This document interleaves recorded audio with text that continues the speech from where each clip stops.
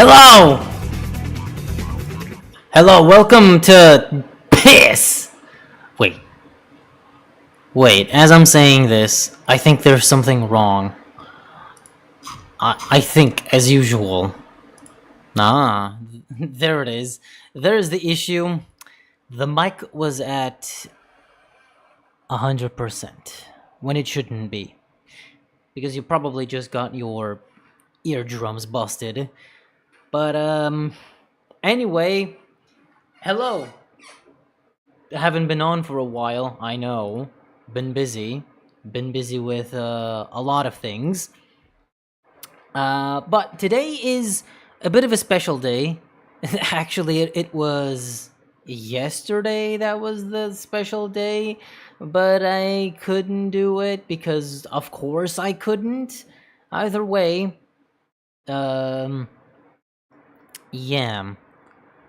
I decided to do it today because I have a little bit more time.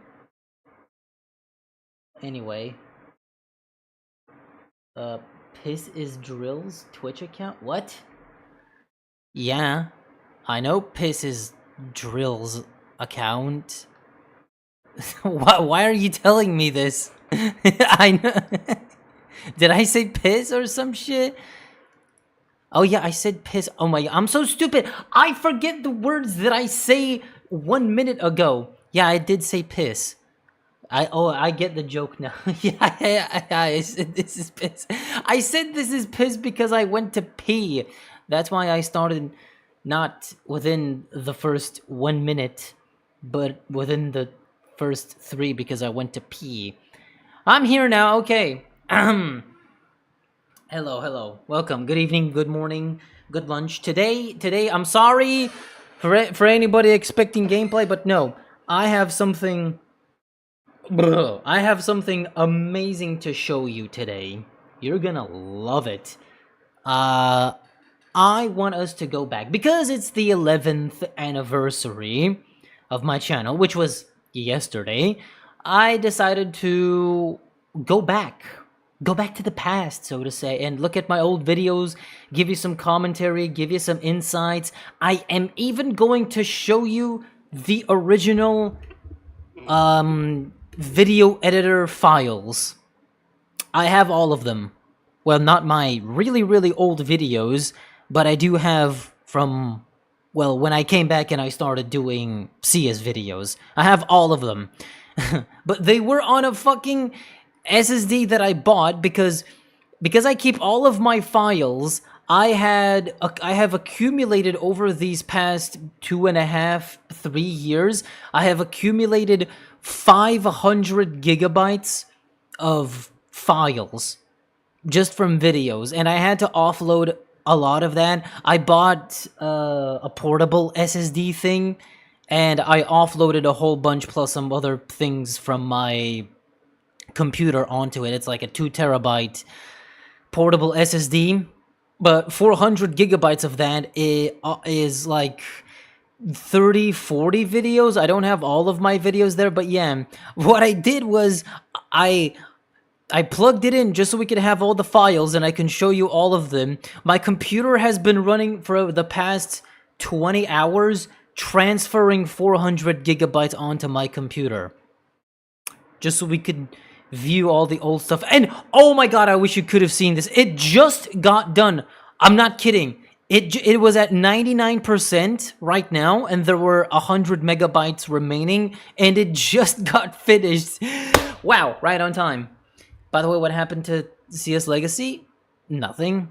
They just got a little bit concerned from some messages from Valve telling them that they may not be able to use Counter-Strike in their title, which is a bit concerning, but we don't know what's gonna happen there. I think my entire last live stream, I go into a lot of detail, and Mr. CS Legacy themselves joined in on the chat, and I kind of talked with them, semi-podcast style. But anyway, that's not important today. What's important today is me. Do you need to pay for the TTS? Oh, well, yeah. I haven't connected my TTS to points on Twitch. I wish there was a way, like on Twitch, you could do TTS for free on YouTube. But because there's not enough of an audience on Twitch, I don't really bother connecting or doing the whole TTS thing with points on Twitch side. It's probably not difficult, but I'm just lazy. You know me. Anyway, here's the channel and all the videos. So we're gonna watch them, but we're gonna skim through them. We're gonna skim through the videos. We're not literally gonna watch each and every one of them from beginning to end. I'm just gonna show the important parts and then maybe show you the video file itself, and you can see my sort of YouTube journey and how I evolved and changed in my methods. And I don't know, this could be useful to somebody who wants to be a YouTuber. I don't fucking know, but for me, it's cool to share. I don't want to keep it to myself entirely. I think it's interesting to show behind the scenes and stuff. But yeah, I guess kind of let's get into it.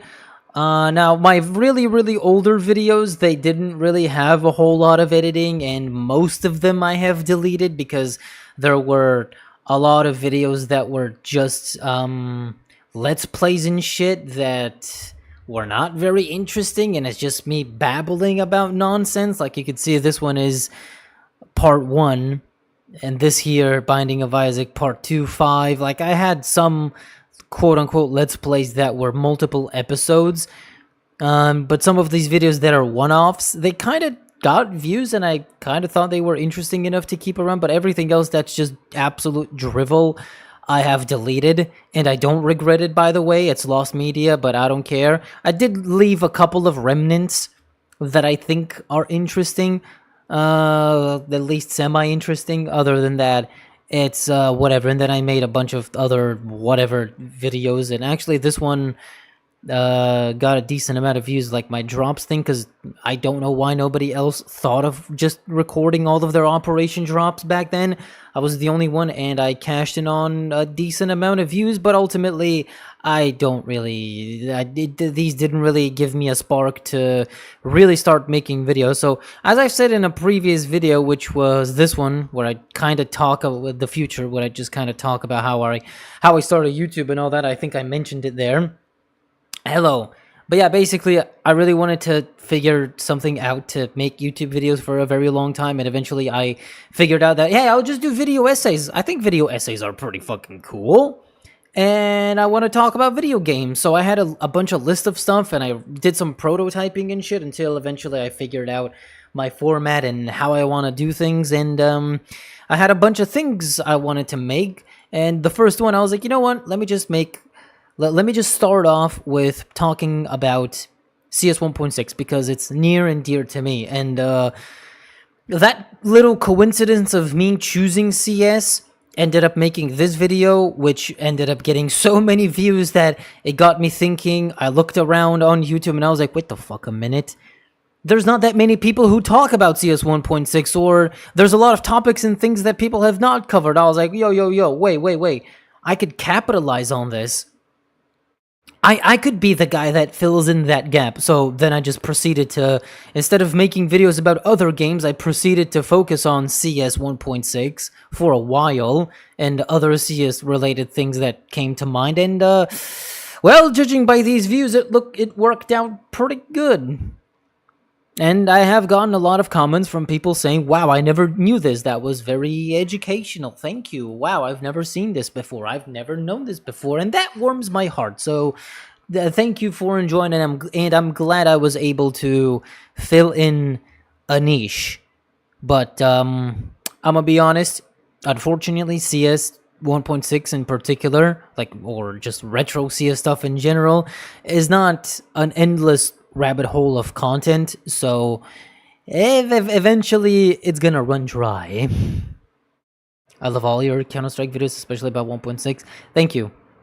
What about CS? What do you mean about CS Legacy? it hasn't come out. I am kind of planning on making a video about CS mods and stuff, but I need to, like, Classic Offensive, Gone and Buried, I need to see what happens with CS Legacy, and then I could actually, I'm gonna make an actual video discussing, but we need to see how this second one pans out. and it's going in a bit of a different direction. So maybe they could get away with it, or maybe Valve is gonna put the kibosh on it. I don't fucking know. Ashraf marhaba ya Sadeiki. You're the youngest person ever. Me, bro. I'm 28. Didn't it get canceled? No, they just have some concerns. It's not canceled. It's not gone. Anyway, right. So let's start with the Counter-Strike game mode nobody remembers. This is an interesting one because I literally only thought of talking about... No, shut up. I literally only made this video because there are other videos that do talk about the assassination game mode, but like the one by Escalation is pretty good. But when I saw that, I was like, okay, this is a pretty good video. Don't get me wrong, but it's kind of 6-7 years old at the time. I was like, it's a bit old. It doesn't talk about it in the way I would have thought, the way I had an idea to talk about it. So I was like, you know what? I think it's going to be worth it to make my own version of it. 100% it's going to get canceled last second when they're about to release. I hope not. But yeah, let's expect the worst, but hope for the best, okay? How to return CS 1.6 from 25th anniversary to normal. Go to properties, beta, and switch back to pre-25th anniversary version. It's pretty easy. Just look it up. It's on Google. There's tutorials. Anyway, so yeah, that's the story of how I decided to make this video, but it was just one of the many ideas along with other video game related videos I had in store. And I literally uploaded this video. I was like, okay, this is my first video from a 5-year hiatus on the channel.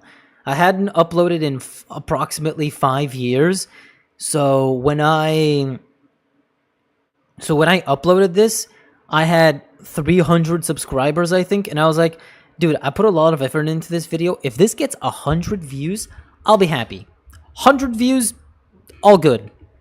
Please, just 100. That would be fantastic. And it got 10, then 20, then 30 views. And then 12 hours later, literally the next day, I wake up and I see it has 3,000 views.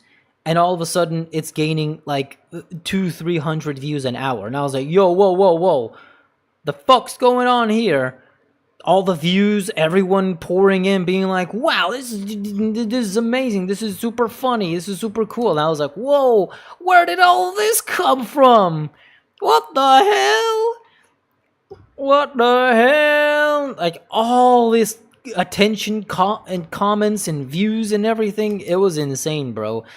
By the end of the first week after uploading, this video had 30,000 or 40,000 views, which was like unprecedented. I hadn't uploaded in 5 years and my first video back gains 40,000 views.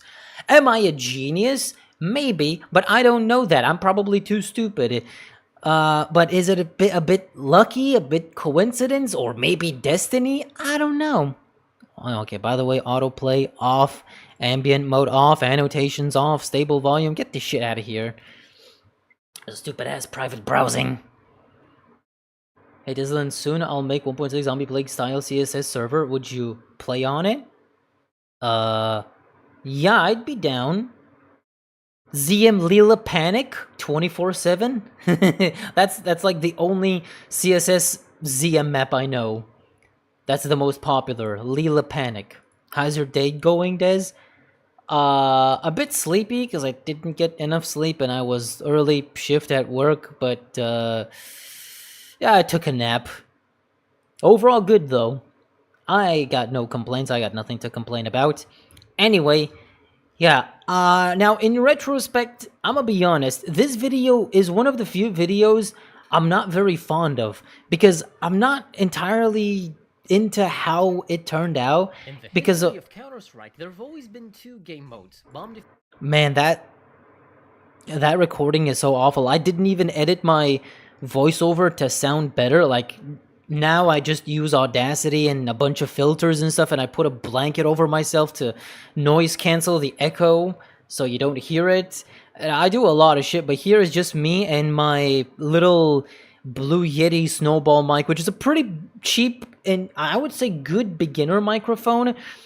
You know, for some reason, I've always had a bit of an obsession with having a good microphone. I just really liked the idea, not because I wanted to be a streamer or anything or a YouTuber. I was like, man, I need a good microphone to, you know, sound good instead of using my headset mic all the time. That'd be cool.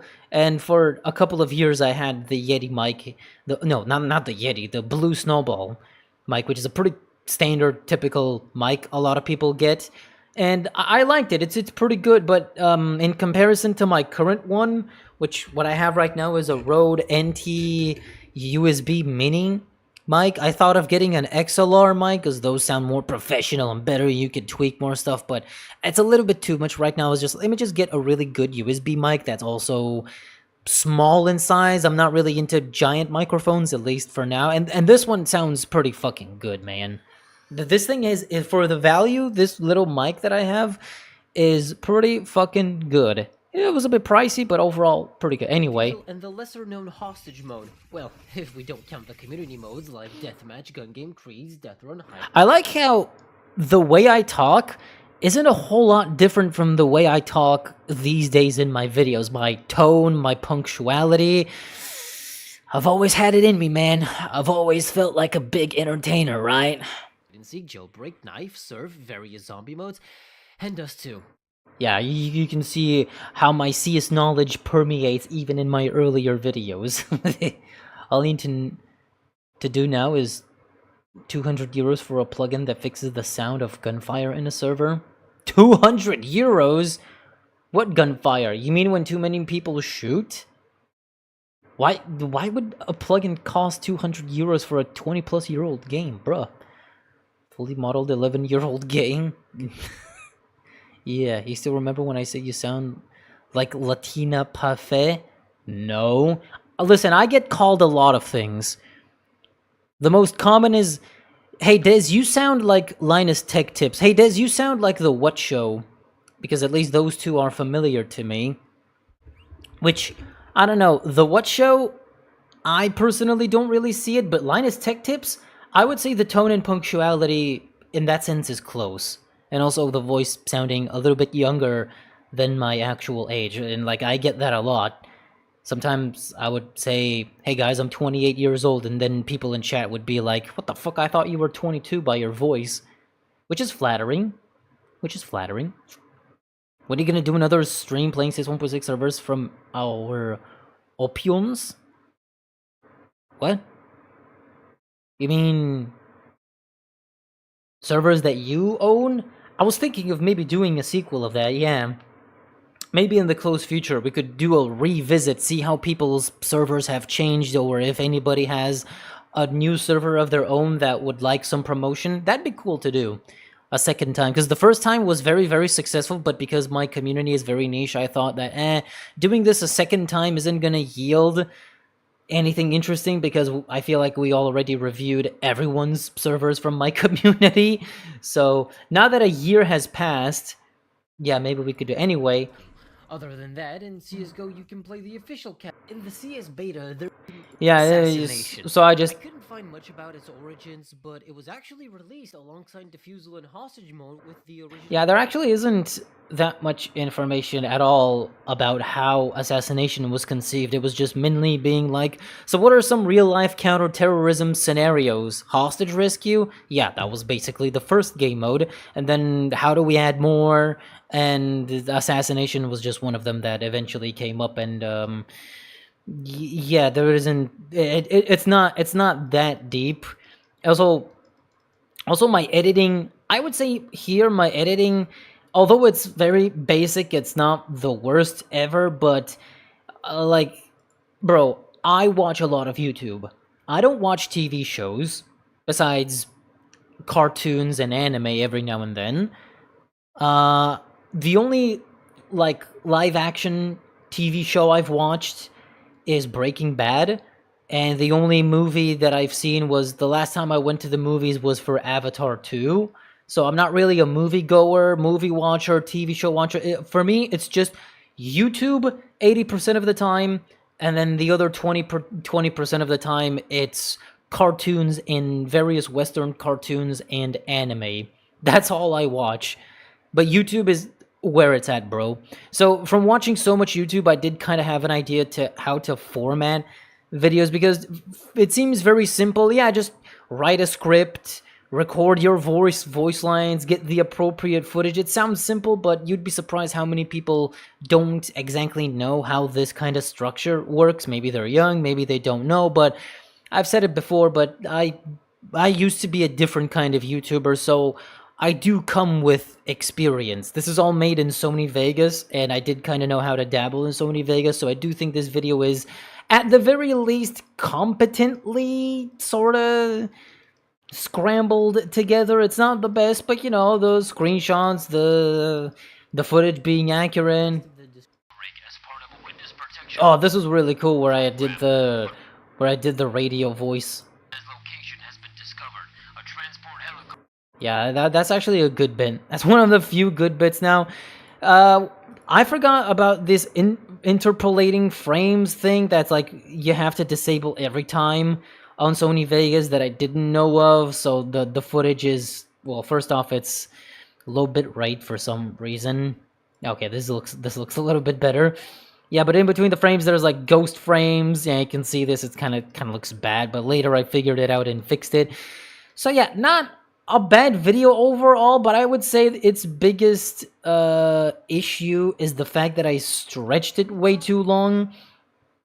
I think I shouldn't have like done a whole entire segment of me playing just gameplay footage of me playing Assassination against bots, and then on CSource doing the same on CSource, and then on the CSGO. I think this could have just been an 8 to 10 minute video talking about the history of Assassination and how it kind of exists in other CS games without, you know, could have had a better effect without the gameplay portions. But yeah, besides that, I think this video kind of holds up, because my entire idea was to make videos that are evergreen. Oh, also, I didn't really increase my brightness here, so, you know, colors and stuff is a little bit not nice. I'm still waiting for the heist game mode revival. Heist game mode? Heist? You mean for CSource heist? Bruh. I wish we could play that, but there's only like 2 maps, so it's gonna get boring real fast. Ugh. Don't search Latina Pafe on YouTube, because the moment you open his channel, you'll say, oh no, it's one of these. What do you mean, one of these? By one of these, do you mean it's a girl with jiggly boobs? Or because it's, you know, actually... Okay, you piqued my curiosity, fuck you. I'm digressing, guys. Latina Pafe. Okay, this is either going to be a boobalicious lady that's gooner bait, some anime gooner bait. You know, I'm just, for some reason, because the name is feminine, I'm expecting gooner bait, or it's gonna be something political that's just gonna be some grifting type shit. Isn't? Let's see. Does it? No.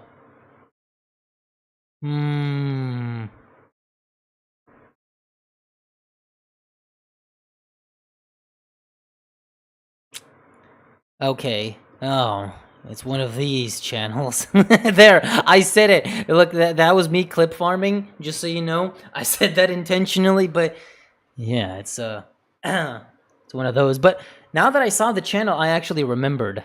When I saw the channel, I was like, oh yeah, I remembered. I don't remember when it happened, but I vaguely remember now. Anyway, that's 3 months' salary in my country too. Hopefully I become popular by then. Damn, bro.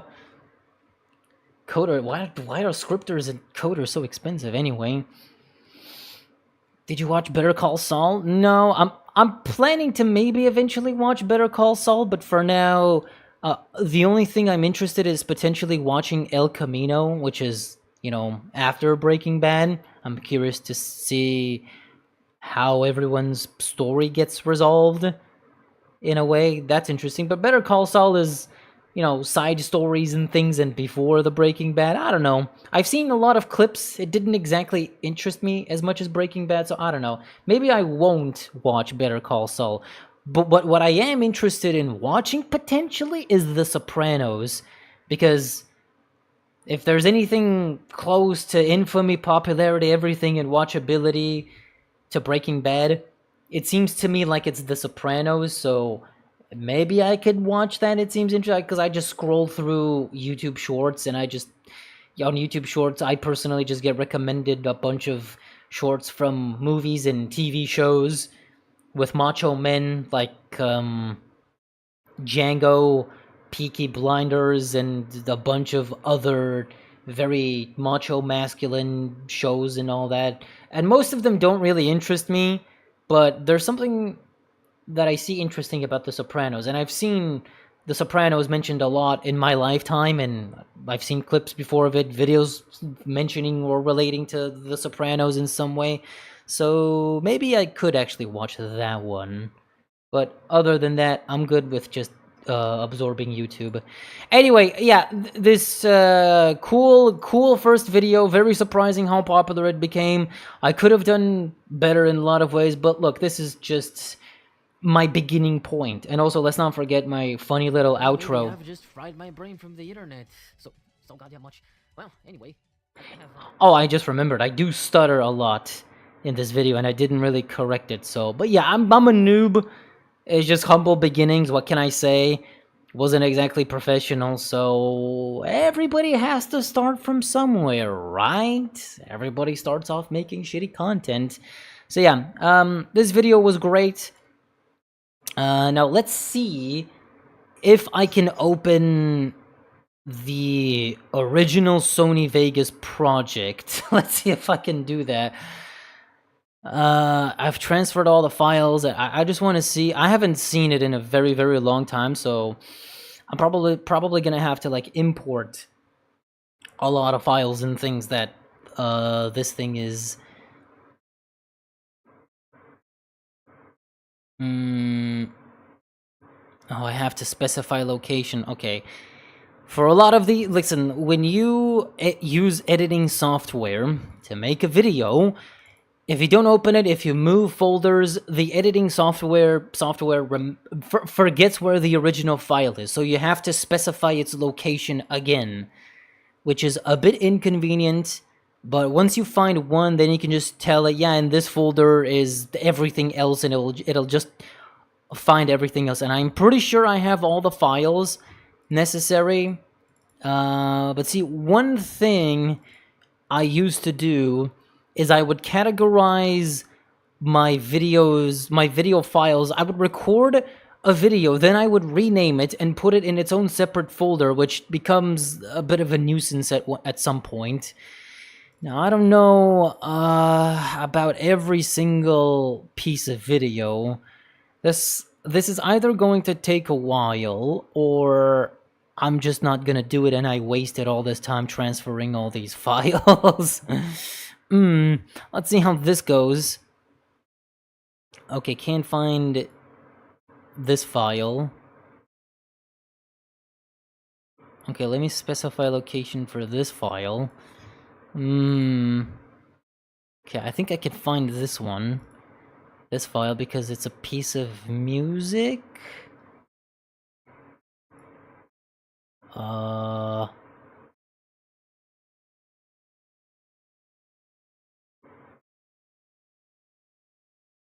No. Okay, wait. Wait. I have an idea. I'm just going to grab all of these, I'm just gonna grab all these files and try to put them... Wait. Hold up. I think I could recreate the original folder so the editing software can actually find them. Hold up. I'm sorry. Wait, what the fuck? This... Okay, leave this offline.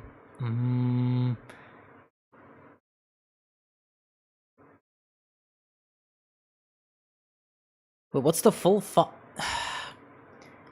I wish I could see the full, like, folder that it's looking at that it's searching for, so I could specify it.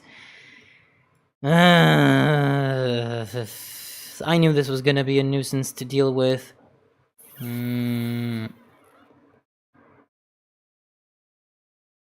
Let's see if I can find it. All I need is one file. And if I can find one file... Oh, well, I guess it found everything. Okay, good. Oh my god, I thought this was gonna take way longer. Uh-oh. Shit, okay, I forgot how to use Sony Vegas, so I don't know. Alright, here is the original Sony Vegas. I used to use Sony Vegas. Nowadays, I use Premiere Pro. But this is the OG right here. Also, Sony Vegas is very slow, so if it decides to crash, it's not my fault. It's not my PC's fault, okay? Oil Rig remake for CS2 one day? I don't think anybody cares about Assassination anymore, man. I'm sorry. What's your favorite movie, Diz, or anime?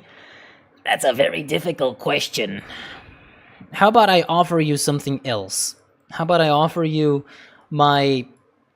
I have on deck my anime 3x3, which is, if nobody knows what an anime 3x3 is, it's like 9 anime shows, movies that represent your taste in anime. And this is my anime 3x3.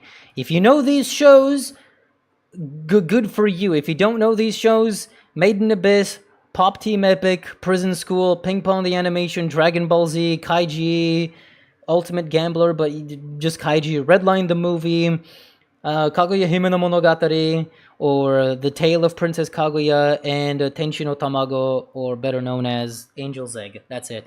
I'm not gonna yap about anime. There you go. That's my taste in anime. That's the thing that represents my taste. You can draw your own conclusions, and we'll talk about that some other time, because I could just go on infinite tangents. Anyway, yeah, the editing here is, like, very basic. I don't even know why I really have to show this. There's nothing special. It's just, here's text, and here's me putting my voice or video or some shit. It's not that special. But some people have asked me about this, which is... So for some reason, I can't even click on it, or maybe I can. Oh, I have to choose event effects. Okay, I forgot how this works. Okay, so this is just text, but a lot of people would often ask me, like, what is this font? Like, this is the classic CS font, but what exactly is it? And I can tell you that the name of this font is called, I can just write it here. It's called Trixie Plain. This is this original CS font. So yeah, I've basically remembered it because I use it so much in my videos. I mean, it's very iconic for CS. But yeah, just the basic transitions, text, and the one piece of music I used when I had the gameplay here. Let's see, properties. Yeah, the Streets one. This is from a Super Nintendo game called The Mask, like it's based on the movie The Mask. Yeah. Anyway, I guess there is nothing really that special to talk about. Some footage I got off the internet because I was too lazy to do it myself, but nowadays I have better standards, so I only steal footage from other people sometimes, not all the time. And yeah, so this right here is where it all started.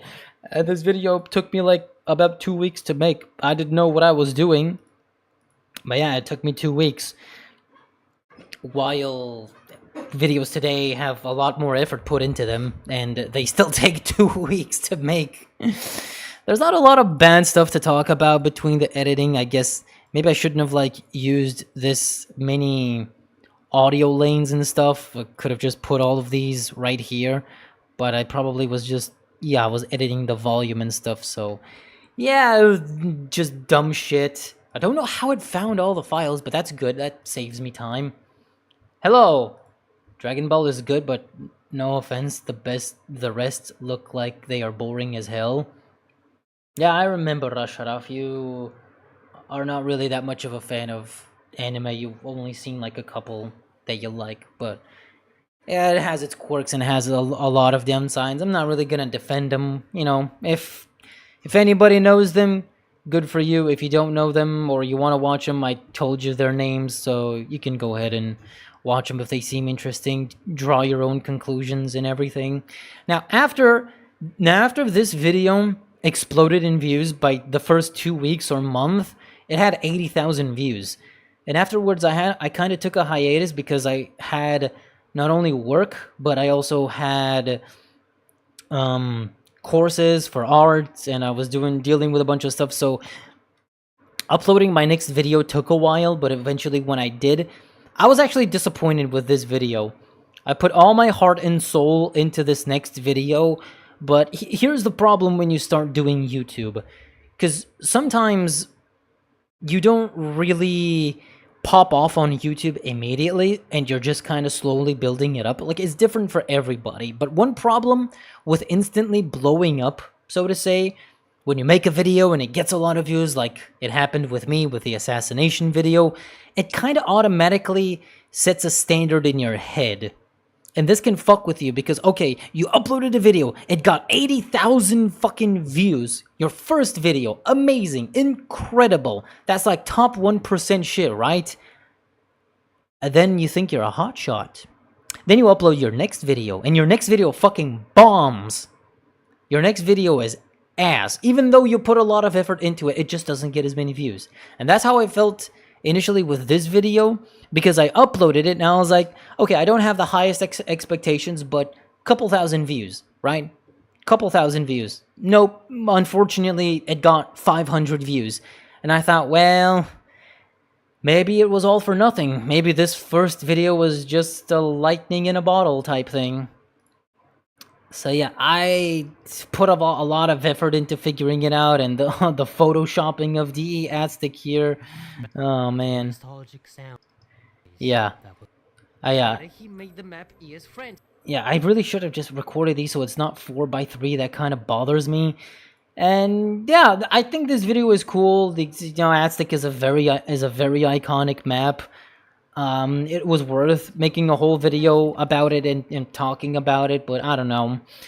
I still think I could have done even this better because it does stretch a little bit unnecessarily.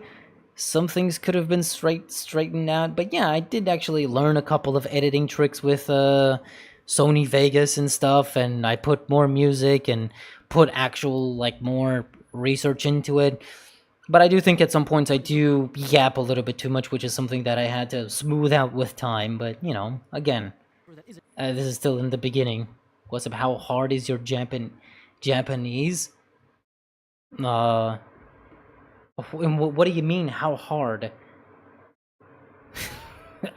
I'm not very good at Japanese, if at all. Okay? I don't really know how to speak it.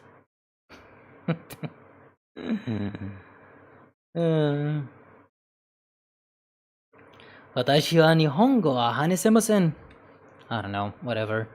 And just be consistent and your channel will grow. It's interesting. I mean, that's the thing. But see, the problem with doing YouTube is, okay, bro, just be consistent. Yeah, that's cool, but problem is a lot of people cannot be consistent. Because being consistent requires patience and time, and yeah, the problem with YouTube is if you're doing it as a hobby, that's cool, that's fine, no problem with that. But for a lot of people, unfortunately, just doing it as a hobby and putting in hours upon hours of work into this for no real return isn't really worth it. Because I've seen a lot of channels over this many years that, yeah, they put a lot of effort, they probably spend a lot of time making and editing their videos, and they only get a couple hundred or maybe a couple thousand views. They have a little niche community, but because it takes so much time eventually it's not really worth doing it. Like, I know this is gonna sound like a very evil capitalist thing, like, darn you capitalism, slaving away for money, but the truth is, for 99% of people, if doing a passion project eventually doesn't make money, you're gonna have to refocus your life somewhere else onto things that are actually more productive, that either make money or they develop something else. Because simply making videos for the fun of it, everybody starts off like, yeah, I want to do YouTube just for fun, it's really cool, but then eventually you start wanting more from it, and if it doesn't really pay off, eventually your passion runs out. Or you just do it for, or if you're someone who genuinely just does it for the fun of it, for just the passion, and you don't want money, you don't want fame and fortune, if you're that kind of person, you're still gonna end up most likely eventually quitting, because you're like, all right, I don't really want to do this anymore. You run out of ideas. But if there's a monetary incentive, if you could make this your living, then you could do this for as long as possible. That's why at least having the incentive of making money is important. I know that might suck in a way, but yeah. You kind of have to, because otherwise you'll be here for a while, and then you'll make a couple of videos, you stick around for a year, and then you move on. Because life, because you need to do more productive things, I don't know, maybe you grow out of it, but I think most of the time people's problem is that they don't pop off, and they don't make money from it to justify all the time put into it, because you can't just, for most people, you can't just make the same type of content or have the same kind of editing. You have to evolve things. Things have to improve. Like, I feel like if I still made videos the same way I did in 2022 in Sony Vegas with rudimentary effects and everything, and I didn't put as much effort as I'm putting in today, learning software, learning effects and stuff, and just improving, I don't think as many people would have watched. I don't think my content would have been as interesting. It just kind of, you have to provide some sort of upkeep to maintain. Hold on, are you a dub or a sub watcher? Depends. If the anime has a really, really good dub, and the anime isn't very Japanese, then I will do dub. Because if there's an anime that's kind of course it's going to have Japanese themes because it's made by Japanese people, but overall it's not Japanese-centric. Like, I watch One Piece dub, but of course the latest episodes I watch with sub because there's no dub, but I prefer One Piece with the Funimation dub. It's pretty good, it's on point, but when an anime is very Japanese because of its setting and everything, like, let's say Mob Psycho is a very Japanese anime, I prefer sub because it fits. Just whatever fits better.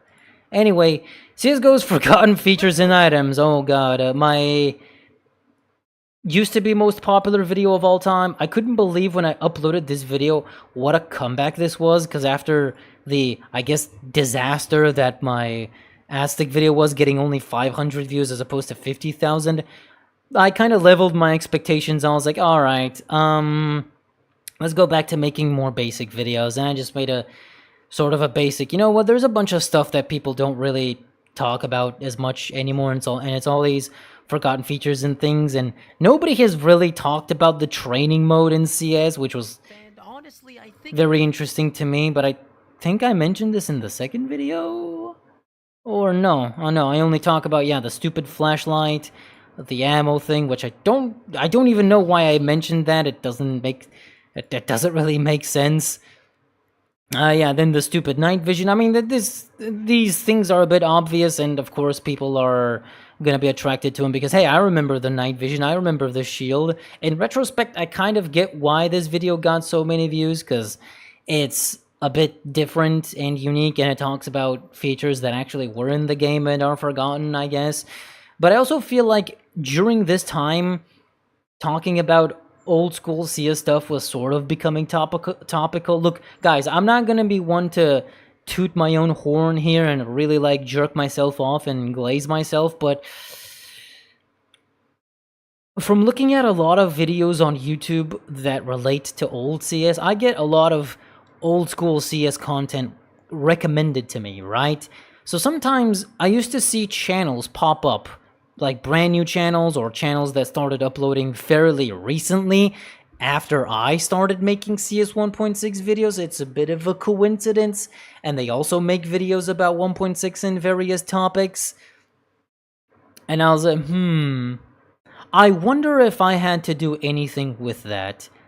I just kind of think about it because not that I'm the first person ever to make CS 1.6 videos, but I do sort of consider myself the first to kind of put a real focus on it and put some structure onto the videos and properly categorize things instead of just talking about random things. Like, I have a video, like, I think this was pretty cool of me to separate everything into, look, maps that were removed, beta maps that were removed, Easter egg, just everything into its own separate video instead of a mishmash of stuff. Just, oh, look at this cool thing from CS 1.6. Like, bro, you could just make it into separate videos. It just makes more sense. Just categorize this shit. But I feel like with the success of my early videos, I'm kind of left sort of believing that I may have had some influence on some people to make old school CS videos.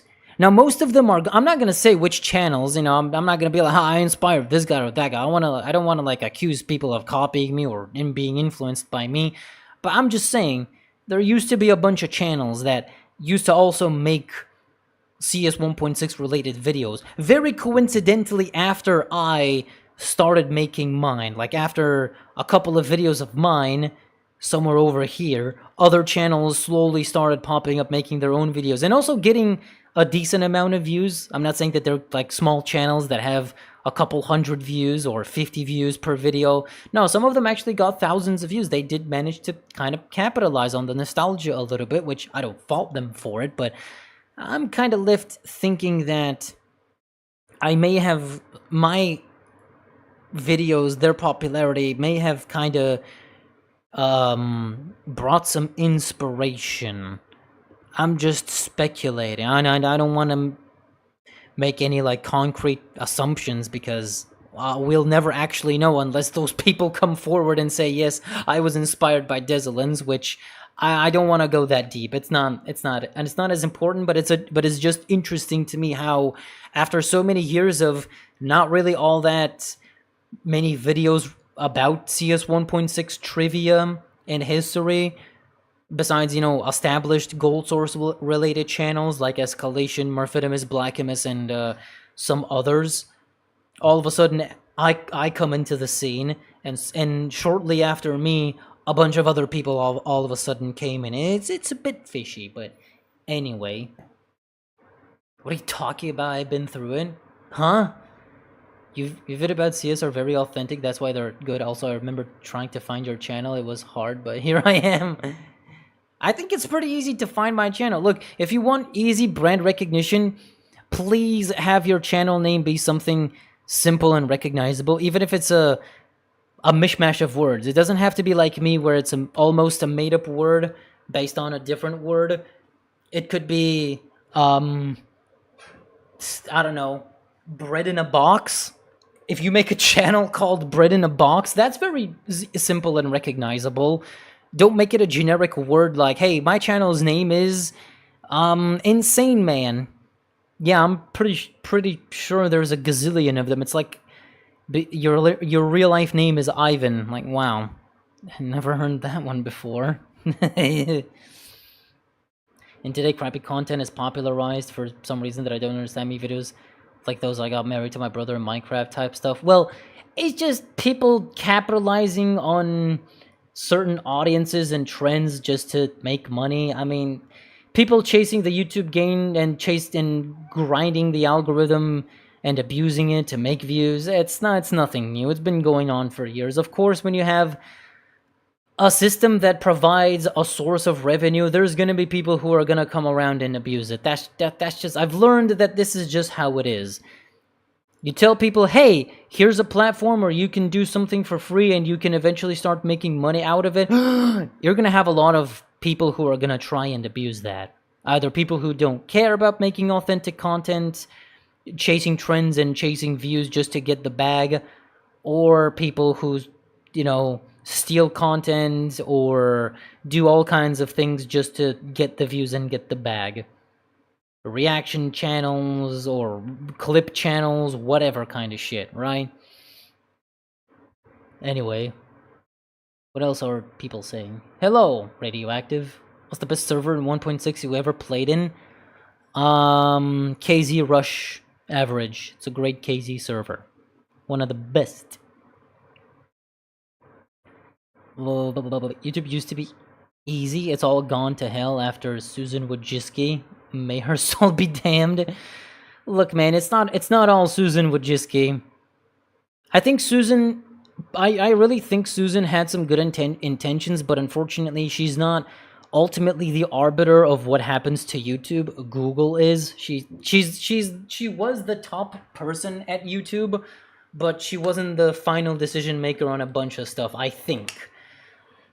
Listen, maybe it's undeniable she may have had some negative impact, but look, at the end of the day, YouTube is still a popular platform used by a lot of people, and it works. People make a living. It's very popular. And the platform has shitloads of issues that have been persistent for many, many years, and for some of them we can blame Susan, but look, at the end of the day, you can still make it on YouTube. It's still possible. Channels die, new channels arise. It's kind of a cycle. Not every million subscriber channel sticks around for long enough. Things flush out. YouTube is overall stable. Yeah, some rules and stuff sucks. Like, I personally don't swear in my videos because I don't want to risk getting demonetized today or maybe in the future. But besides, I don't really feel the need to curse in my videos. I've gotten so used to it, I don't even think about cursing in my videos, so it's whatever. And I think the quality of my videos doesn't really suffer if I don't curse, so for me it's fine. And you know, the copyright stuff, it's bad, but it's not really something that YouTube can do, because if YouTube gets involved, in all these companies and stuff are gonna raise a problem to YouTube, so there's a lot of sides to the equation. But don't get me wrong, YouTube still sucks in a lot of ways. Why in your videos you are saying like you lived through the 2000s and witnessed those CS 1.6 memories? Were you born then? I have a feeling that you aren't that old. By your voice, maybe I'm wrong. See, guys, what did I tell you? What did I tell you? 10 minutes ago, I was talking about people thinking that I'm younger based on my voice. Holy shit, what a coincidence. We actually got one, guys. But yes, believe it or not, I am born in the year 1997. On the 10th of February, I am born. 1997. I am born before CS existed. I am born the year Half-Life 1 was supposed to release. Instead, it released in 1998. So yes, I did grow up in that period. My voice doesn't sound like it, but that's just who I am. And I'm not really gonna be like some people and deepen my voice. I could.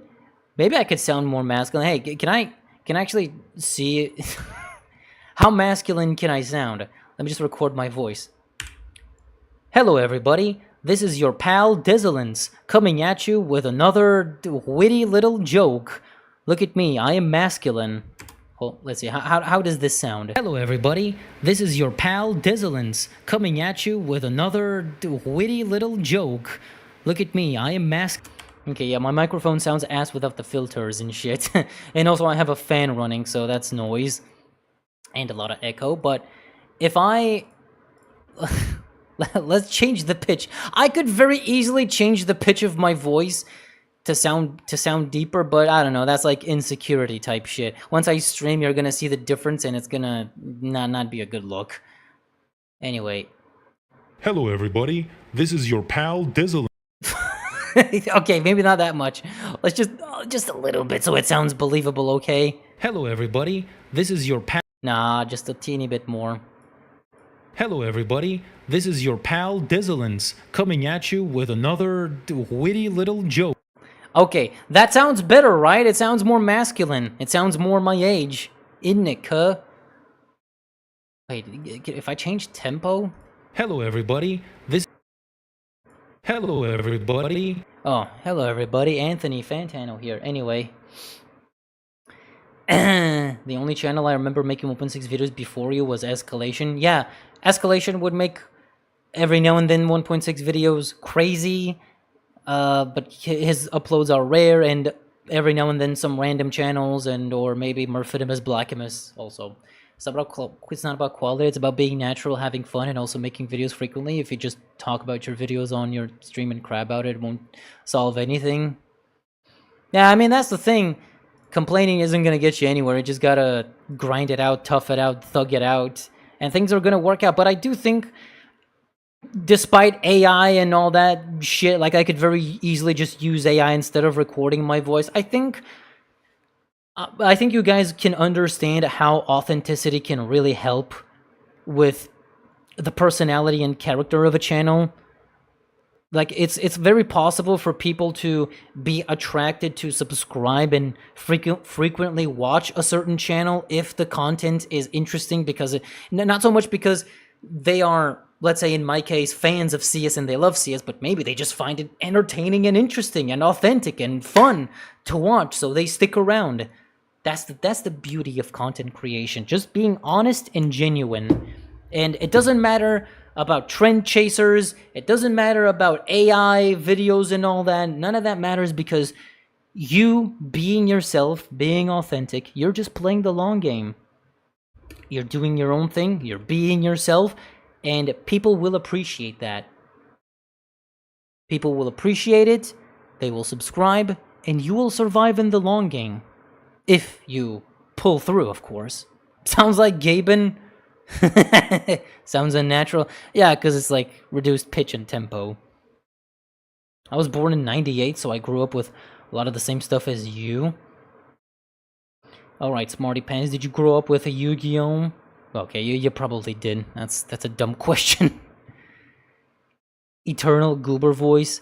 Yeah, I don't think it's gonna change if I become 30 years old, so my voice is gonna be a goober forever. I don't mind, though. I'm not insecure about my voice. I feel pretty fine about it. I like that I can just produce different pitches and shit. I don't really try to exaggerate it like this in my videos, because I think it's a little bit annoying.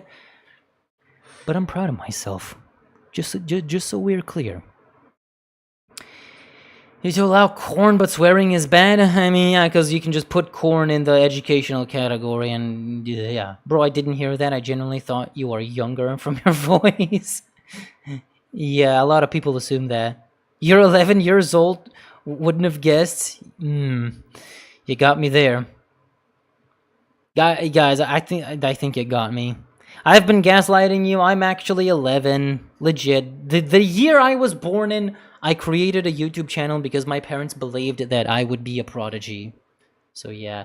Anyway, you know, interestingly, I didn't talk about everything in this first video, but this one blew up so hard, man. This one got 100,000 views in like 5 days. Instantly became my most popular CS video of all time. And it's still kind of crazy to me. So when I followed up with this sequel, I should have like put everything in one single video, but I just kind of thought that some of these things are minute, not really worth talking about. But then when this video blew up, I was like, okay, maybe I should talk about the other things. Not so much to capitalize on the viewership, but just because I thought it was interesting. That's like my entire thing. I just talk about things that are interesting.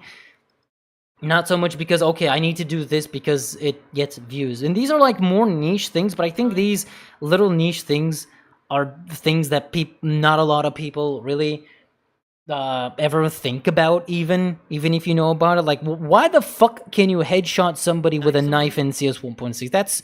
That's dumb and weird. You can headshot them with a left click, with a right click. Like, it's super inconsistent. Like, you can't accurately and consistently headshot people with a knife in-game. I don't know, it's like super random. I couldn't figure it out. Anyway, yeah, lights in certain maps and a bunch of other things. Man, why did I transfer all those video files? I got nothing to show. It's all just basic editing. It's not the craziest in the world. I thought I would have something to show. Anyway, then I decided to make a CS:GO video because I was just so baffled by the fact that a map like Sugarcane still exists in the game and not enough people talk about it. Something CS:GO related. I've been wondering, what is the least played map in the game? To answer that question, look no further than the map workshop. Ultimately, this wasn't really that much of an interesting video because, yeah, well, nobody plays this map. Who the fuck cares, right? But at the time, I thought this might have been an interesting topic to talk about. Whatever. I still had fun making the video. That's all that's important to me. Now, this one really surprised me how many views it got. Just talking about Easter eggs, but apparently a lot of people are interested in Easter eggs in video games in general. So, yeah. This is also when I really started getting a good grip at my editing style and I started having better structure in my videos.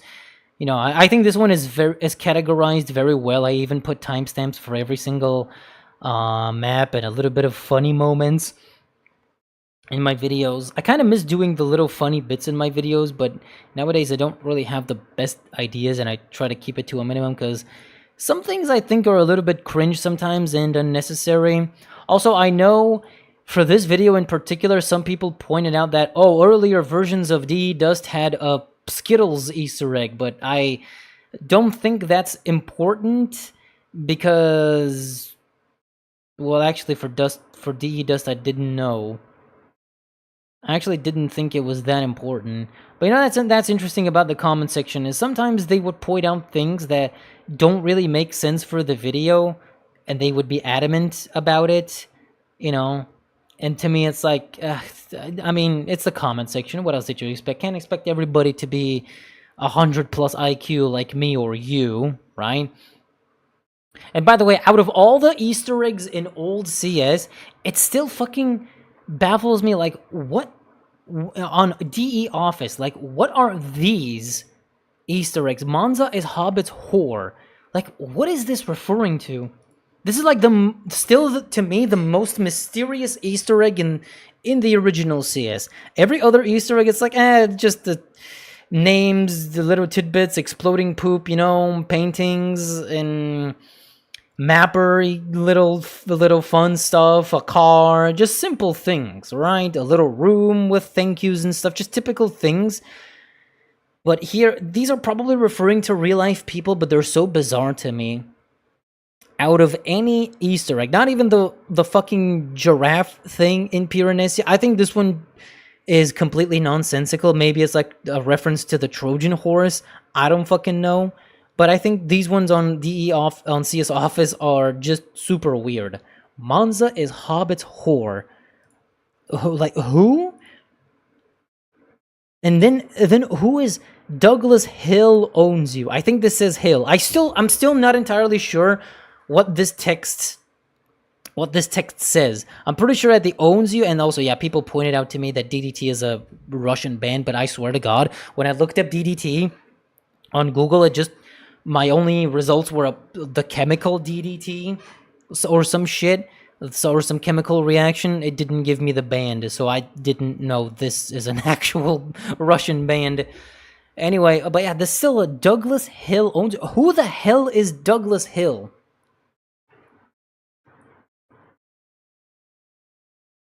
It's a complete mystery. Who the fuck is Douglas Hill?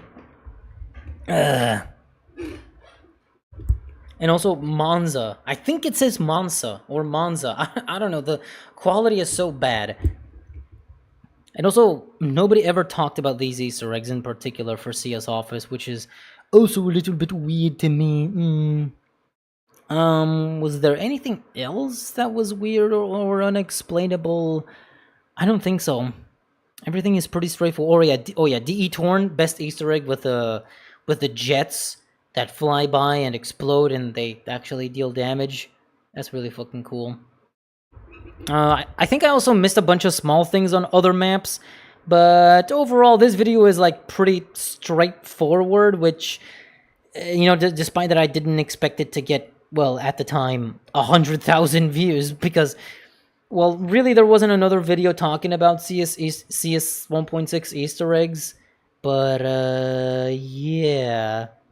And there's a whole bunch of comments of people, like, mentioning, oh yeah, DDT is a Russian band, and then the SS on CS 747, bro, this one is, like, ridiculous, like, yeah, this one is a little bit bad, but, let's just assume it's simply the guy's initials and not a reference to anything else. Try speaking with a lower tone of voice while, like, you still waking up. It'd make your voice sound more masculine and less high-pitched. I don't fucking care. I'm just gonna talk however I feel like, okay? I'm 200 IQ. No joke. I believe you. What is the most thing you hate in YouTube? The thing I hate the most on YouTube. I would say the thing that I hate the most on YouTube would be reaction videos most of the time. Just react content in general. Because, I don't know, it's just unproductive and contributes nothing. You watch the entire video, like 99% of people who do YouTube reactions on YouTube or on Twitch, 99% of them don't add nothing to the conversation. They just watch the video, they're like, wow, that was a cool video, that was a fucking hilarious, funny video. I agree with the video. I like the things that they talked about in the video. Like, bro, that's a whole bunch of nothing. Or just sitting there doing watch party. I'm not gonna complain about, oh, they're stealing views, they're stealing my money, you know, all the people that could have watched the video, it goes to the React channel and stuff. That's like kind of subjective and a moral high ground, but I just think it is boring, derivative content. Because most people, their reaction is nothing. If you're someone that has something to add, or doesn't show the entire video, like, yes. Yeah, that works. When you have to add something to the conversation, instead of just playing the entire video, saying nothing, and then afterwards throw in a bunch of comments of you saying, like, yeah, cool video, I love it. I did that once. It's not like I haven't reacted to videos, because sometimes, well, but I do try to add something. It's not just an empty nothing burger. But a lot of people do reactions and they don't actually react. But you know what's even worse than Twitch or YouTube React channels and stuff? What's even fucking worse is like TikTok React channels and shit, because they don't even react. They literally re-upload videos. They take a TikTok, they put a green screen of themselves over the video, just saying absolutely nothing, simply nodding, pointing at the video, maybe being like, yep, that's the one, that right there. It's like, bro, get your fucking face out of here. I don't fucking care. You add nothing. You might as well have simply re-uploaded the video itself. We don't need your quote-unquote reaction, because it's nothing. It's just you emoting. If you put a fucking bunch of emojis, it would have been far better than putting your goddamn face, winking and making stupid faces. God fuck. That is like the absolute lowest form of React content. No, to me in general, that's like the lowest form of content. Like, at least, I don't know, this might be a bad take, but to me, at least AI content is trying to farm the algorithm, generate AI videos, flood the market. Like, those people have an end game. Their end game is to just exploit the system. They have a goal, okay? But people who just react by putting their face on top of a video and nodding and not saying anything at all is like bottom tier.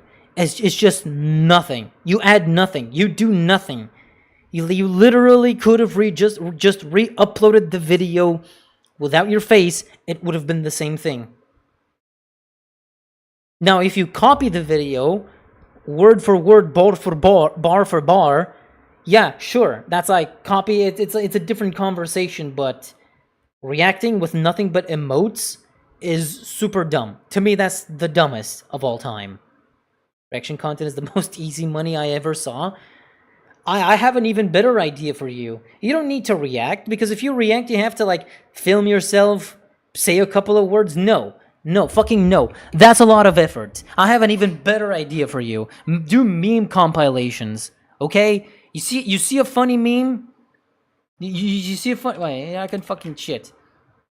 Wait. You see a funny meme? Hold up.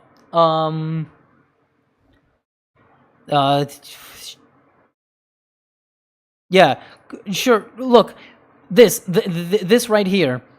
This is a meme.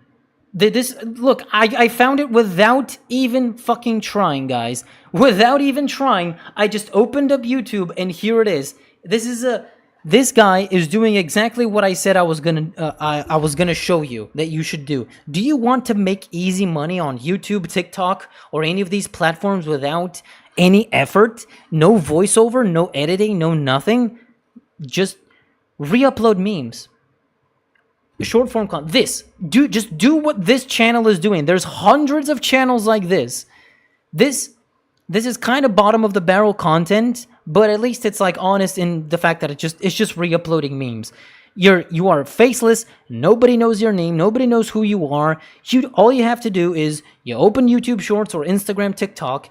You see a funny meme. You download it. Then you go to your own channel page and you upload it. That's it. In the case of this guy, I guess he puts in his fucking dumb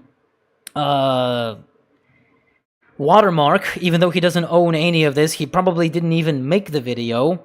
I'm almost 100% certain he did not make any of these. He just saw them somewhere else and re-uploaded them with his watermark. But look at how easy it is. Millions of views per short. You just make a channel and spam this shit all day.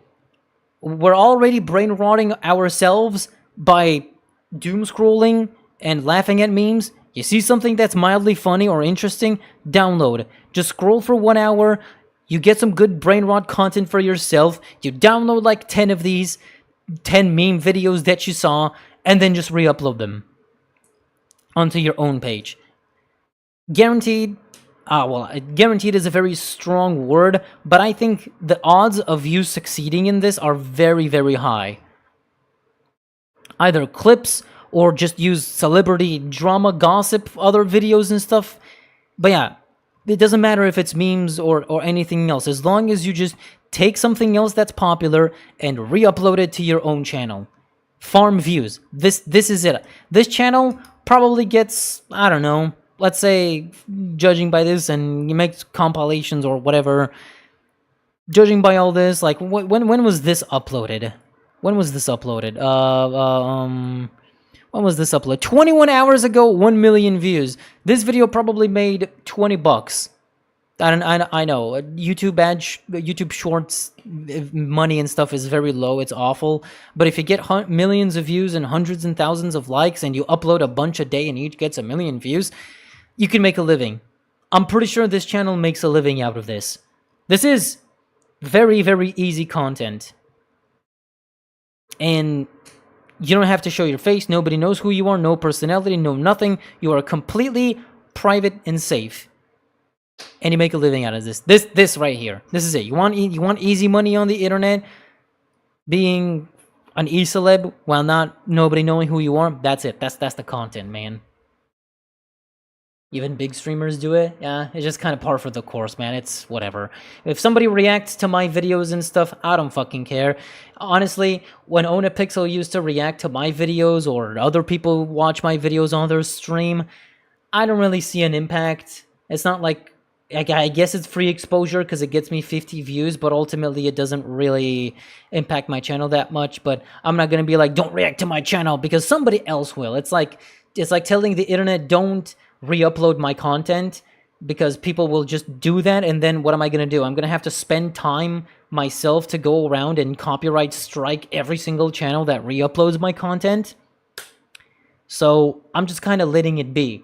I've seen my videos actually re-uploaded to other platforms. I even had one guy once contact me and be like, hey man, I'm going to dub your videos in Russian and upload them to another website. Is that cool with you? That guy actually was nice and he asked. And I was like, yeah, sure, go ahead. I can't stop you either way, so sure. So that's cool. But yeah, in general, I don't have time to bother with that. Oof. Or if somebody records my videos and steals my content in some way because they can't record it themselves, so they just take from my videos, I'm also fine with that. Like, it'd be nice if you tag me or some shit, but it's whatever, man. I'm not really bothered by it or care. If somebody eventually down the line takes my streaming VODs and makes a Desolance Clips channel and farms the money from it, like, sure, go ahead. I mean, you're promoting me, I guess, so that works. Yeah, I see a lot of those on my FYP too. Yeah, I'm surprised the author of those videos don't copyright strike those React content that you describe. Because copyright striking is very difficult and time-consuming and costs money to get a law firm or somebody to do it for you and get it into the YouTube system so videos can get automatically flagged. Like I said, it's just too much effort, so... Especially with memes, it's really difficult because people can circumvent that, and memes are basically free range for a lot of things, so... And there's so many people doing the copy-pasting on the internet that it's impossible to stop them. It's like cheating in CS. You ban one cheater, two cheaters take its place. Cockroaches. The amount of time I've seen the same memes on Instagram is uncountable. But yeah, but unfortunately the average person doesn't care. They see a funny meme, they leave a like, they laugh, they move on. That's it. That's the reason why they thrive. Because the average person doesn't care. Meme compilations don't count as original content, so they don't get monetized, but somehow reaction content count as original content. It doesn't matter if it's original content or not, as long as it's not copyrightable, like memes. I think you can get away with monetizing it. But even if it's not YouTube monetization, you can just get a gambling sponsor. They pay a lot of money. That's the other easy thing. You don't need the platform, you don't need TikTok to monetize your videos. All you need is to put gambling sponsors, like put like Stake or whatever other popular gambling site that they pay hundreds of dollars for this shit, and you could easily make thousands a month. That's the thing. I forgot to mention that you don't need to rely on monetization from the platform you're uploading on. You just have to get sponsors, which... It's very easy to get a gambling sponsor. Nobody's gonna care. Nobody's gonna complain. You're faceless. Nobody knows you. So you could easily get away with it. Slap a bunch of them on every single video you upload, get hundreds of dollars. You don't need a million views on a YouTube short to get $50 when you could probably get $100, $200 by putting stake.com on it. Probably. I'm pretty sure for that much they would pay hundreds of dollars. Per short video. $20 per video for almost zero work is really good. Yeah, that's what I'm saying. Very fun. I love AI videos. They could be ridiculous sometimes, to be honest. I think I found your content by reacting from others. Was it Onipixel? Onischnitzel? Probably. Some of you might have discovered my channel like that, but honestly, whenever a reaction happens or a re-upload or something, when I look at my statistics, I don't really see much of an impact on the channel itself. So, yeah. Moving on. You know, this beginning era of my channel kind of made me feel like a hot shot, to be honest, because every video would be such a banger, get like hundreds and thousands of views. It did kind of like influence me to have a standard, but one thing I did know is that it wasn't going to last forever, so I was prepared that I really would have to sort of diversify, really start thinking of good ideas. I can't just infinitely talk about community maps and, did you know this about CS? Because, like I mentioned earlier today, CS 1.6 isn't like an infinite rabbit hole of content to make. Anyway, I think here... Happy New Year, and I hope everyone had great holidays. Oh yeah, this is sort of where my editing skills with the voice really starts to improve. 1.6. But I think also here is where I really noticed a glaring issue with my content is, you know, one problem that I kind of noticed is I would write my script, I would record my lines, and then when it came to recording the footage to showcase a clip of something, I kind of realized that the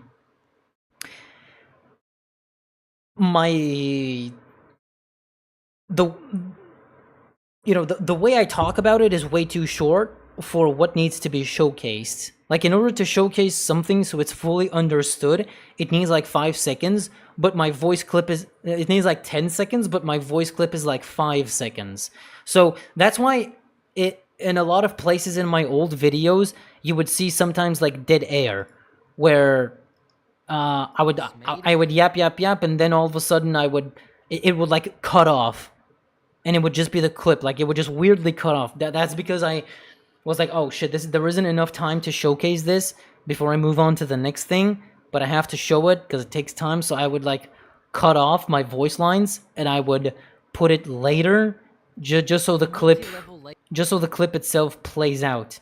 And also, another thing I started becoming a little bit conscious of here, I started realizing that, wait, I do a lot of, like, taking a breath. I'll be like, yeah, and then like you could hear me, I guess, gasping for air. Wait. Rooftop, but right below it is an entire luxury condo filled with so many useless rooms. We have a private, exquisite. Oh yeah, these things are good. So, CT's may Wait. be a baller, but is actually a congressman according to the map description. So. Oh yeah, see me taking a breath right there. That's not really something you hear in a lot of professional YouTubers content, and I sort of started becoming conscious. I was like, wait, I'm like taking a breath way too often, because I would like yap for 3 sentences until I'm out of breath. That's just kind of how it works for me, and my mic would pick it up when I take a breath, and eventually I started putting more effort into my voiceover and editing out the times I would take a breath. I would just put like a little millisecond pause, and I think it's a lot better like that. Start in the top from all sides, so you can't throw yourself off of it like other. But yeah, this is also here where, for these videos, like after this Forgotten Trivia video, all of these other videos, the things I talk about are not really things I knew myself. Again, I'm just gonna tell you guys, I'm not an expert on CS 1.6. I never was. I just kind of saw a niche that nobody else has filled, and I was like, wait, I could, like, be somebody that fills this niche. Not so much because I wanted to farm views and content out of it, but genuinely, it seemed like something fun to do. I love CS 1.6 enough that I actually want to do this. So I did kind of take advantage of it, but I didn't take advantage of it like, you know, other YouTube channels just for the views. I did it because, wait, people actually want to watch this. It's interesting. It seems like I want to talk about this. It's interesting to me, and I want to fill that gap and entertain an audience. It's just, to me, it's just a self-fulfilling cycle. Like, I make a video, audience entertained, everybody wins. And then that inspires me to make more videos. To keep doing the same thing, keep at it. I just did it for the love of the game. And with all these views and stuff, I was like, oh my god, this kind of content was needed for our little CS 1.6 niche, I guess, because I'd never thought it would be this many views, but apparently it is. So what I started doing is I was really like set onto making videos about CS 1.6 for a while, just covering all of the necessary topics and things. So I just started reading throughout the Wikipedia page left and right and getting ideas and getting information or archives and other things all the fucking time. So yeah, I did not really know about all of these maps and stuff. Some of them only vaguely, but for the sake of this video, when I was doing research, yeah, I kind of really learned a lot about them, and then I presented the information. So it might come off from a little bit of a more just basic analytical angle. I'm not like some other people who are like, wow, I used to play this map, it's so cool, here's my personal experience with it. Yeah, that's the kind of thing that's missing from some of my videos, the personal angle, because, you know, in the case of this video with these maps, despite how, you know, some of them are really cool and stuff, I didn't really experience them, so I didn't have any perspective on them. It's just a little bit direct information, like, here's the map, here's what it's like, here's its history. It's a little bit rudimentary, it's a little bit basic, but I think it gets the point across. I used to think that it's a little bit soulless, that like my videos don't have enough personality because I don't have the personal angle to stuff. It's just kind of, hey, look at this map, it's old, it's cool. Do you remember it? I sure don't. I've never played it in my life. Like for all the many years I played CS 1.6, I never played DE Vegas or any of these maps. I started playing in 2002, but I never got to experience any of these. Like, this was all new information for me too. Like, even the Easter egg thing, I just went to the CS wiki, which just I guess goes to show you how easy these videos are kind of to make. You just go onto the wiki and start reading, educating yourself. Now, the only detriment to this, the only problem is that there are certain parts where I got information wrong, because of course the wiki isn't 100% right. All right, part. Oh, I'm sorry. I just had dinner earlier. So yeah, not everything is 100% correct, and some of the comments would sometimes correct me. Or maybe I read sometimes some things wrong in my script and I realized later, but I was like, I don't really want to redo this. So that's why even in my videos today, there are some parts that are wrong. Maybe I read something wrong or I misrepresent something. It's not, sometimes it's because I'm stupid, but other times it's because I did not know the correct information. But people are welcome to correct me, of course. I'm not gonna be angry. So yeah, these beta maps, I've also never played any of these besides... I think I only vaguely remember, I vaguely remember Mansion and Jeepathon 2K. I haven't played at all any of the others. You know, the one thing I really like about this video where I talk about these beta maps is the... Oh, hello, Saddam. thing. It was a little joke that I was like, oh, this is gonna be cute and funny, and people really liked it. Also, the Xena the Warrior Princess poster, it's like, this is some 90s show type shit. I was like, yeah, I'm not a millennial, I'm not into this. I didn't grow up with this, fuck that. Wasn't DE Vegas the map they used to crash a lot? Yeah, because of the Vegas WAD. CS 1.6 has kind of a small renaissance, the GoldSource overall, so many people starting to get into Hammer 1.6 map making. It's so freaking cool. Well, it's because CS and the original Half-Life are so old. As with anything that exists for a very long time, eventually you start having an opposite effect where it has a little bit of a resurgence because of nostalgia. So all of the 2000s people, us basically, or most of you here probably watching, that grew up in the 2000s, late 2000s playing CS 1.6, now we're all adults with adult money, with adult responsibilities, I hope. And now we're kind of like thinking of nostalgia and old things, and we kind of want to go back, or we're like, hey, I remember playing CS 1.6, that was a cool game, I think I want to get back into it. Like, it's kind of natural, it's kind of normal. And like millennials did the same thing with like retro consoles and old PC games, like in the early 90s, and Super Nintendo, and maybe NES, if some people grew up with the Nintendo Entertainment System, N64 and stuff. But now it's Zoomers' turn. Now it's us Zoomers. Now this is our era. Because, guys, I think it was pretty obvious how in the 2010s, it was all about the 90s. The 90s was the best period in humanity ever. Period, right? That's all you would hear. I fucking remember that so well. All you would hear is millennials in their fucking 20s in the late 2000s, well, I would say from 2009 up until 2016, 17, all I would hear when it comes to nostalgia is, oh, bro, the 90s, You just had to be there, bro. Low key. We had Rugrats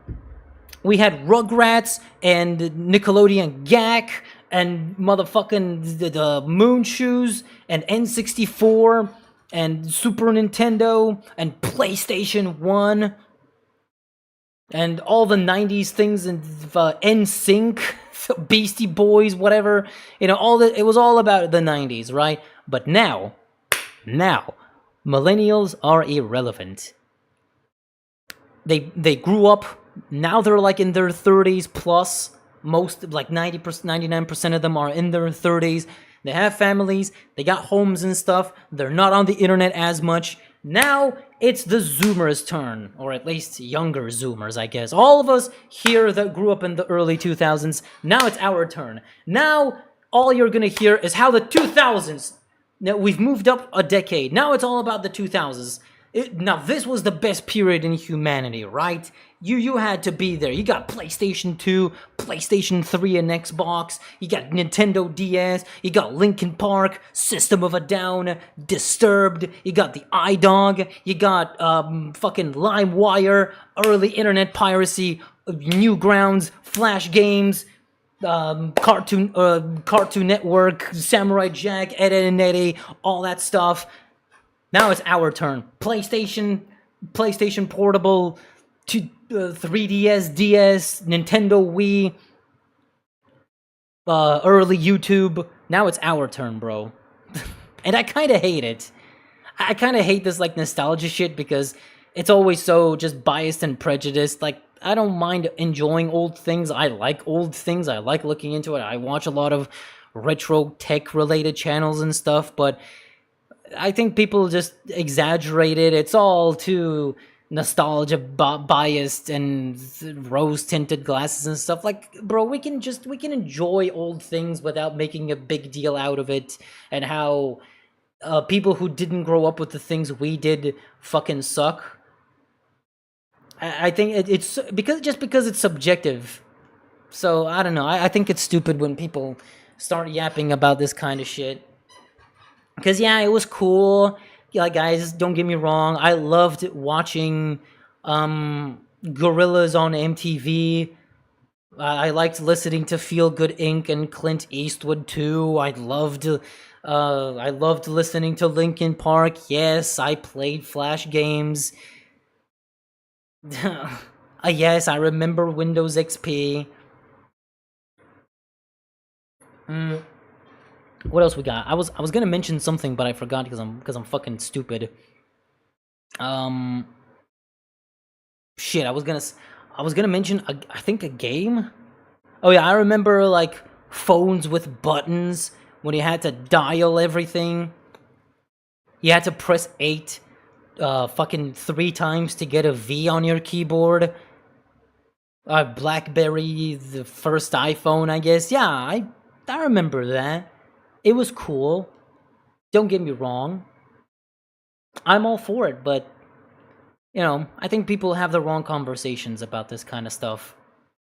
All the bias and prejudice and shit, I think it's unnecessary because it's unproductive and just shows that you're a jaded person. I don't know.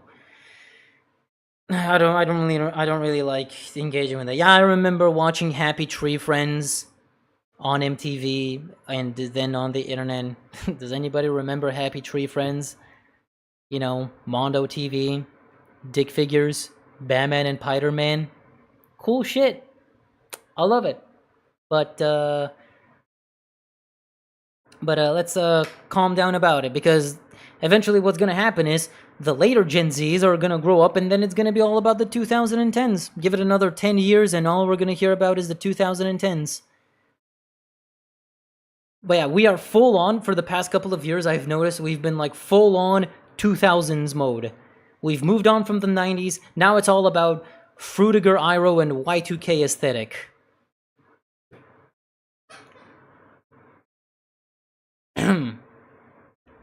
What are y'all saying? 90s were only good in the US and Western Europe, the rest of the world wasn't that good. Okay, yeah, I know I'm kind of like talking from a Westerner's perspective. Did you play Mortal Kombat? Yeah. I had a friend who had a Sega Mega Drive, because that's what it was called in Europe here. Not Sega Genesis, Sega Mega Drive, and we played Mortal Kombat 3, and we had a cheat sheet with all the fucking codes for fatalities, animalities, and brutalities and shit. I'm probably biased, but Cartoon Network, Nickelodeon, etc. in the 90s, early 2000s was crazy good. Then all the Flash games, everything, so freaking good. No, don't get me wrong, it's good, it's cool, it's unique for that era, but I think it's not comparable, because every decade is just something, things work differently. Like, I'm not going to disagree that Cartoon Network used to be cooler in the early 2000s. But that's not biased for me to say that, simply because the way animation, for example, animation works is different today than how it is back then. A lot of creatives, a lot of people would go to networks. They would go to Cartoon Network, they would go to Nickelodeon if they want to make a TV show, an animated TV show. They want to realize their project and realize their artistic vision. What do? You go to TV, you go to Hollywood and shit, right? That's all you could do. So back then there was a lot more risk, there was a lot more there were a lot more shows than there are today. But the difference is that now a lot of people that grow up with the internet and how much more viable it is today, most people, or not most, a lot of people prefer to do things independently, because you go to Hollywood, you got to deal with their bullshit and financing and laws and rules and all of their bullshit expectations, because those things have also changed that entire industry. So a lot of people prefer to go on the internet these days, be independent, and I don't think animation in general is worse. Like, yeah, maybe Cartoon Network and Nickelodeon isn't the same as it used to be, isn't as powerful, but because the internet is a big threat, people are creating stuff with more freedom on the internet and prefer to do that rather than go to a network. So you see Glitch Productions making the Amazing Digital Circus and Murder Drones and whatever else they got going on, like the Gaslight District, and you have other projects like Ina Dream Barbecue by Joe Pereira, and also I guess you have Sir Palo and his animations, and Meat Canyon, and just so many more, and Speeduro with Punch Forever, and it's just, there's so much these days. And also, I guess you have also Flash Gits with Space King. These are like full-length TV shows, but not on TV, but on the internet. And I think that's really awesome. People still want to be creative and make cool stuff, but nowadays it's much better to... It can be hard, but it is better to do it on the internet than go to a network and be like, hey, I want to make this really cool passion project, and then they tell you, it's not cool enough, fuck you, bye. So, yeah. And we were the last generation who just enjoyed life before we got this commercial shit in the internet, brain rot. I don't really agree with that, because we grew up with a lot of consumerism, so we're not really that different. Yeah, we can blame brain rot and stuff, but I mean, when we were kids, I got a lot of shit for enjoying video games and watching TV, because everyone older around me thought it was brain rot. So the definition of brain rot just changes. Yeah, it's different today. It's not the same, but I mean, people considered kids watching too much TV brain rot back in the day, and video games dangerous. So it's kind of a thing of, the more things change, the more they stay the same.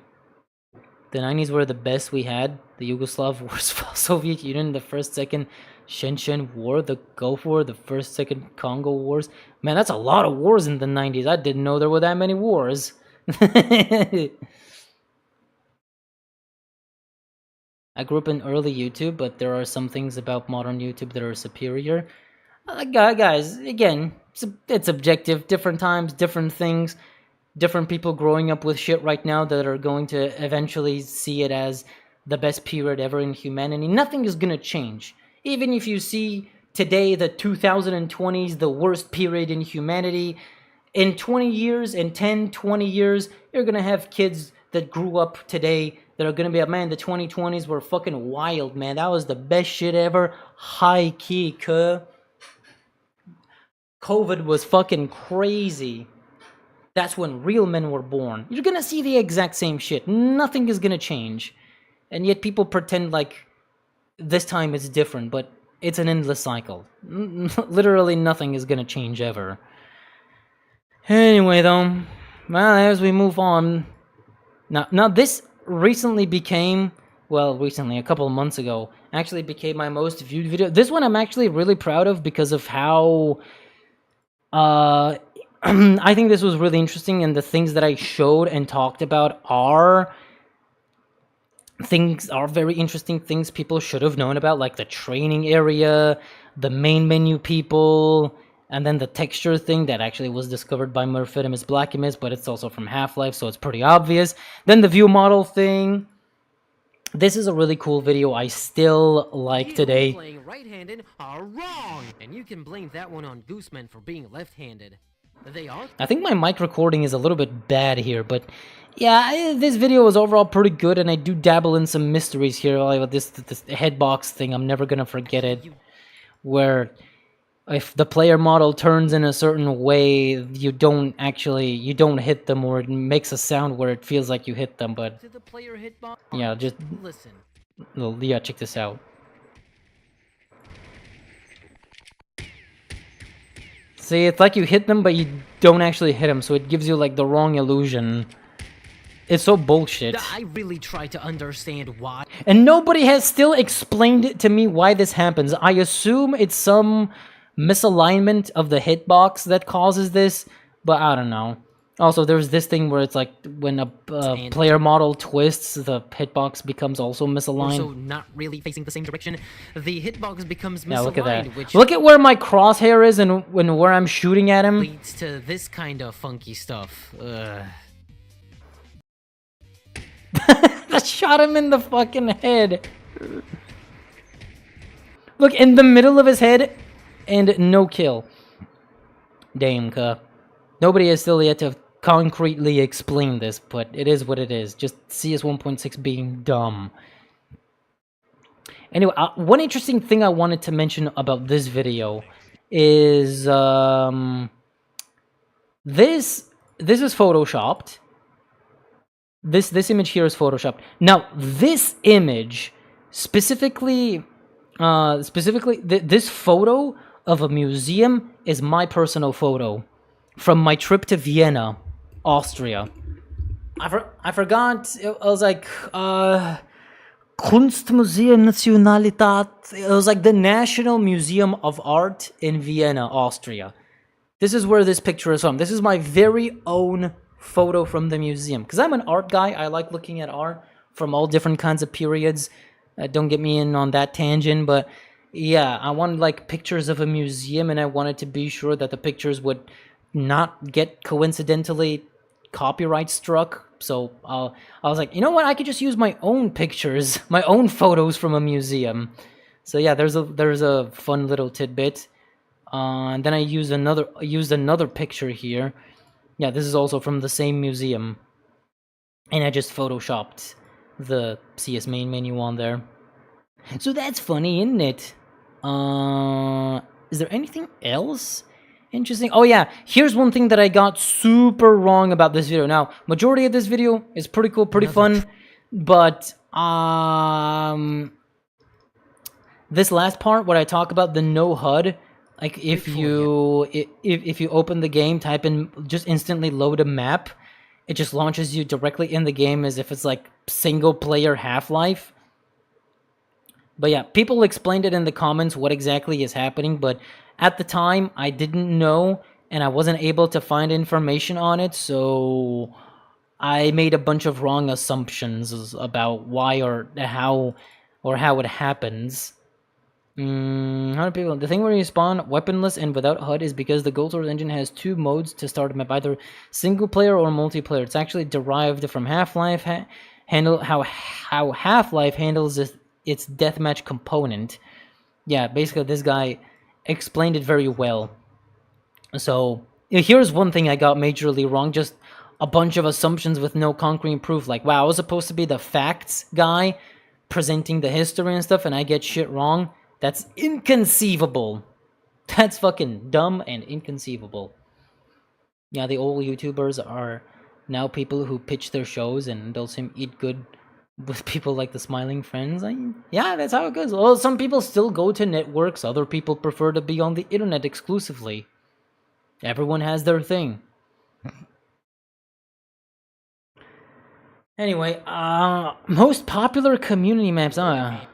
Jeez, this one I pretty much stand by. I think this video is pretty accurate. Dust Forever, Dust 2002, 2006, CPO, Mississippi Strike, Rats, Westwood, Italy 2, Assault Leads, Barcelona, Kabul, Abaddon, Alexandra. Yeah, I think this video is pretty accurate and to the point.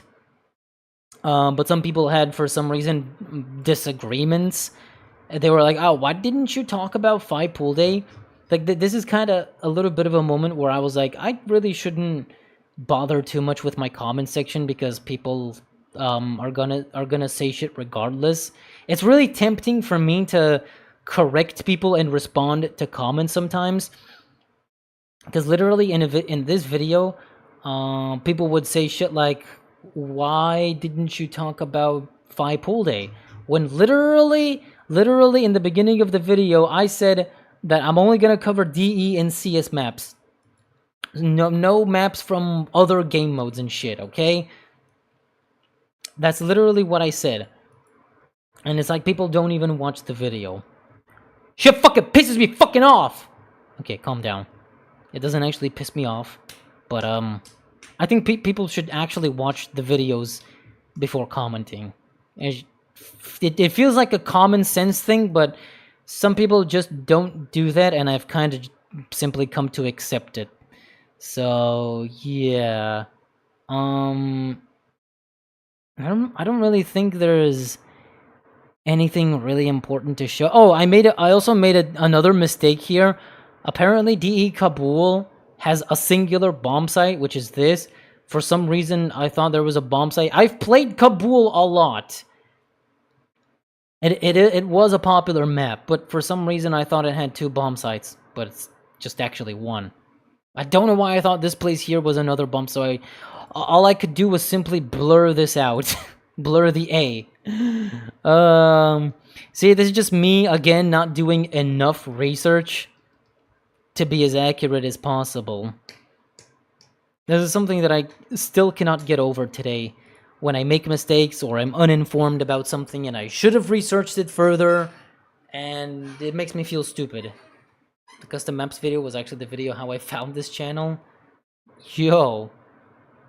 I mean, it does have a lot of views, so it makes sense. And this one was a very interesting one. The Lost Game Mode from CS Source. It's like one of my only CS Source videos, and I know people keep yapping to me, oh bro, make a video about Source. It's like, what do I fucking talk about? Half of the shit in Source is derived from CS 1.6, so I'm gonna start off being, oh, what about this thing from CS Source? And then I just dive into CS 1.6. Might as well make the video about 1.6, bro. So yeah, this was an interesting one, and I kind of wish I made this video 8 minutes, because usually to get the most viewership and ads, so the algorithm promotes it the most. Because that's one thing I think almost every person can confirm to you. Make your videos long. Don't just make 5 or 6 minute videos. You gotta make them long, at least 8 minutes, at least 10 minutes, just to get that mid-roll ad. Because I personally believe it's not just about the money. I think people are correct in assuming that the algorithm promotes it more. Because if your videos are not monetized, obviously the algorithm is not going to promote them, because there is no incentive. YouTube isn't going to make money and you're not going to make money, so they get buried. So if that's the case, if my video isn't long enough to have the most ads, then what incentive does the algorithm have to promote it as opposed to a video that's half an hour long? Now, unfortunately, I'm not able to produce a half-hour-long video. I kind of prefer to just make 2 videos a month, up to 10 minutes each. That's way better for me as a format, rather than focusing on a really long video and stretching it out. It's like, sometimes it doesn't work. But I wish this one I kind of talked about a few other nuanced things I think I missed, but right now I don't exactly remember. But at the time, I didn't think there was much to talk about heist mode, so I tried to insert a bunch of other stuff from the Valve Giga Leak and shit just to stretch the video. But yeah, even though it wasn't a long enough video, I did think it was worth it to make a separate video because, I mean, it's a lost game mode. I think it's pretty cool to talk about. And then we have another video that's about maps and stuff where I dive into the other CS games, and I expected this one to not be as performative and get as many views. But I do think some of these maps are interesting. The most bizarre to me being CS Compound and DE Port, just absolute bizarre CS source maps that were added to the map pool that nobody played and barely anybody remembers. Like, the entire design and layout of these maps is super fucking weird. It's like they just took Half-Life levels and put them in the game. So anyway, yeah, I guess this one is like alright. And then the Condition Zero maps are not the most interesting, most of these, because they're just taken from missions, some of them, like Fast Line, Down, it's just they're repurposed. But some of them are unique, like DE Sienna. I really like DE Sienna. I think it could have made a good CS 1.6 map out of all of these. But for some reason, people actually remember DE Vostok a lot. There's even a CS 1.6 version of DE Vostok that's kind of semi-popular.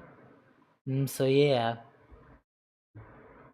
CS Source really doesn't have that much content as a whole anyways, just 1.6 with better graphics. Yeah, like I said, most of the shit in Source is derived from 1.6, so there's not that much to talk about. Everything you look at in Source comes from the previous title, so it's just an extension of the franchise. It's not a separate thing. Like, the culture and player base is different. It's its own thing.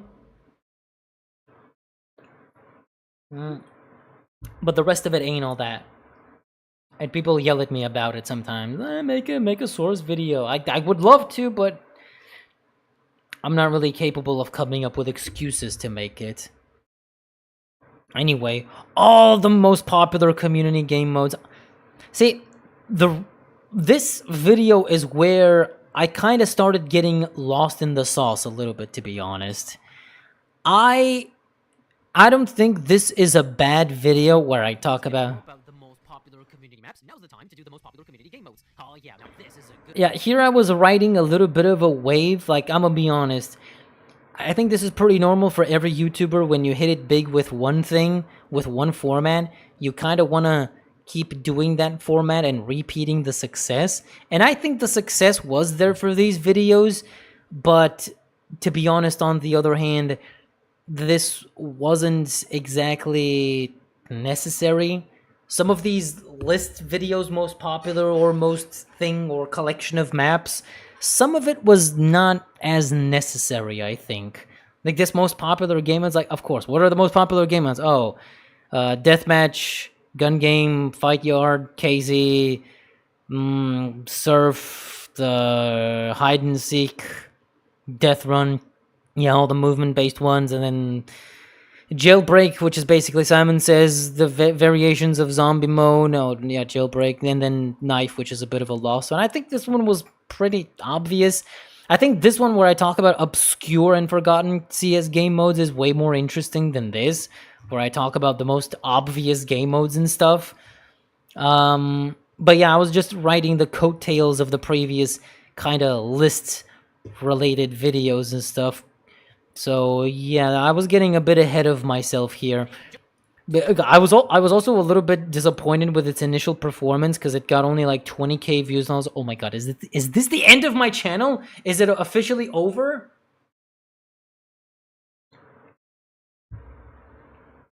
Is my channel dying? Am I never gonna get another chance to shine ever again? Am I never gonna make another 100,000 view video? Is it over? Is that it? Are people done with me? Are they unsubscribing? I'm pissing and shitting all over myself. It kind of felt like that a little bit. Due to, I was like, nah, I'm talking about the coolest stuff. Yeah, the classic, deathmatch, gun game, and KZ and all that shit. And I put a lot of editing effort, well, as much as editing efforts Sony Vegas allowed. Because Sony Vegas doesn't really allow for much effect, so I like squeezed as much as possible out of the text effects that I could muster. Next category, we have movement-based. Yeah, this like text moving. Yeah, it's fucking dumb how it works in Sony Vegas. Some of this shit. Sony Vegas isn't about making cool effects. But yeah, I did my best here. If I was a bigger professional, I could have like made 3D animated texts, and it would have been way cooler than just a text plus a green screened effect, green screen basic effect and stuff. I don't know. On what maybe I could have done more, but that requires again a lot of time and effort to do it myself, or paying out of my own pocket money to hire somebody to do, which is not gonna be cheap, by the way. So yeah, I used to be disappointed by the performance of this video because I was like, oh yeah, I'm covering all the typical and popular things. This video is destined for success, and this is where I made a little bit of a mistake personally. I was chasing something that I shouldn't have. But yeah, eventually I stopped. The reason I made the Condition Zero's original map was just to kind of round up all of the maps-related list videos. This was kind of the last one. And then from here, I started going back to making videos about actual trivia and stuff. Like, this Condition Zero's original maps and stuff, I'm not really surprised that it got this many views. I mean, I just did it for the love of the game. And this skins video, by the way, I still stand by, and this is just my personal opinion. I thought it would be interesting, but then I decided, nah, skins videos are not it, unless I'm promoting dumb Gamba shit, I don't know. Unless I'm getting the bag from some sponsor, so I could shit out a quick video. Anyway, that's a different can of worms. So, Forgotten Official Game Mode. This one is like, this one was a very interesting video, even though I'm not a big fan of how I handled it, to be honest. I feel like Escalation's video about Escape is better a little bit. I don't know. I think it's a little bit dull with how I present information. Like, the editing and stuff is okay. I mean, there's a vast improvement with the quality of the video, with the voiceover, how I record my mic. The maximum intended amount of players was 10 per team. Yeah. And one major gameplay difference is that terrorists cannot buy anything. Yeah, see, I sound a hell of a lot better. Things are mixed in better. You know, quality, we can see the gradual improvement of quality. But, I don't know, I feel like I yapped a little bit too much in this video. Should have been a bit more focused on necessary information. I don't think I should have, like, yapped about the maps in particular for that long, because I don't know, it's not that interesting. It's like, oh, look, it's a corner, it's a place, it's big, it's open, it's dumb and weird. Who the fuck cares? But this is just my retrospective. Back then I thought it was gonna be interesting. Now I don't feel like it's that interesting. Also, I missed the Easter eggs on these maps, I think. I didn't really talk about their Easter eggs. Some people pointed out some of these maps have fun Easter eggs that I just didn't mention. I did show one. Trinity was made by Mike Rosser, and his credits are displayed below the church, along with whatever this is. Oh, actually, I did talk about the credits. Fuck. I'm fucking dumb. I don't remember my own videos. But yeah, it could have been a little bit shorter and more concise. I don't know. But yeah, I was starting to feel, around this point, I was also starting to feel like my videos were becoming a little bit too formulaic. Like, oh guys, look at this map, it's made by this guy from this year, or this plugin, or this game, or I don't know. It started becoming, it felt like I was doing the same thing over and over in a weird way. Like, yeah, it's still 1.6, it's still interesting topics, but the way I presented it started looking kind of dull to me, where I'm like, yeah, here's this map made by this guy, it has this layout. It seemed like I was following a very strict formula. It felt a little bit stagnant, to be honest. My favorite video? Wait, is this your favorite video? That's interesting. Time to do Fortnite item shop videos? No. No. If I want easy views and easy money, I would just do meme compilations and farm money, bro. I'm not gonna bother with being a CS news grifter or a content farm machine. I'm just gonna be a faceless, voiceless content farm, like the actual easier shit to do. CSS's lack of bullet tag makes me wonder how other CS games would play like without it. I mean, tap tape. If you can download it, you could look it up on the internet how to do it. I cannot tell you because YouTube is going to ban me for promoting piracy, but if you go to SteamDB, you could get repositories from old CSGO versions and play old CSGO. 2012 CSGO did not have tag animations. No, like they didn't have the stuttering when you shoot an enemy, which made shooting less satisfying, just like in CS Source. So, yeah, CSGO had it pretty bad without the staggering animations. Yeah, I call them staggering animations, I just remembered. The longer the video, the higher chance it get promoted. Half hours and 1 hour videos get promoted heavily. You can see from the insane views it achieves. Yes, but I also think that's a little bit subjective. Because, okay, I have a 3-hour video interviewing Min Lee as its own video. Where's my 1 million views? Why does it have only 26,000? Why isn't this 2,600,000? It's fucking 3 hours. You could fall asleep to this shit. Okay, maybe I yelled in it, so it's probably not gonna do it. But, yeah. And also, just so you know, just because it's 3 hours and has tons of ads, and it's the viewer retention on it is very long, it doesn't mean that this video has makes like $5 per every 1,000 views, and the ad revenue is insane on it. I can tell you wholeheartedly right now, this video barely has $1.80 per 1,000 views, so for 26,000 views, I think it made like $35. But that's how it goes. I mean, that's what the algorithm decided. Can't really do much about that. Anyway, so yeah, this one was cool. Underperformed view-wise, but it's whatever, you know. It's always a passion project. I was going back to enjoying myself making CS videos instead of focusing on squeezing every single topic like I kind of got lost in the sauce here. But then I got a bit lucky, and then I made the worst updates in CS. And this was one of those video ideas where I was like, yeah, this one should get a lot of views. I think it's interesting because it's a little bit rage bait, like, oh, the worst updates, that's interesting. And it did get a lot of views, I was right. This is still, to this day, by the way, this is still my fastest viewed video. I don't know how to call it.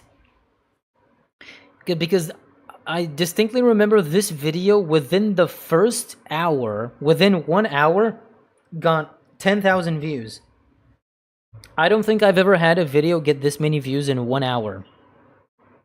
Not even my older, more popular videos that have more views. These were more gradual. These were like, yeah, a lot of views, but eventually they started getting a lot of views. This one was like within the first hour of upload, 10,000 views. Like, I'm pretty sure this one that has 400,000, within its first hour, it got like 2,000. And then it started exploding later on until the next day. But this one was like instantly 10,000 views, first 1 hour. That was crazy to see. Of course, it didn't achieve 1 million views or anything like that, which is whatever, but it was really surprising to me how far it went. Now, of course, some people had some disagreements with my choices here, because if you haven't seen this video, the worst updates for 1.6 is when they try to implement ads in the maps. I also misrepresented the story of how this went down a little bit. I don't remember how, but I remember I got it a little bit wrong. And then in CS Source, obviously the weapons market thing, that was super fucking dumb.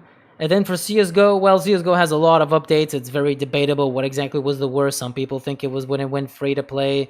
other people think when they reworked Inferno for some reason, but I don't think anything to this day tops the stupid fucking revolver. Those 2 days were fucking hell. I mean, in retrospective, it's funny that this thing was so overpowered. You go into the game, you round to buy the revolver and nothing else for the rest of the game. Just instantly kill people with this pocket op. In retrospect, it was a bit funny, but how it ruined competitive for a while, it was crazy, man. I remember in Source, when they added dynamic weapon pricing and Digo reached around... Funny, we're talking exactly about this right now, but your message is probably 5 minutes old, because I'm dumb. Hello, Abdullah! You're talking way very clean, like it was scripted? No. I'm just a good talker. Put me on a stage in front of thousands of people. I'm not gonna piss and shit myself, I promise. I found the best zombie server in 1.6 in my opinion. I already know which one is the best. No need to promote me anything, unless you own the server. We could do something about that. Crazy how the interview hasn't popped off. Yeah, but it is what it is. I think 26,000 views is alright. I'm not really going to be bothered by how many views my videos get. I'm just going to be focused on the passion that I like talking about CS and making these videos, but whatever comes with the views, I've accepted it a long time ago. It's just I'm just saying that in the early days, when you're just starting off and you start off in a high and oh, look at that, 400,000 views, and then your next video gets like 30,000 views. It's a little bit disappointing. It's just a natural reaction, but eventually you just kind of get used to it, and you're like, yeah, I'm just gonna do my best, and whatever happens, I enjoy it. You enjoy it. If somebody's entertained, at the end of the day, that's what matters. Anyway, this video is pretty straightforward, pretty cool. I remember somebody was asking me, where the fuck did I get these green screens of Max and Chad? Wait, what? Where the fuck is it? Oh, there it is. With implementing baked-in advertisements to CS. Really? I have an entire folder full of green screens of Max and Chad saying a bunch of shit. And where I got this from is I used to be subscribed to their Patreon for a little bit. I financially supported them for a little bit, and on their Patreon there was just a free download for a zip file full of these green screens, and I was like, oh shit, I'm gonna save those. Maybe I could use them. And I did use them, and sometimes I still find uses for some of their little tidbits, and I think that's pretty much it. Here I like how I researched some of these things. I really dug through a bunch of forums and stuff to find all of these reactions by people, because there was no way people didn't care or reacted positively to the ads, to CS 1.6 getting ads put in his game. So I was like, people must have been pissed off, so I have to look through forums, and I did, so yeah.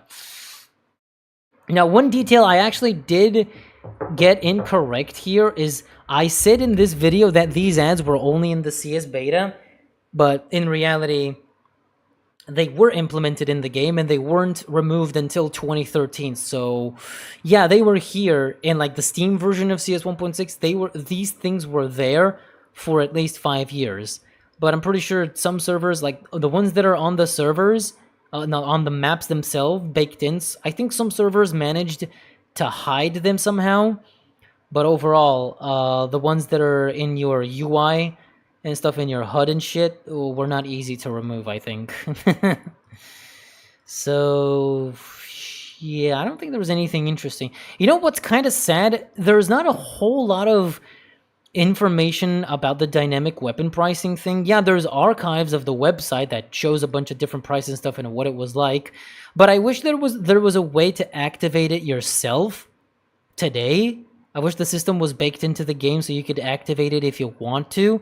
But also the other problem is that I wish there were also more videos showcasing, because quite literally the only video I could find of somebody showcasing the dynamic weapon pricing thing is this singular video where people just dump a shitload of Glocks because the Glock was like $1. Nobody was buying the Glock, so its price went down, and it was literally $1.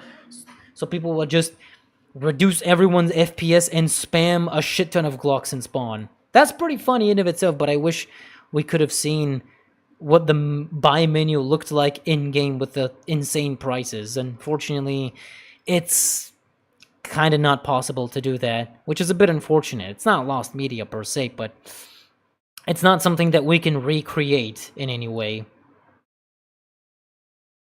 Crazy how the interview... Oh, whatever, fuck. I wonder if the R8 launch disaster caused Valve to be more scared of adding more weapons in the future. I think so. But the other problem with adding new weapons to the game is that people just don't care about the new weapons. Because how do you add a new weapon and you make it viable? You make it broken. You make it too viable, like when they introduced the CZ. That was a new weapon, and unfortunately, it became a meta staple for a very long time because people would just force eco CZs, instantly get a kill because of its accuracy and how fast it shoots, or it used to shoot, and people would just eco with it, get a frag, and then get a primary, and yeah, win eco rounds like that. But when you nerf it so it's not as viable, all of a sudden, nowadays, nobody really cares about the CZ, nor the revolver after it got nerfed, even though they tried to buff it by reducing its price, so... It's not easy to add a new weapon, because either you're gonna make something that's too OP, or you're gonna have something that nobody really uses because it's not OP enough. Because CS is very fickle when it comes to its weapons. It's very difficult to balance every single weapon and have each and every one of them have a place in the game. Because, okay, when we think about SMGs, why would you buy any SMG ever besides the MAC-10 or MP9? When they are the cheapest, the fastest to kill with, and the most accurate. You know, they have all the best stats, and they are the cheapest, so literally no reason to buy any other SMG, unless you're trolling. Like, we're talking about, if you're serious and competitive, it's pointless to buy a P90. Like, you're better off buying a Galil because it's cheaper and does more damage, literally. And even the Galil isn't that viable to buy. What are the games you play beside 1.6? A lot. A lot of games. Not that I have that much time to play them these days, but I try. Also, now this video about community server experience, this was a surprise to me that it got this many views because what the fuck? Shut up. I made this video out of pure fucking hatred. This video is brought to you by Vitriol. Because people would be, fucking CS 1.6 servers are the best. Dedicated servers are the fucking best in the fucking world. I don't fucking care. Competitive, some blah, blah, blah. No. Fuck you. CS 1.6 servers suck for a myriad of reasons, and that's what I do here. I explain all these myriads of reasons. Like, yeah, you can tell me, oh, but in the early 2000s, we didn't have all these bullshit plugins. Yes, but I would say after 2006, 2007 is when shit hit the fan with the plugins. All the pay-to-win garbage and custom skins and everything I rant about in this video started becoming very, very common. And my point is that this is the shitty thing about dedicated servers, not just in CS 1.6, but in any game. Because, okay, you can host your own server, you can do whatever you want. That's better than a matchmaking system, right? You can focus on fun, you can focus on your own community, and join every day with the same people and talk and play together, right? The sense of community, that's what people really love to be nostalgic for, right? But I think that's not exactly all honky-dory. Yeah, that's cool. But I think the downsides can be just as bad. The server can be pay to win. The server can have a bunch of bullshit plugins you don't want. You want a vanilla CS experience, just a regular server with a good map pool and fun people? No. You get a shit ton of plugins. It forces you to register So you could reserve your name and put a password. You see a bunch of banners that you don't want to see. You see a bunch of custom skins, pay to win admin, admin abuse, because people can buy admin and all this stuff. I don't mind servers trying to make money. So I don't mind server owners trying to make money because hosting a CS server costs money. But yeah. By the way, I know I'm very, very late to this because I was too busy yapping, and I'm realizing it now, but I don't know if I said hi to Chow. I think Chow left. I'm sorry, Chow. I just realized he said hi 1 hour ago. I'm fucking dumb. But yeah. Stupid, dumb, pay-to-win servers, stupid, shitty plugins, and sometimes even stupid communities. Because you join, and it's a bunch of people that don't want to talk to you. They're within their own niche, and you don't fit that niche, and nobody cares about you, and you get muted, you get gagged forever. It's fucking stupid. There's a lot of reasons to hate dedicated servers. It's not like they have downsides. I just hated how people glaze it like it's the ultimate multiplayer experience. Like, yeah, they're cool for their own reasons, but let's not pretend that modern day matchmaking doesn't have its positives, okay? It kind of goes back to my hatred for nostalgia bias type shit. So yeah, that's why I made this video. This is just pure vitriol and hatred towards all of the fucking garbage you have to face in dedicated servers. In this case, specifically in CS 1.6. So yeah, I got the plugins, and even sometimes plugins involving gambling, and then other game modes were ruined by pay-to-win players, like the fucking VIPs with laser mines and golden AKs doing a gazillion damage, and then when servers inject commands, and yeah, you can just watch the video. You'll get what I mean. It's fucking stupid. And then the fucking CSGO skins. Oh yeah, fuck CSGO. We hate modern CSGO. But then the average CS 1.6 server has CSGO skins for some reason. It's like, yeah, fuck you.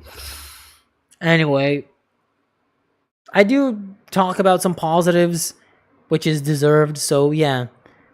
But anyway, I'm surprised how well this video did, and there were some people angry in the comments about this video, being like, well, yeah, but it's not that bad. Like, what do you mean it's not that bad? Like, every fourth or third server has a bunch of garbage nobody wants to see, okay?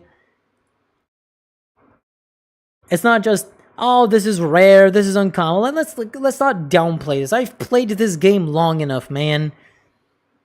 I'm not gonna believe it when somebody tells me that it's not as common or any of that. It's like, no. I vehemently disagree, okay?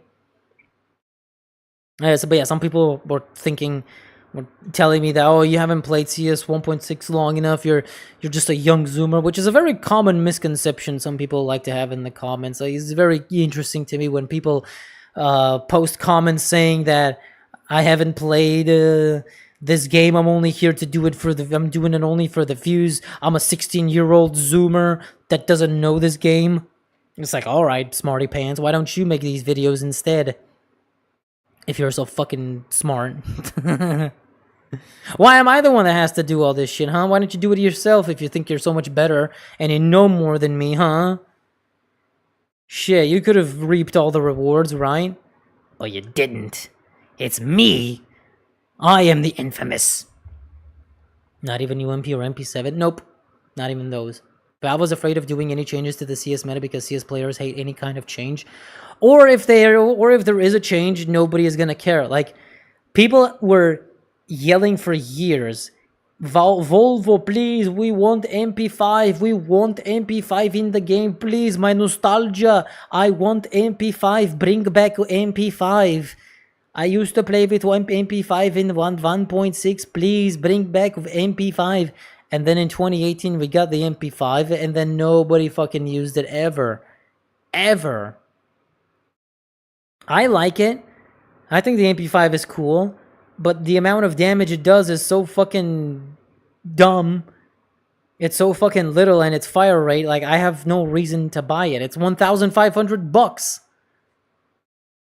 Like, I'm just gonna MP9, man. Zero reason. But yeah, either Valve changes something and people fucking hate it, or they implement something and nobody fucking uses it. It's just the dichotomy with CS, man. We're all used to this from so many years. I'm very nostalgic towards dedicated servers, but matchmaking systems are more convenient. Yeah, again, don't get me wrong, matchmaking systems have their own faults. They have just as many pros and cons, but for the average person, I think matchmaking servers are a little bit better because dedicated servers, they easily divulge into cults and specific communities and no noobs allowed, no outsiders allowed.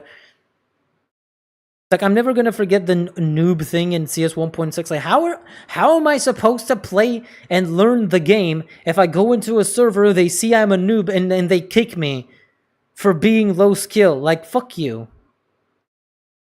That's very uninviting. Anyway. I think this video is kind of very whatever in retrospect. Our CS Conditions Zero's maps updates to our improvements to the classics. I think this is one of the few videos I think it's a little bit of a dull topic to cover. Because nobody plays the CZ versions of these maps. Nobody really cares, and evidently no real design quirks really carried over to modern day CS. Like, see, the CZ versions of old maps didn't really inspire much, I think. I don't see really any changes inspired by them, so I don't think they really had an impact. I don't think we are really sleeping on CZ versions of CS 1.6 maps. They're not that much better. They don't have insane improvements that every other map should have. I don't know. I think source versions of classic CS maps had more long-term impact than the CZ versions.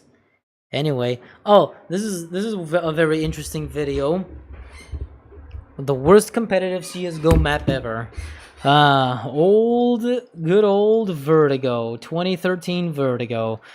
There's never gonna be another CS:GO map as ass as this. I'll fucking promise you that. Deep to begin with, because there aren't any changes to it besides an update in 2004, which... Yeah, you're just yap about the advent of CSGO, it made a comeback. Initially during development, we talk about the other inherent issues, at least they aren't broken. With Vertigo, I don't really feel like... I don't even think I was too harsh on the map. I think I gave it the criticism it deserves. This map is so incredibly ass, it's amazing it even exists, as it is. And I do remember Onapixel reacting to it because he's a big Vertigo fan, so he saw this and was like, oh, he's shitting on my Vertigo, but then he watched the video itself and was like, oh yeah, good content, subscribe, gold, gold, gold. That's how Onapixel talks. He ends each of his sentences with gold, gold, gold. Yeah. Anyway, there's not much to say about this video. It's just me yapping about old Vertigo, and I do say some things that aren't exactly correct here either when I say, specifically when I say, oh... And I don't complicate, plus this absurd pixel gap here. Yeah, these aren't exactly pixel gap. Is still present, and I don't think I have ever seen a map with this many pixels. Like, that's just a whole-ass hole. This isn't a pixel gap. It's a little bit dumb that I called it a pixel gap. Just me and my mistakes as always, realizing way too late. But that's, I guess, just human nature. I wonder if there was a way to keep the community of dedicated servers with the convenience of matchmaking. That's a very complicated topic. I don't know if there was a way to make that happen. Maybe if somehow you matchmake, but it puts you in a dedicated server based on your preferences. I don't know. You could we could have like dedicated servers, but with an automated search, just search for a dedicated server. Like, I'm pretty sure some old games that used to have dedicated servers would have an automatic search feature, and it would just put you in you just click play, and it would just instantly put you into the best, and with the best ping, the best like dedicated server it could find. I don't remember which games had it like that. Like, you don't... It's not like CS where you open a server list and you look, but you just click play and it just finds the closest... I think, actually, CS in its beta used to do that. You would click play and it would find... would just connect you to the closest server to you that has the least amount of ping, I think. But I'm pretty sure other games used to do that too. But if it's more elaborate with giving you options of what maps, what game modes, how many people, which country, maybe a list of plugins, like servers listing what kind of plugins they have. So if you don't want certain plugins, you remove those as like tags and stuff. I don't know. I think there could be a middle ground, but the convenience of matchmaking systems for a more generic audience just works better. I love how people completely forgot about Danger Zone after CS2 and everyone want Danger Zone all of a sudden for some reason. Bro, retake. That pisses me the fuck off. That's one thing, that's one like revisionist thing that pisses me the fuck off when people hate on something and then it's gone and then all of a sudden I was like, bring us back the thing. Why did you remove it? We loved it. Volvo. Ah! Like, no, shut the fuck up. It's like having a girlfriend that you don't love, that you don't care about. Then when she leaves, all of a sudden you're like, oh my god, but I loved her. Why did she leave me? I want her to come back. I can't live without her. Honestly, legit though, fuck the CS community, specifically for Danger Zone. If you really fucking cared about Danger Zone, you would have played it back then. I played Danger Zone. I enjoyed it with a friend back then. I was there. Day one, I thought Danger Zone was, well, they were chasing a trend, but I thought it was interesting. And after a couple of updates, it became interesting enough that I occasionally played it with a friend. And it was fun. But people just shit on it. They were, oh, here goes Valve, chasing trends, trying to get people to buy skins again. Fuck you, Valve. Fix the game, fix VOC, we don't care. Fuck this Battle Royale trend-chasing garbage. Fuck you, fuck you. And all of a sudden, Valve are like, alright, well, there's only 2,000 people out of 1 million players. There's only 2,000 people playing Danger Zone. I guess we're not going to include it in CS2. Let's just remove it, dump it, forget about it. And now it's like, but Volvo, where's Danger Zone? Why don't you bring back a Danger Zone, Volvo? Oh! Volvo is evil. They take away Danger Zone. Like, no, just shut up about Danger Zone. You didn't give it the love it deserves. Now you're never gonna see it again. It is deserved. It's like the same thing with maps too. People constantly yelling about, oh, bring back Cobblestone. Do you realize that the reason Cobblestone is gone is because people just didn't play it? It was super boring to play because it's just Rush A the map. I played Cobblestone when it was there, and going A is fucking abysmal. You don't go A. You can't go A. You have to go B. 90% of the time, you go B. And CTs are just camping the bomb sites. And in CT spawn, it's fucking not interesting to watch in the pro scene. The pro scene didn't play it and banned it. In the competitive scene, it eventually started falling out of favor. So it's gone. And maybe it could come back with a major revision. I don't fucking know. But if it doesn't come back, it's also deserved. So I just hate it when people complain about Valve removing something that obviously nobody played and nobody cared about. It's like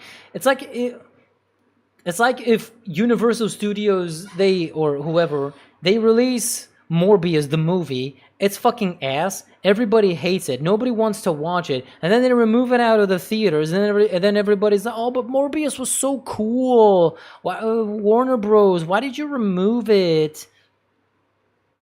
Can we please have Morbius back? It was the best movie ever. And then they fell for it. They re-released Morbius. And even less people went to see it. I'm pretty sure the same exact thing would happen if Danger Zone is brought back. I think people are gonna reprise initially, but yeah, we Danger Zone back! Ah! And then 1 week later, it's gonna have 1,000 players and nobody's gonna play it again. Same as before. So no fucking change. Anyway, yeah, old Vertigo is fucking dumb and stupid. And this video kind of kicked off my sort of, I guess, series of talking about maps in CS specifically. Because some maps do have stories to tell, I guess. But we'll get to that. Anyway, here's the inevitable zombie mode video. I'm really proud of how this one came out. It's really good, and especially the intro. I fucking love this intro, man. It's one of my favorites of all time.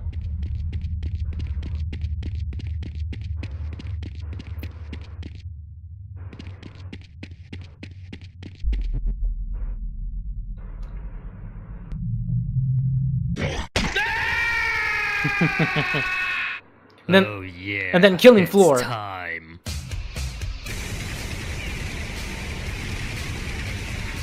Oh yeah, I think this video did zombie mode some pretty good justice, and I explained the lore of where it came from. Where it came from.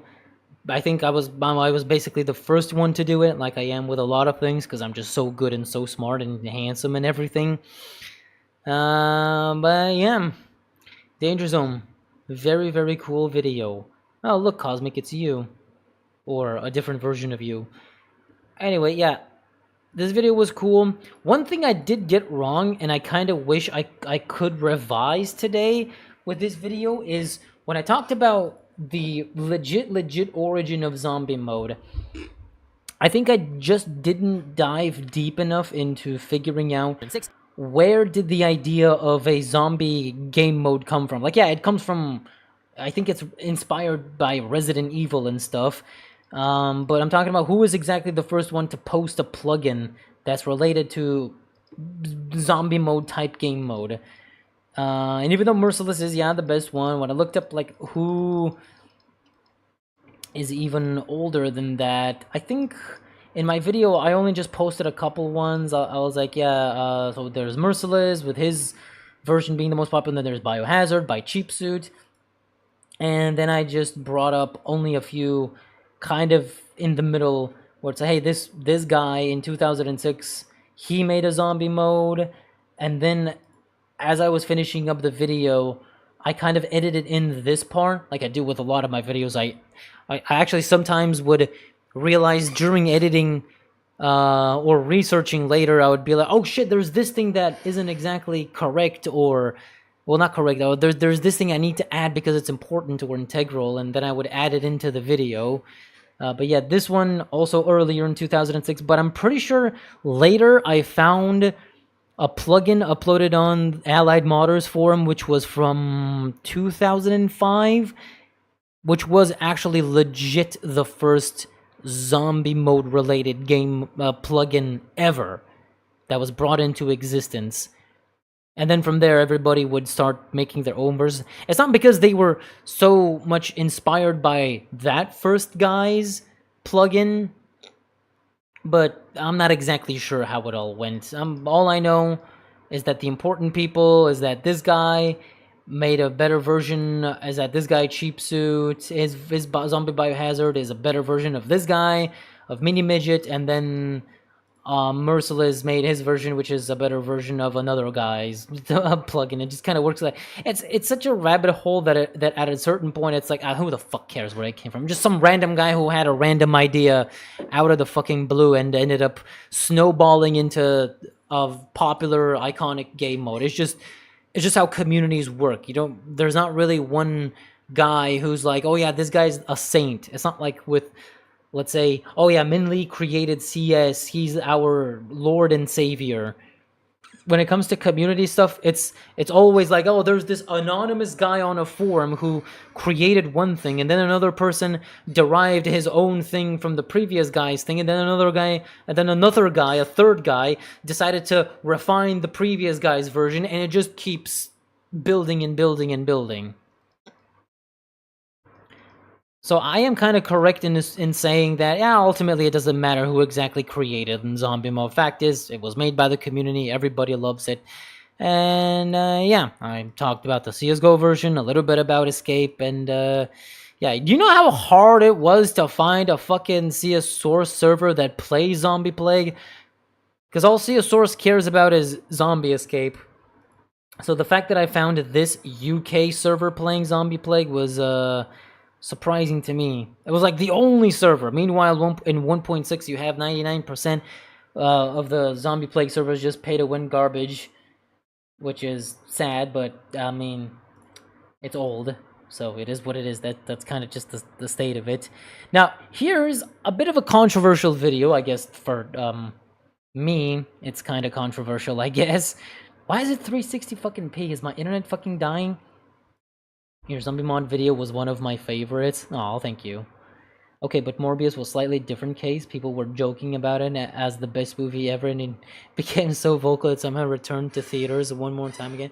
No, I'm not making like a direct parallel. I was just saying that in a hypothetical scenario with so many people complaining about bringing back Danger Zone, I just personally believe that if it did come back, despite so many people wanting it back, if Valve were somehow like, oh, look at so many people are reminiscing about Danger Zone, we should actually bring it back, people actually want to play it, they remember it, and then they bring it back, and we still have 2,000 less than 2,000 players in it.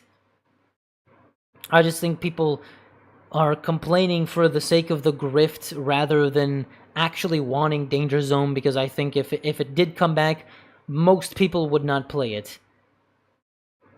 I just thoroughly believe that people are complaining at Valve to bring back Danger Zone just for the sake of it. Not because they would actually play it. Because if it did come back, 1,000 to 2,000 players guaranteed, same as before. Initially, there's going to be praise, there's going to be excitement, and then it fizzles out, and it's back to the same thing again. So yeah. And, oh, here's chat again from my little green screens, and yeah, here to talk about, what am I even talking about? Oh, CS was never good at release. Oh boy. Some people were miffed about this video. Because yeah, this is when CS2 came out, so people were not happy when CS2 released. Yeah, people are still not happy, a lot of them, but it's way better than it was in 2023 when it released. Not gonna deny it, it was an awful release, but that kind of got me thinking that, wait a minute, CS was never good at release, actually. And I know some of you would still say, I mean, come on, Dez. CS 1.0 isn't that bad, like, for its time and everything. Yeah, but even besides the retrospective, the massive improvement that CS 1.6 is, as opposed to CS 1.0, in terms of map design, UI, and in most aspects, it's night and day. And I've played a decent amount of CS 1.0. CS 1.0, I mean, I know there's nothing to really compare it to because it's a starting point, and it was received pretty well for what it is at the time, but I don't know. I still feel like with its future updates, it needed those updates to refine the game, because CS 1.0, it's not the best. I mean, if it stayed like that, I think it wouldn't have been as popular. Even after nearly 2 years, CS2 still lacks content. Yeah, that's because I don't think Valve's focus is content. Yeah, it lacks content, but I think a lot of the content CSGO had was kind of pointless. Like, nobody played CS Assault. Yeah, it was there. You could go queue for casual and play CS Assault, but nobody played it. Yeah, it does have less content. There is content that should come back, that we're still waiting for. Retakes, Flying Scoutsman, more maps for Arms Race, more maps for Wingman that are permanent. That'd be cool. These things definitely need to come back because they were popular, but overall, nobody played Danger Zone. Not gonna come back. Nobody played Militia and Assault. Not gonna come back. At least I don't think so. It's just the things that weren't popular are never coming back. Demolition, fuck that. I mean, look at TF2. TF2 has a shit ton of maps per game mode and a shit ton of game modes, and people only queue for Bad Water. And Upward. Well, now I meant Upward instead of Bad Water. I know, and all people care in TF2 is 2 Fort and Upward. If you queue for all the game modes or a specific game mode, you're gonna get the same exact 2-3 maps. It has so many maps that are community, that are permanent. It has tons of content, but nobody's really playing the content that's there. So I'm not really too broken about the fact that CS2 doesn't have that much content, because a lot of it is not necessary, because people are not gonna play it because they didn't. So I don't think from a developer standpoint it even makes sense to have it. So rest in peace. But yeah, if you ever want a comparison, just look at TF2. Tons of fun maps and cool stuff that nobody cares about. What do you mean? Assault was very popular? I would argue Assault was a top 5 map when I was 14. No, I'm talking about Assault in CSGO specifically. Nobody plays Assault on casual. Because I remember every time I would check up on these maps in CSGO, they would be empty. There would be 2 people, I guess, or 3 people playing Assault, or Italy, or Militia. I know CS 1.6, different story, CSS and all that. Early CSGO maybe, but when they were in the competitive map pool before they got removed, before CS Assault, Italy, Aztec, before they got in Dust, they got removed. They had like a queue time of 10 minutes, and they were super unbalanced. So when they got removed, it's like, well, that's expected, honestly. And unless somehow Valve decides to somehow Valve thinks it's a good idea to completely remake these maps and make them more viable, then we might see them. And I think there is a little bit of hope for that to happen potentially, because we did get a remake of Italy. Italy is back in CS2, which is bizarre to me, but it's there, it's better. So maybe one day we could see the same to Assault or Militia. I don't know.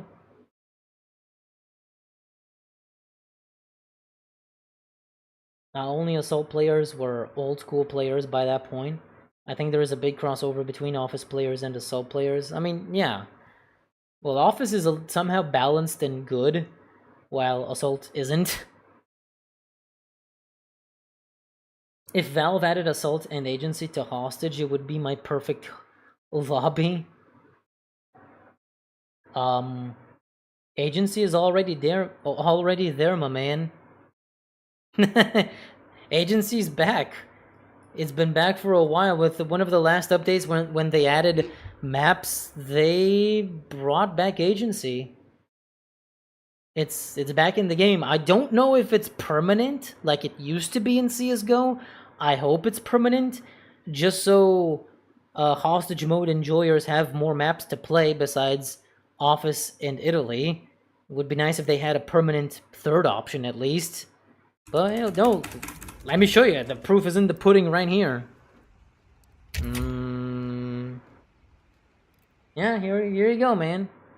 Let me switch to my main monitor. Oh, no, that's not the right one. There you go.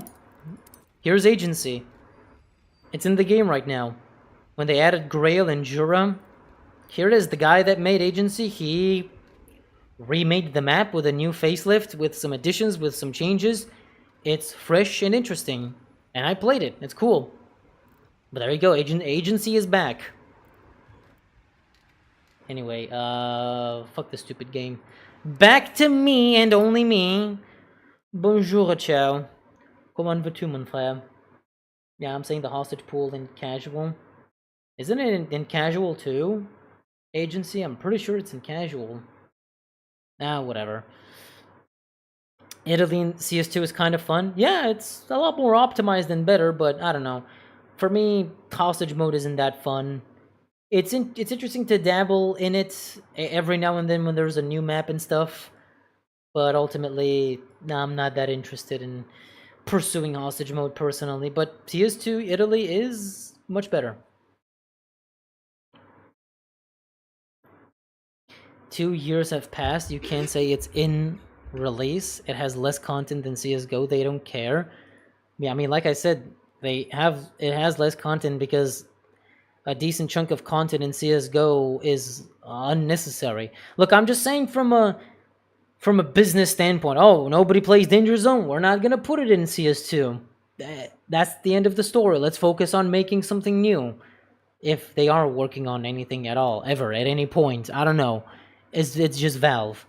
But definitely it's not there because not enough people cared.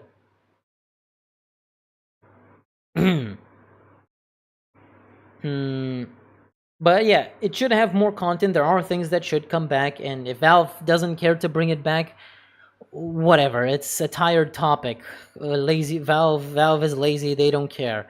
They're probably focused on Gaben's stupid side personal projects and Deadlock and allegedly Half-Life. So they're a small indie company with only 200, 300 people, out of which less than half are developers. So if they don't want to make games or maintain the ones they have, it is what it is, man.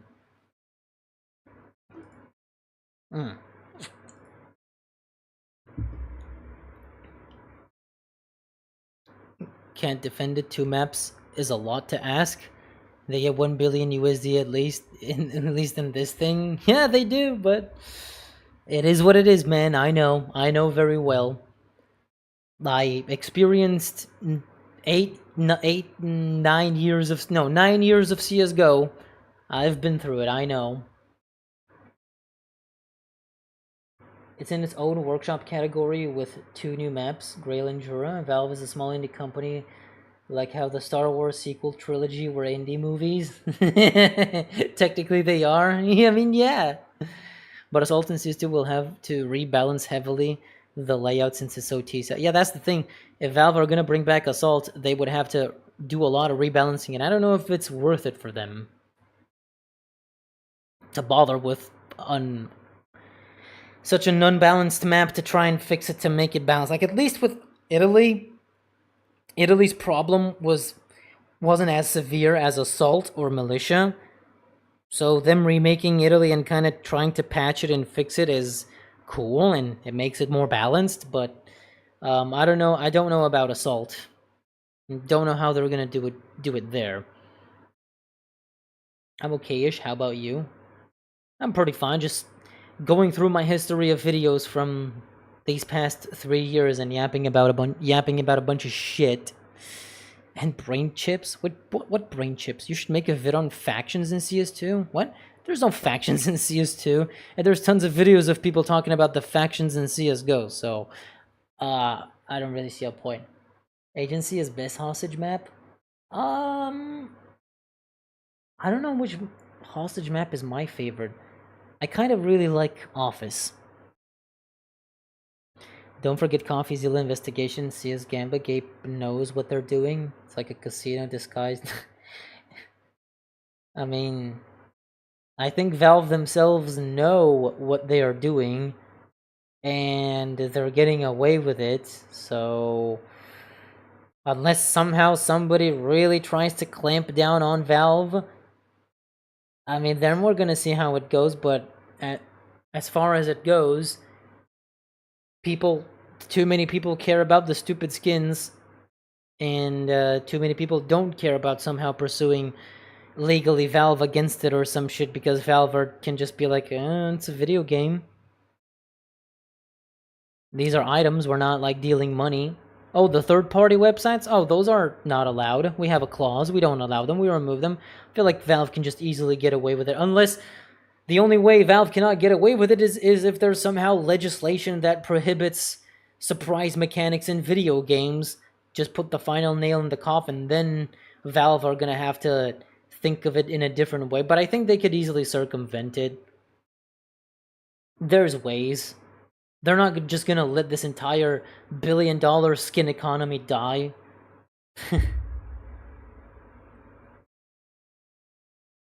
Valve are working on brain chips to play Half-Life 3, I guess. Oh yeah.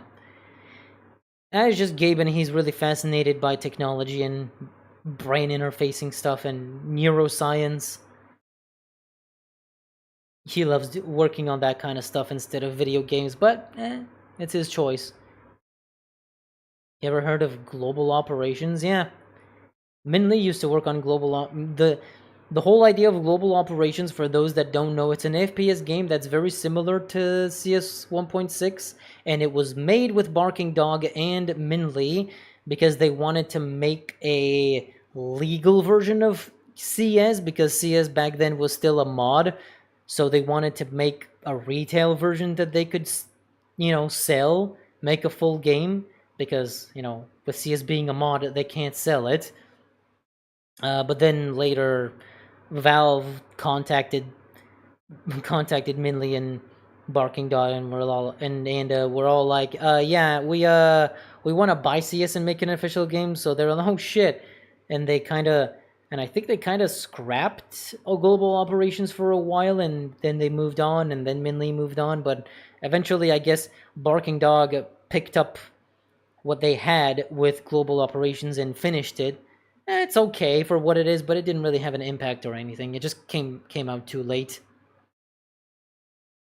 Gaben has always be the least bad billionaire to me. I don't know if he's a billionaire. We don't really know his net worth. He could be a billionaire. Last we heard of Gabe, if you guys don't know, is he said he's basically retired. He just lives on his yacht, goes scuba diving in his free time, and works 7 days a week, just with a bunch of his Valve people working on brain chips and his side projects and stuff, and occasional stuff about Steam. Like, he's still technically the CEO and shit of Valve, but he's not really involved with the company as many people think. Like, when people say Valve, Gabe and fix CS, like, he doesn't even care, bro. He hasn't been involved with CS in many, many years. Not even like game development in any way. He just lets Valve employees do whatever they want, I think. Like, they don't have... I'm pretty sure they don't have to... the way he puts it, or I think it was said somewhere, they don't have to follow what he says. It's not like Gabe is out there, make Deadlock, make Half-Life 3, make Left 4 Dead 3. He's not like out there giving all these ideas and making everyone follow orders. He's just like, yeah, I'm Gabe Newell, I go scuba diving, and I like brain chips. And I play Dota 2 in my free time. Well, what are people in the Bellevue, Washington office doing in our headquarters? I don't know, but they can do whatever they want. If they want to make another Half-Life, they can. I think that's literally how the company works. So if people don't want to work on CS, they are free not to. I think that's how it goes. Anyway, this video, it was my first kind of controversial video, slightly, because some like very disagreeable comments and a larger dislike ratio than usual.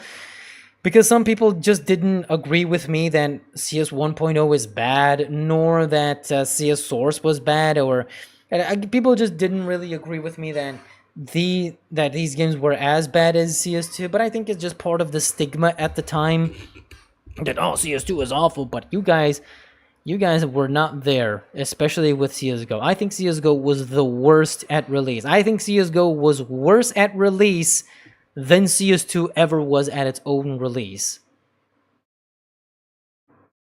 We played 2012 CS:GO, and, it was fun for what it is, looking back and blah, but at the time, this was abysmal. 2012 CS:GO. It was actually awful. The gunplay, the graphics, and just, oh my god, it was so jank. As for like release CS Source, yeah, CS Source on release was also very weird. Like, I feel like a lot of people don't know how much content CS Source was missing at release. What you're looking at is CS Source day one, or at least first couple of months. They didn't have custom factions, just like CS2 doesn't. Like, that, isn't that crazy? And look at this paltry map pool. There's just a couple of maps. Like, yeah, all this UI stuff and shit. Yeah, this came later. But if we look at the map, it came with only these maps. It didn't even have Inferno and Nuke. Like, where are the staples? Isn't that crazy? What is considered kind of the successor to the original CS just looks worse than Half-Life. I mean, it was the first released Source game, but goddamn, the amount of effort they put into it was minimal. Look at this fucking Phoenix Connexion model. This thing is ass. And this was there at release, and yeah, as CT models, same thing. UI was worse looking, knife model, and a lot of the graphics were worse, and took a lot from CS 1.6, and apparently it was gonna have a shield, but it was removed, and a bunch of maps were broken you could get out of them. Like, there were a lot of exploits and problems with it. And I think with CS 1.0, it's sort of the same, you know, it's UI and the fucking Quake movement, where you could fly around the map. In retrospect, these things are not good, man. I know communities and shit were different at the time, and people were not as obsessed with minor details, but I still stand by this. I don't think CS 1.0 is that good. I'd say it's mediocre at best. Due to all of its issues and stuff, and thank God they patched all of it. And CS Source, neither of that is very good at release. And of course CSGO. I still stand by what I said in this video, but some people were not happy that I was trash-talking their favorite nostalgia game. And yeah, here I made this in the future video where I talk about how my content is eventually going to change and I can't make CS videos forever, which I still am, because I'm just rounding off the rest of the ideas and shit that I have, the stuff that I really want to talk about, so I could get it over with. I don't want to have, like, missing content and stuff. Oh, I really wanted to talk about this, but I'm not, because I have to move on to other topics and content. So yeah, this is just a reminder. I know it's been a year, and I haven't really made many videos about other games and shit, but I've been constantly deliberating about this. Like, do I make videos about other games and in between make videos about CS, or do I only focus on CS? Like, make all the CS videos that I can and want, and then shift into something else. I don't know how to do it. I think it might be better to just do as many CS videos as I want, as many ideas as I have left, and then move on to other games and stuff.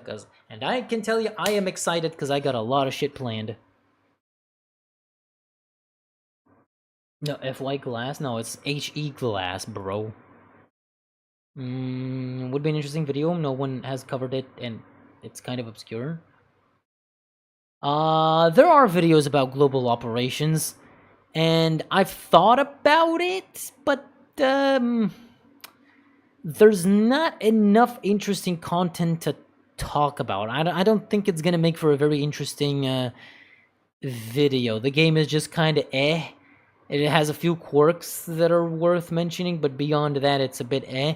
I have been thinking of potentially making a video about games, about tactical FPS-related games before CS. Like, I could talk about the projects Min Lee was involved with, like Global Operations, which, well, it came out later, but I think if I talk about it because it was conceived during CS's development, I could actually talk to Min Lee about it. I want to ask him a bunch of questions. I could ask him a bunch of questions about Global Operations, and then talk about Action Quake 2, which he was involved with, talk about a Navy SEALs Quake, which is his mod, and maybe also talk about other games, or maybe I could just talk about tactical FPS games before CS, like Siphon Filter, SWAT, and Tom Clancy's Rainbow Six, the original ones. I think that would be an interesting video, but it's not CS related, I guess. It's vaguely CS related, but I do believe that's going to be an interesting topic in of itself. We should make our own game, Deslins. You have no idea what you're getting yourself into, bozo. Hard to agree, though. CS2 was heavily flawed. At least CSGO 1.0 had some quality behind it. depends on what we see as I mean, look, CS2 is a bit of a weird thing because, I don't know, CSGO is a new game, okay? CSGO was just an entirely new entry into the game.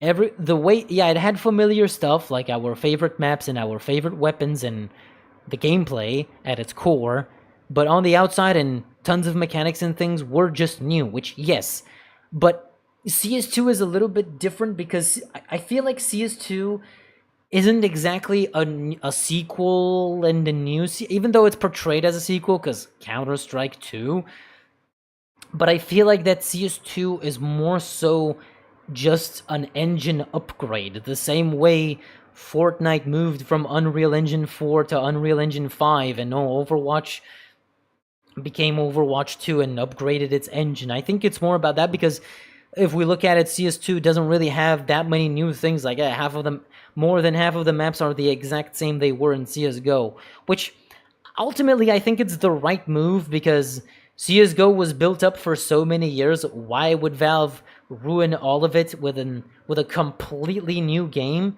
Why not just take everything from the old one and port it to a new engine? I don't know. It's a bit different. Like, it's how I personally view it. The more time passes, the more I just kind of feel like Valve, despite on the surface looking like, yes, this is the sequel, CS2, I feel like it's just an engine upgrade from CSGO. The thing people have been yammering about for years. Oh, give us Source 2, Volvo, please, Source 2. And now that we have Source 2, it's like, can we go back to CSGO?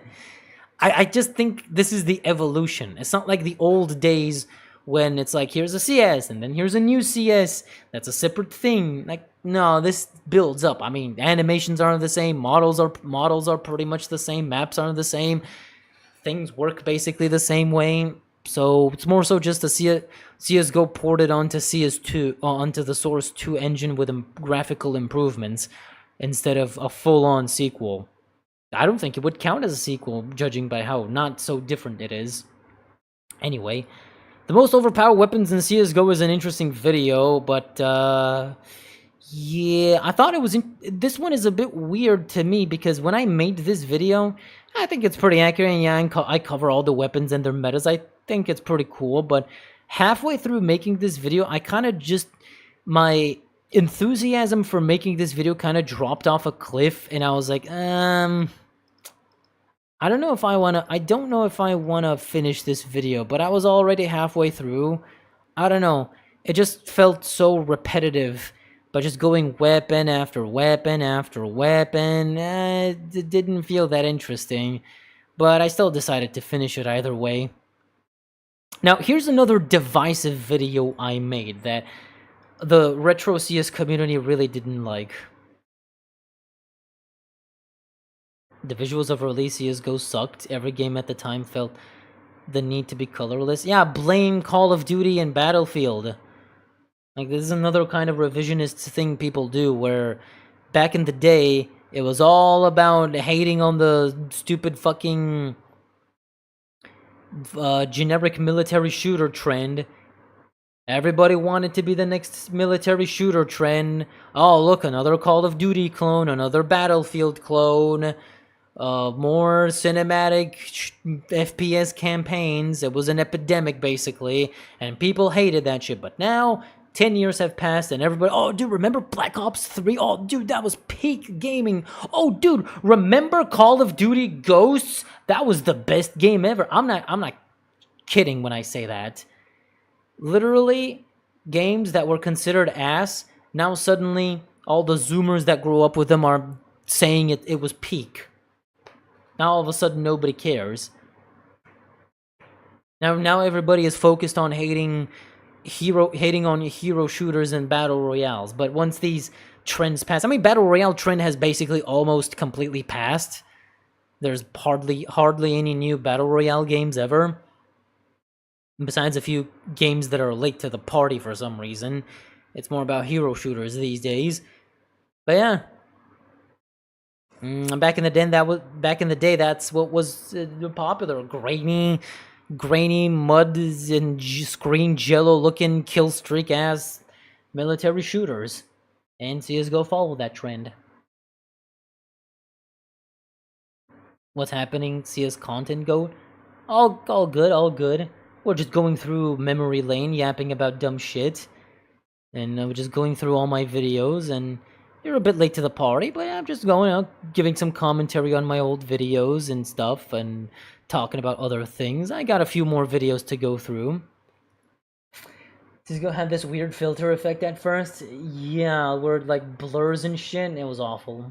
But I could play it on my integrated graphics laptop, because it was like Source Engine. I guess that was one benefit, that it runs on potatoes. But it looked bad. It became like very aged over time. Anyway, The original Counter-Strike map pool, a compilation of what became the most iconic and the most played... you know, a lot of YouTubers say that they feel extreme cringe when they listen to their own voice. I don't. I have to rewatch my videos so goddamn much, and even after I upload my videos, I would rewatch them either to learn about something that I had forgotten about, or just take notes on what to improve. And I'm like completely fine to listening to myself. I don't know. maps in the franchise, which applies to only a few, and you know which one. Also, my voice quality has definitely improved here. Not as much background noise, not as much shit going on in the background. Most are unfortunately lost. Now, the problem with this video, the reason why this one was a bit of a doozy for people, and was a bit of a heavy pill to swallow, is I think, and I still think, that these old and least played maps, those being maps like Estate, Militia, 747, Siege, Havana, Back Alley, and, you know, these old, not played, not really played maps, the thing about them... wait, is this misaligned? Why does this say Prodigy, but there's also Storm? Whatever. These maps, they are cool in retrospect, but nobody really played these maps. Now, I'm pretty sure that when these maps released, people did play them. Maybe in 2001, like, depending on when the map came out. Maybe in 2001, 2002, 2003, up to 2002, I would say, people played these maps. Like, yeah, maybe in the CS beta, people played CS Siege, but that was like in 1999. But by the year 2001, when map design quickly evolved and standards were established, I think people really, like, immediately started, like, caring more about optimization for map layouts instead of just playing a maze like Havana. And there were so many community maps being made that were so much better than these maps here in particular, that I think nobody can. Because in my lifetime, when I started playing CS in late 2002, I can tell you that I have never in my life have I ever seen 20, not even 10 people on a server that's running DE airstrip. I've never seen that happen. And the same goes for most of these maps too. Like, yeah, today I can launch a community event and we can play on them, yes, but I'm talking about in the wild. Of course, today not, because the community is dying. There's less people, much less people playing.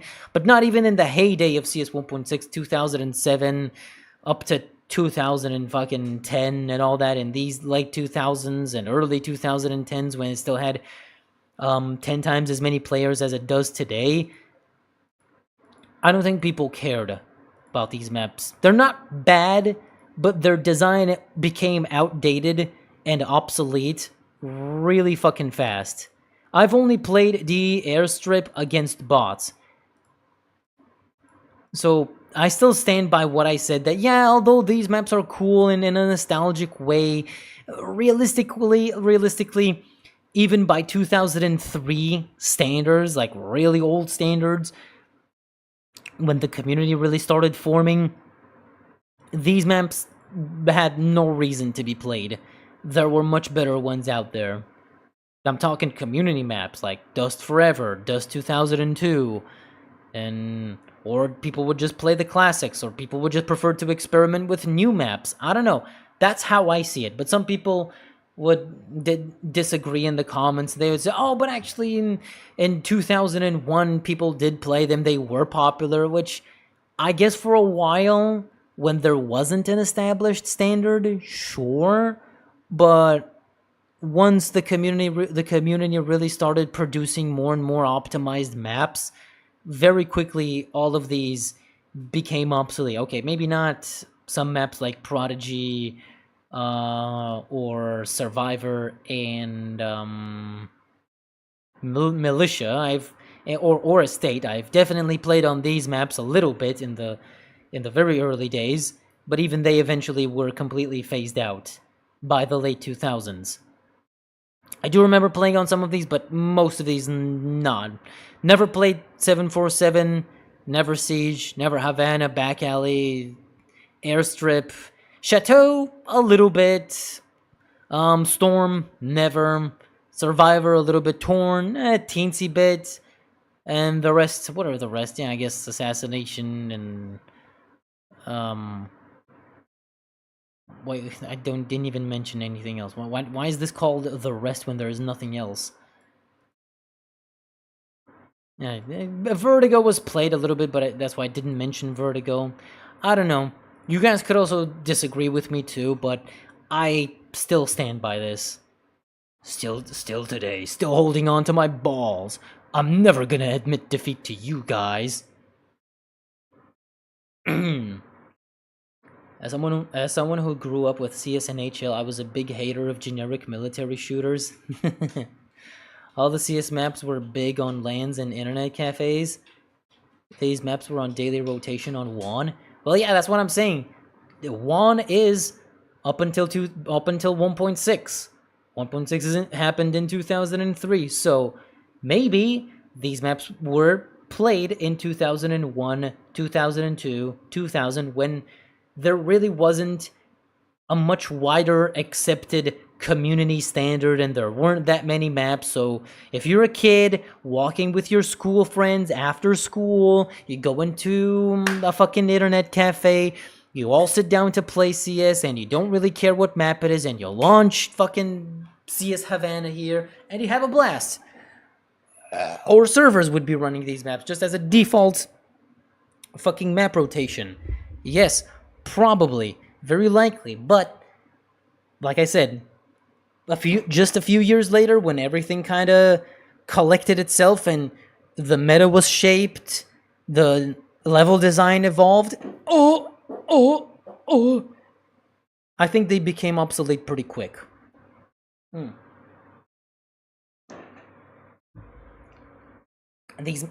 I remember playing on the airstrip with 7 to 8 other people. What, in 2002?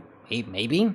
Or maybe you could have found the odd server somewhere in the mid-2000s that played 747 and there were people in it. Maybe. There could be outliers, that's not out of the question. But in general, if I had a very popular server running the best maps, running a rotation of like 10 maps that are the best maps from the default pool, and all of a sudden on my full server with 32 people, I pull up CS747, yeah, 80% of the player base on the server is gonna leave instantly.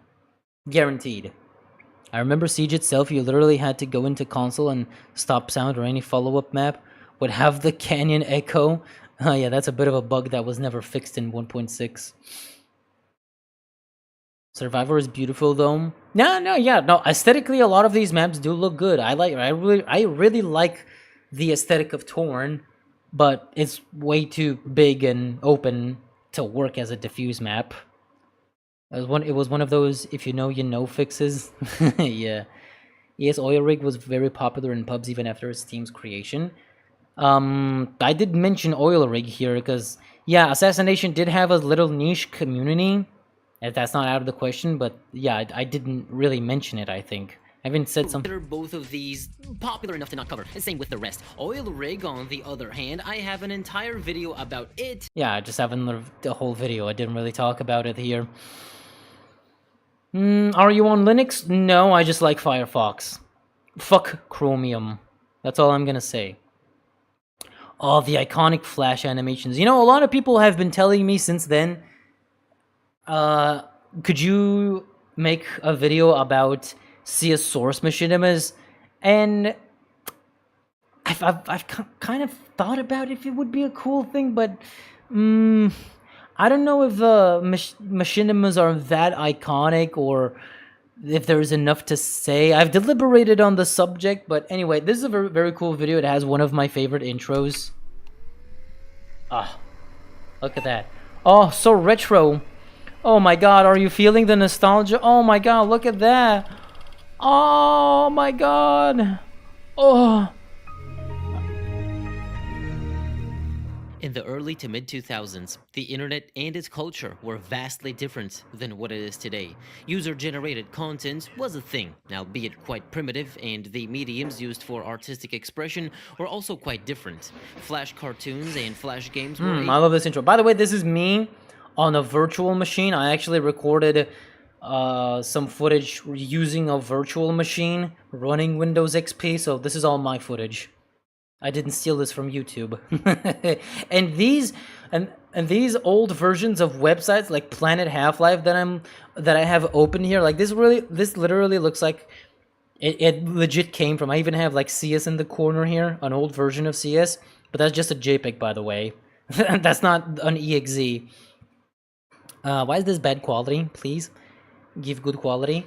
Now, the way I did this is, okay, so if you run a virtual machine of an old OS, like Windows XP in this case, you can browse the modern internet if you install a specific version of Firefox. Like for Windows XP, there's a specific version of Firefox that allows you to browse the internet. And what I did is I went to the Wayback Machine, I opened Planet Half-Life, I pasted it onto my virtual machine here, and I removed from the URL everything relating to Wayback Machine, so it only displays www.planethalflife.com. So it looks legit, and I also, just as Easter eggs, I have E-Bombs World and Planet Half-Life open too, and Paint right there in the bottom. I got Paint. This was really fun to do, just to kind of simulate early 2000s. And look, this is me browsing old DeviantArt. This is like 2003 DeviantArt archive. I think it was really cool. And then all the G-Man crew and Madness Combat and all this other nostalgia shit, and Shoop the Hoop, the laser collection, and stick figure shit, and yeah, Newgrounds. I think this was a very cool video, how I recreated a lot of old things. I think it was very topical. It made sense. Hell yeah, fuck Google. They're Chromie and shit. Yeah, I don't get it. I don't get why a lot of my friends would say, oh, bro, use Brave browser, use this browser. And it's like, Chromium, fuck you, no. And, you know, I don't use Firefox so much so as a fuck you to Chromium, because, oh, my data, I'm not like that paranoid about my personal information like some people are. Like, yeah, I know companies know that they scrape your data, they steal and sell your data. That happens a lot, but the thing is, I don't believe that they're looking at you as an individual person. Like, they have your name, your address. They kind of have, you're just a dot. You're just a piece of data. You're just a piece of information, and no matter what you do, where you go, unless you become I think that unless you become either a complete nomad, where you lead an analog life with as little technology as possible, then I guess your information is never going to be stolen. Or if you are autistic enough to use Linux and have every device in your life be Linux-based, be homebrew, just so it's disconnected and privatized as much as possible. That is a hobby in of itself, and it's such an incredible bother that I don't have the time and energy to deal with it, to privatize every aspect of my life just so big tech cannot get to me. I can't be bothered. I have a life to live, man. Some people are artistic enough when it comes to this shit. I can't be bothered. I'm not that kind of person. It's not simple enough to do. It misses a CRT effect. I think I thought of maybe using a CRT effect, but on like these retro parts where I show off Windows XP, but I decided against it because I was thinking about doing something else too. I thought of just doing it 600 by 800, but that was gonna lead to black bars on the sides, and I think it would have been a little bit too nostalgia. I mean, it would have been a little bit too try hard, so I just left it at 1080p, just so it at least it visually looks like how it looked like to us in the old days, like crisp, and you don't really notice the CRT.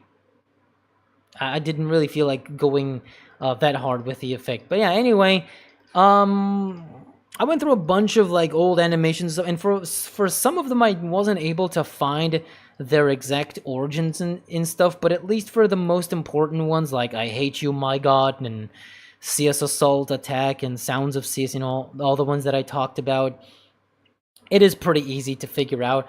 And a lot of this, again, a lot of this was very new to me, because I grew up watching I Hate You, My God as just a funny video. I never really thought about, oh shit.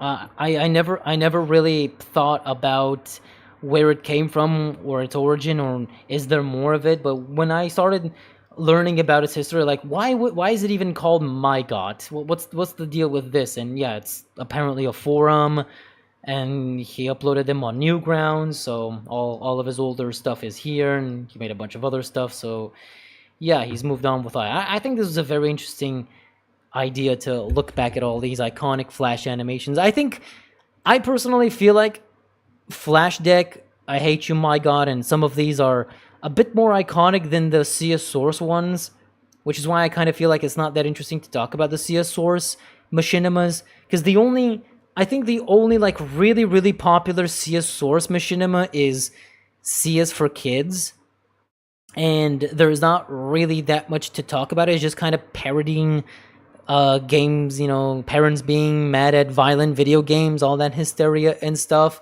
And there is a ModDB mod to make the game like to mod your CS source to be like CS for Kids, just like in the machinima, or CS Extreme Gore Edition, I guess. I don't know.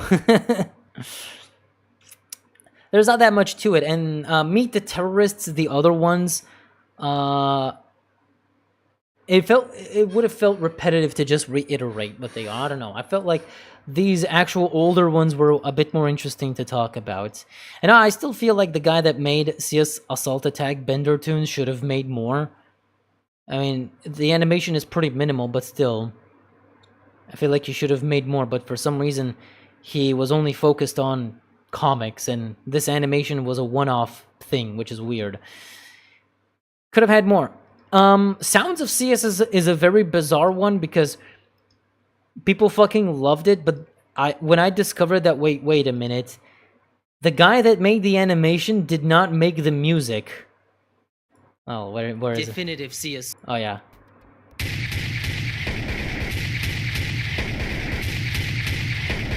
Sounds. Doesn't that inject the nostalgia? Yeah, I used to listen to this a lot, and a lot of people assumed that the guy that made the animation also made the music, but apparently this guy just saw the music from some website. He really liked it from some guy that made it, and then made his animation, but then people thought that he's the one that made it. Apparently it was made by just a guy called DJ Bar, and there's absolutely no archives of the origin point of the music for this animation. It's a bit sad, but it is what it is. And then, yeah, Flash Deck. I actually remember Flash Deck. You know what's the first Flash Deck I watched? I know most people saw DE Dust 2 in 2009, but you know, I'm gonna be one to say I was an OG. The first Flash Deck I saw was DE Aztec in 2004. That was my first flash deck. Yeah, 2004 D Aztec. This was the newest one at the time. Yeah, but then it was a bit of a hiatus from 2004, and a couple of years later we got D Dust, and from there I guess he just moved on because, you know, interestingly, the guy Flash Deck, or I forgot. Oh, Wei Xingyang,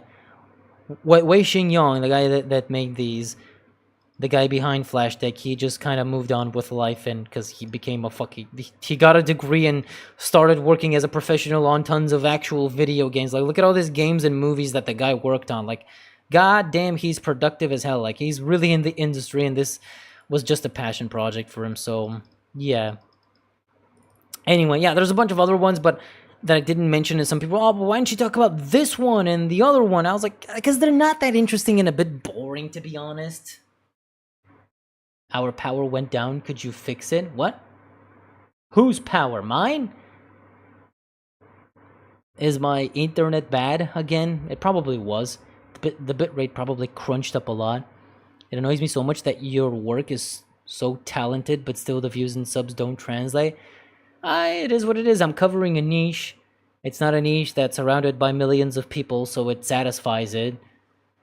So those millions of people are satisfied. So if I made videos with more broad subjects, yeah, I could get more views, but that's not my thing.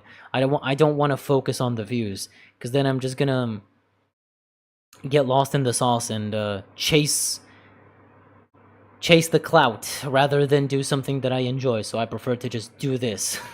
Even if it doesn't bring as many views as we would want, right? Anyway, I guess these ones, there's not that much interesting. There's nothing that interesting to say. Christmas updates, yeah, just Christmas updates. It is what it is. Now, Zombie Moan talking about CS Nexon here, and people have been yelling about me back then. Oh, make us Nexon, talk about Nexon, bro. And yes, here's the inevitable Nexon video. And actually, thank God I postponed making this video for so long, because Nexon themselves contacted me and they were like, hey, could you make a dedicated video where you talk about and play Nexon? I was like, oh my god, that was such insane coincidence. They gave me $1,000 to make this video. I mean, it didn't perform very well, but I still made it because I wanted to talk about Nexon either way. It was worth talking about its history and it's a weird, bizarre pay-to-win existence and shit. But anyway, they liked it. They didn't care what I was talking about in the game. They liked the video, so I uploaded it, and I got paid fat stacks for it, which really helped me with my moving between countries. So the budget was used in a good way. So yeah, this one is pretty straightforward. I like that I talked about the origin point, because a lot of people are confused, like, how does this game even fucking exist? And they confuse it with CS Online 1 and 2. But I'm pretty sure that first Nexon made CS Online for the Asian market, then they made CS Online 2, which is a successor because it's in the source engine.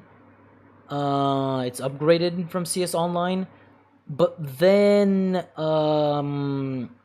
they wanted to bring that to the back to the Western market, which became CS Nexon, and eventually I think they just crunched everything into one place. I think they shut down CS Online 2 and basically made CS Nexon the penultimate Asian CS game that also the West can access.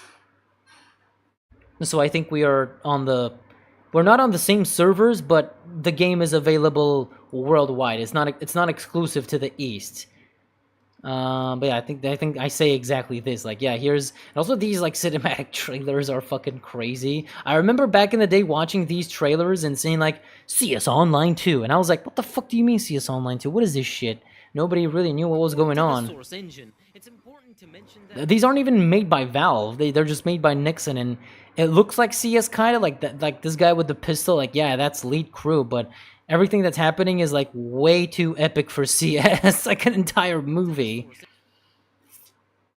It annoys you so much that it is really niche content, CS players of old CS Goldic go with a more general and newer theme video. Yeah, Goldic mixes a lot of subjects into one place and talks about more general things, and also he has insane editing. He spends a lot of time editing, so him getting many more views than me is pretty normal. And also he most of his videos are covering CS Source or Gary's mod, which has a bigger player base and fan base than CS 1.6, kind of. You know, with just Source Engine stuff is a lot more broad than GoldSource, because there are people who are dedicated to making GoldSource videos, like Radiation Hazard, for example, and a bunch of others, and they don't achieve the same success as people like Goldic, Ratlobber, Richter, Overtime, and a bunch of other people that make videos on Gary's mod and just Source Engine stuff. Goldic newest video was good, by the way. Yeah. I know. He asks me stuff, so I give him information. I know what he's up to. We're close buddies. I even, like, if you guys don't know, I even cameoed in one of his videos when he talked about Dead Source games. I was there. Anyway, so yeah, CS Nexon, really cool that I got to talk about the game and got paid by Nexon themselves. I don't think this video really had an impact on the player base and shit. Yeah, it didn't get that many views, but overall, again, did it out of passion.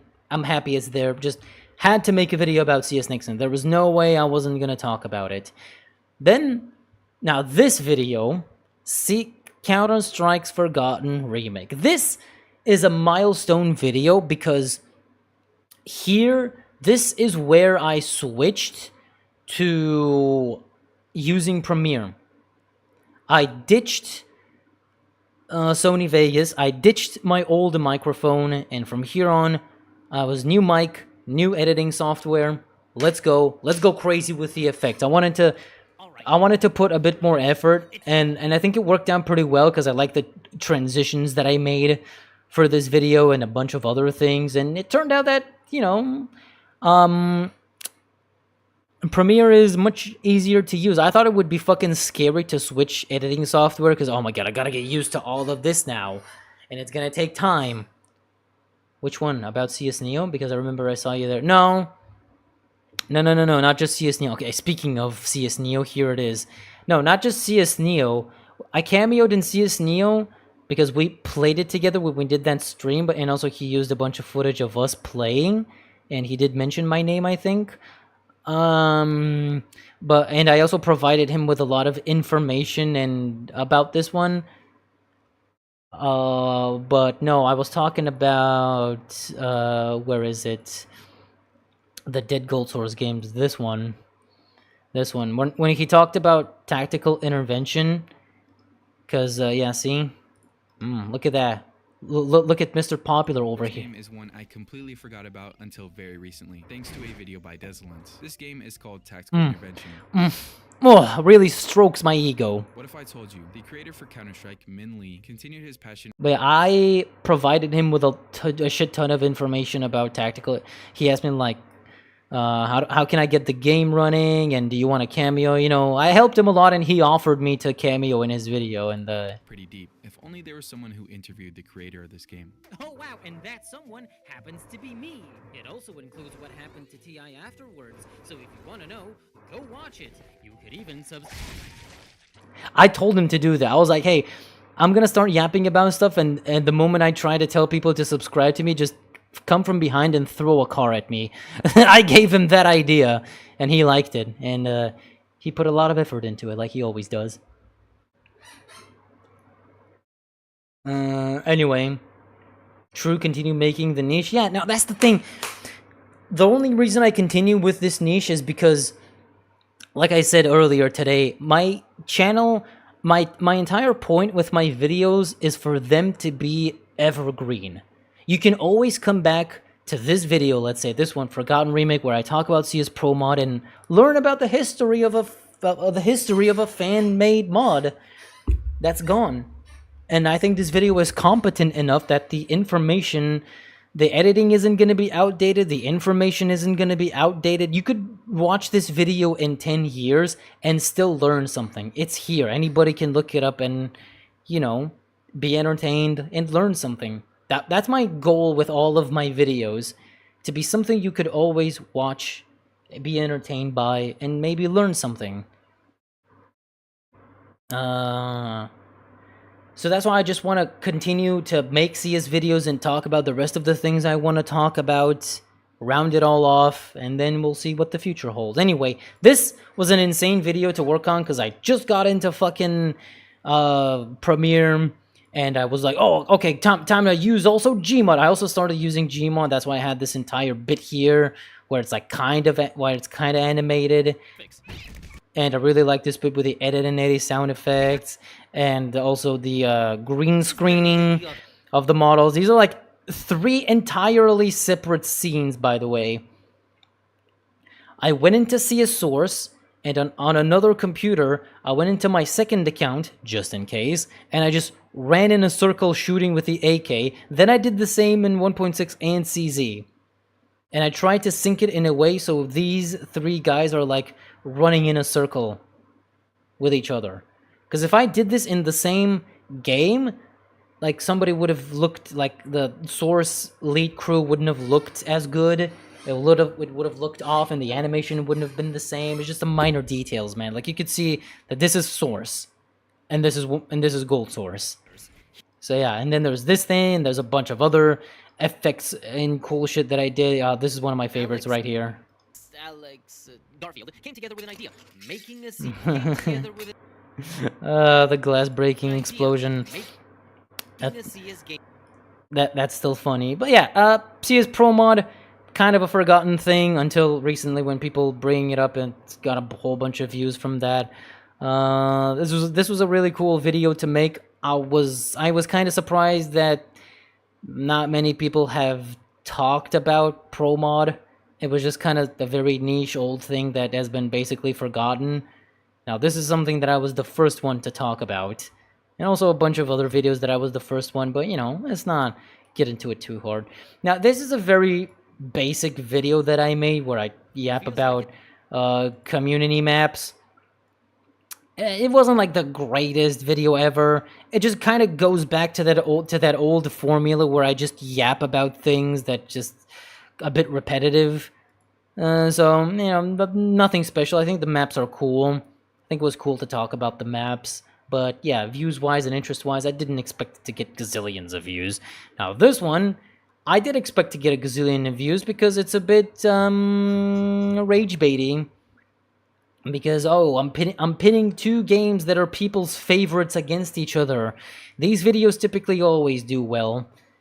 You know, it has a lot of views. I'm not really going to rewatch it here, but I did make a few mistakes with this one. I wish I was a bit more straightforward and a little bit more subjective. I think I said some things that I shouldn't have, like saying, oh yeah, I think the movement at 1.6 is better than Source. Like, I just period shouldn't have said anything about the movement. Should have just been like, CS 1.6's movement looks like this, and CS Source works like this. You know, that's just something very, very subjective.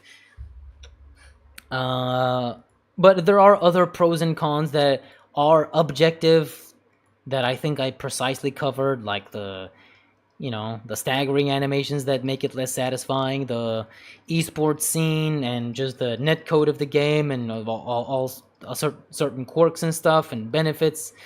Yeah, I think it's all pretty accurate for the most part. And when I rounded off all of the pros, like, hey, esports, it's competitively viable, it's fucking hardcore, but, you know, has a lot of broken issues with its gameplay and like wall bangs and all that shit. But then CS Source cleans up all that shit, but it's not as competitively viable, so it has a bunch of other issues. And yeah, I know it's still a cop-out answer to not pick a winner, but I think it would have been worse if I picked a winner. I wanted to be as subjective as possible and just be like, oh, the pros and cons, they all have their own strengths and weaknesses, and I don't know which one's better. You come to your own conclusions, Mr. Fence Sitter. And yeah, here's my tactical intervention video. This was really, really, really fun to do, and I talked with Minley for the first time. I was like, ah, I really wanted to make a video about tactical intervention, but there just wasn't information. I wanted the full story of why and how this game happened, and why did it turn out, the way it did. Unfortunately, there isn't information on the internet anywhere. There just simply wasn't, so I was like, well, thank God Minley is a bit of a public person, so I could just ask him. It was a bit scary. I was like, maybe he's gonna feel like it's such a failure that he doesn't really want to talk about it ever in his life. So I was gonna have to like prepare to go into a different direction with this video. But thankfully he agreed, and he told me the story. So luckily I went with this video the way I wanted it to, by talking, yeah, here's the game and how broken it is and what it tried to do in its game modes, but also here's the story of why it happened like this. I think this was really cool to talk about, and then the aftermath of what happened and how did it die and shit. So I think this is very educational and brings a lot of things to light that were never said before. But I guess views-wise, it's alright. It's not the craziest video in the universe. Again, I didn't expect it to do crazy numbers. Now, when we start becoming a bit more recent here, this one I did not expect to get this many views. I thought it would be cool, because, hey, we talk about updates and shit for lots of games. Why don't we talk about 1.6? How did it change? Is it even 1.6 anymore? Ultimately, yes, it's still 1.6. After 2003 up until today, all of the updates it received are very minor. Just bug fixes and occasional patches to some things and minimal changes, nothing serious. It's not that crazy, but people found this video interesting enough to tune in and watch. I mean, I thought, this is probably gonna get like 10,000 views. Who the hell cares about updates to this old game, considering the updates are not really that significant? But it did end up getting a decent amount of traction. This 2019 update, man, it's still so fucking crazy that they did this. They, like, legit changes.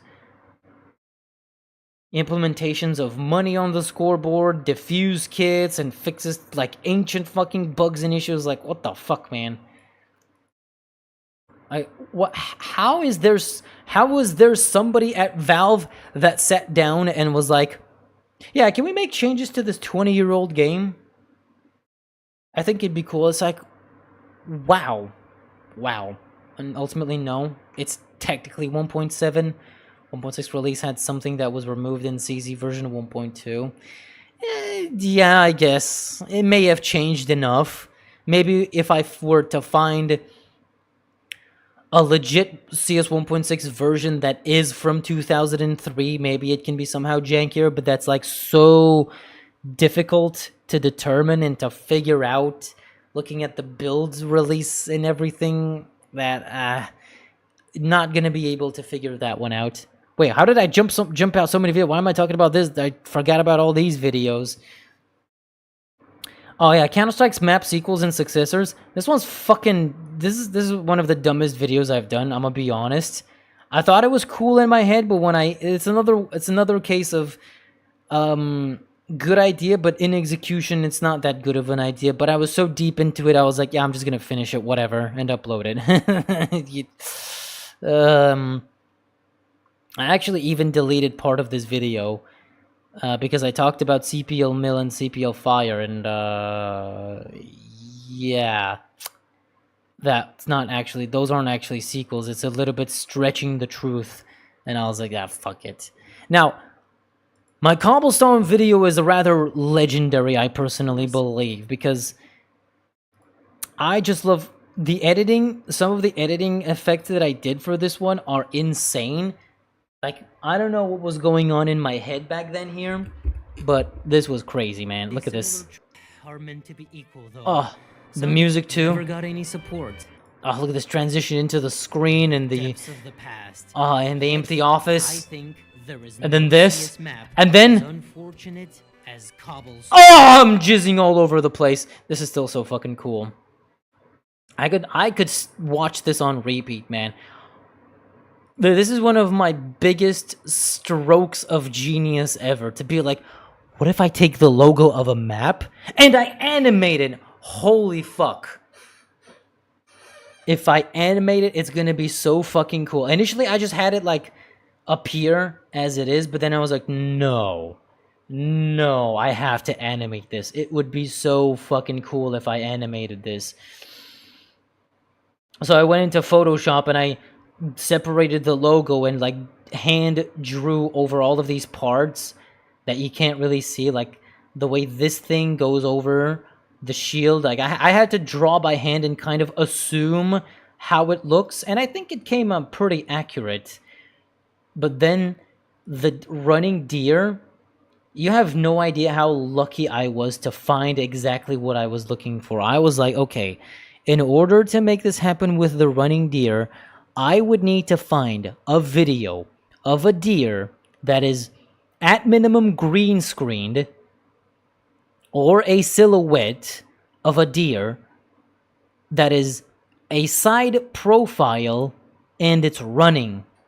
That is so incredibly specific to make. Like, you have no idea how incredibly specific this was to look for, and I can't believe that when I looked up, I was like, okay, let me just shoot my shot. This probably doesn't exist, but let me try. So when I did deer silhouette running, I think I just looked up on YouTube deer silhouette running, and there it is. It's this one. It's this one right here. Like, holy fuck, this could not have been more perfect. Like, look at this thing. It's so crazy how this is exactly what I was fucking looking for. Look at this.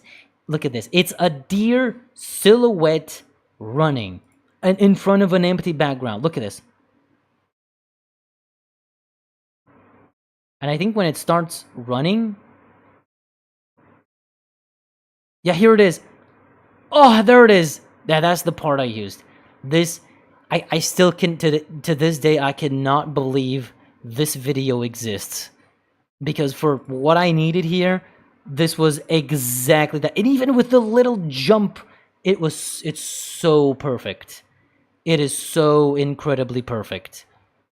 All I did was simply remove this gray background and reverse this from black to white, and when I had it full white, it didn't look right, so I was like, I'm just gonna add a little touch, give it a bit of a purple outline so it looks better, and man, oh man, it still looks so good. The only not so nice thing, look, like, it's running, and then it jumps into the emblem. It's like perfectly synced and placed. The only thing I don't like is the transition between the deer jumping into it and then transitioning into the deer that's in the logo itself. Because unfortunately, this video of the deer, after it started running, or even before, I mean, but here there's a lot of, like, camera moving, and it doesn't exactly work. Well, this works, but I like more this last part with the jump. It was just, exactly what I was looking for, but unfortunately, it continued running. Like, the only thing left was for it to strike the exact same pose as in the logo, and it would have been amazing. Unfortunately, it didn't, so I just had to kind of make this awkward fade out into the one that's in the logo. So, yeah. It's not the best transition, but it's the best that I got. Still, though, with the animation, this still looks so good. Anyway, the rest of the video is also pretty good. I don't know how I got so many cool ideas. Like, look at this. This morphing into the older CS Phoenix Connexion model, and yeah, everything. Also, by the way, a little tidbit about this video. This right here, David Johnston, this profile pic he uses of him in a Futurama style, I actually hand painted over on my tablet. I drew over the outline of this because the actual image was like, it wasn't low quality per se, but like the outlines were very blurry, so I had to make it sharper. And the best way to make it sharper was to draw over the outline, and that's what I did, and it looks a lot better. Anyway, this is a great video. No real mistakes or anything. I think it's pretty straightforward, and I very much explain why Cobblestone isn't in the game anymore and why did it turn out the way it did and stuff. You know, just inherent issues with it. And some people, when in the comments, were still like, "Oh, where's the fucking Cobblestone? Please, Volvo." Like, I explained to you why it's not in the game, and you're still bitching. Shut the fuck up. Also, story mode edition. Yeah, I finally made the video about deleted scenes, and I kind of did this one in a bit of an experimental format. It wasn't like my usual trivia and all that. I just kind of played the game, recorded it, and then did some funny kind of commentary on it that threw in some memes and shit, like more than I usually do. Sorry, Morty. But yeah, I'm a little bit cynical in this video because this game is, I mean, it's easy deleted scenes. What can we say? Also, I like the fact that I like the fact that people found Bazook Man very funny. Anyway, I tried to be as quick and swift as possible. No bullshit, no strings attached. Like, yeah, this is how it goes. These are the interesting bits and the funny parts. So, yeah, I finally did it. I did the inevitable deleted scenes video. Now, this one was very interesting to make, talking about forgotten game modes. I've been planning this for a very long time, and honestly, this one I downplayed the editing a little bit. I feel like I could have done more with the editing on it. I don't know. Hello, JK. Dear. Yes. One thing I didn't do in this video that I wish I did was having like title cards for every game mode, like I did in my older, most popular community game modes, where I had like a title card for every game mode. I kind of thought of doing them here and making them fancier and cooler, but I think I was at the end of the day, I was a little bit lazy. I didn't want to. But anyway, yeah, I talk about the only mod that isn't exactly forgotten and stuff is Warcraft 3, but no servers are really running it anymore, so who the hell cares? It doesn't really work anymore either. It's a bit broken. It's a product of its time.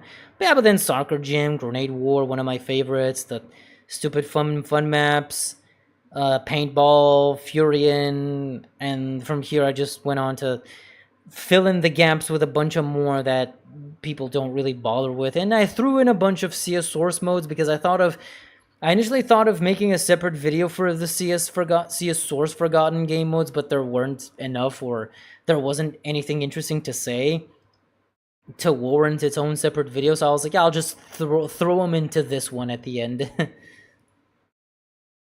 Yeah, so it's pretty much it for that one too. Did you hit up Op late? Yes, I did. I'm very familiar with that map, but Op maps are just kind of the same as aim maps and fight yard maps, so it's not like a separate game mode. It's just focusing on a specific weapon.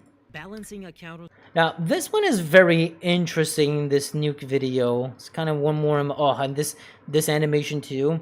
Not as good as the Cobblestone one, simply because the logo isn't that interesting, but I still had a pretty good idea of how to animate it. Yet, one has managed to oppose that sentiment. None other than Nuke. Really like how this one turned out, although it was a fucking nightmare to center the rotation, because you can't exactly see it at first glance, but this circle is not exactly a circle, and neither is this on the inside, this warning, this hazard sign yellow thing on behind. Neither is that a circle.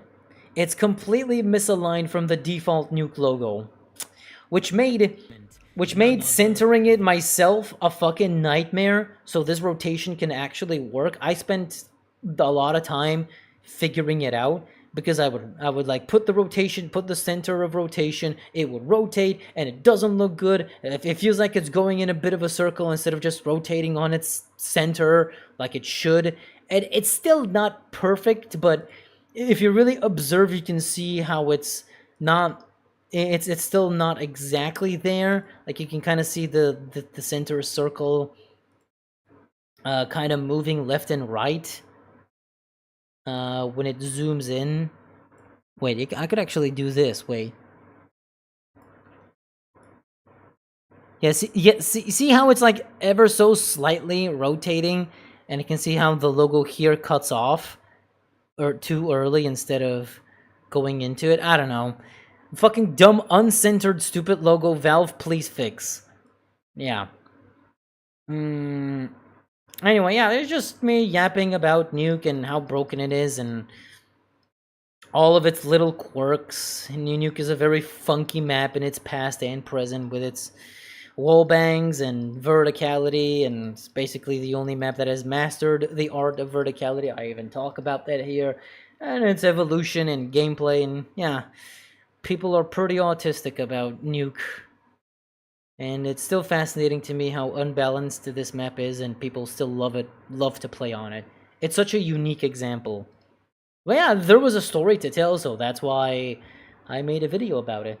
Because I know some people would tell me, bro, make a video talking about Mirage or any other map, and it's like, that doesn't exactly work. There needs to be, like all of my videos, there needs to be an interesting story to tell. Because yeah, I could just make a generic video where I talk about, here's the history of Dust 2. It used to be a community map made by David Johnston, uploaded on the gamer forum. I forgot the name of it. And you can see the banners of that website on the set, but then on the map itself. But then the map got picked up and put into the map pool and became the most popular map ever.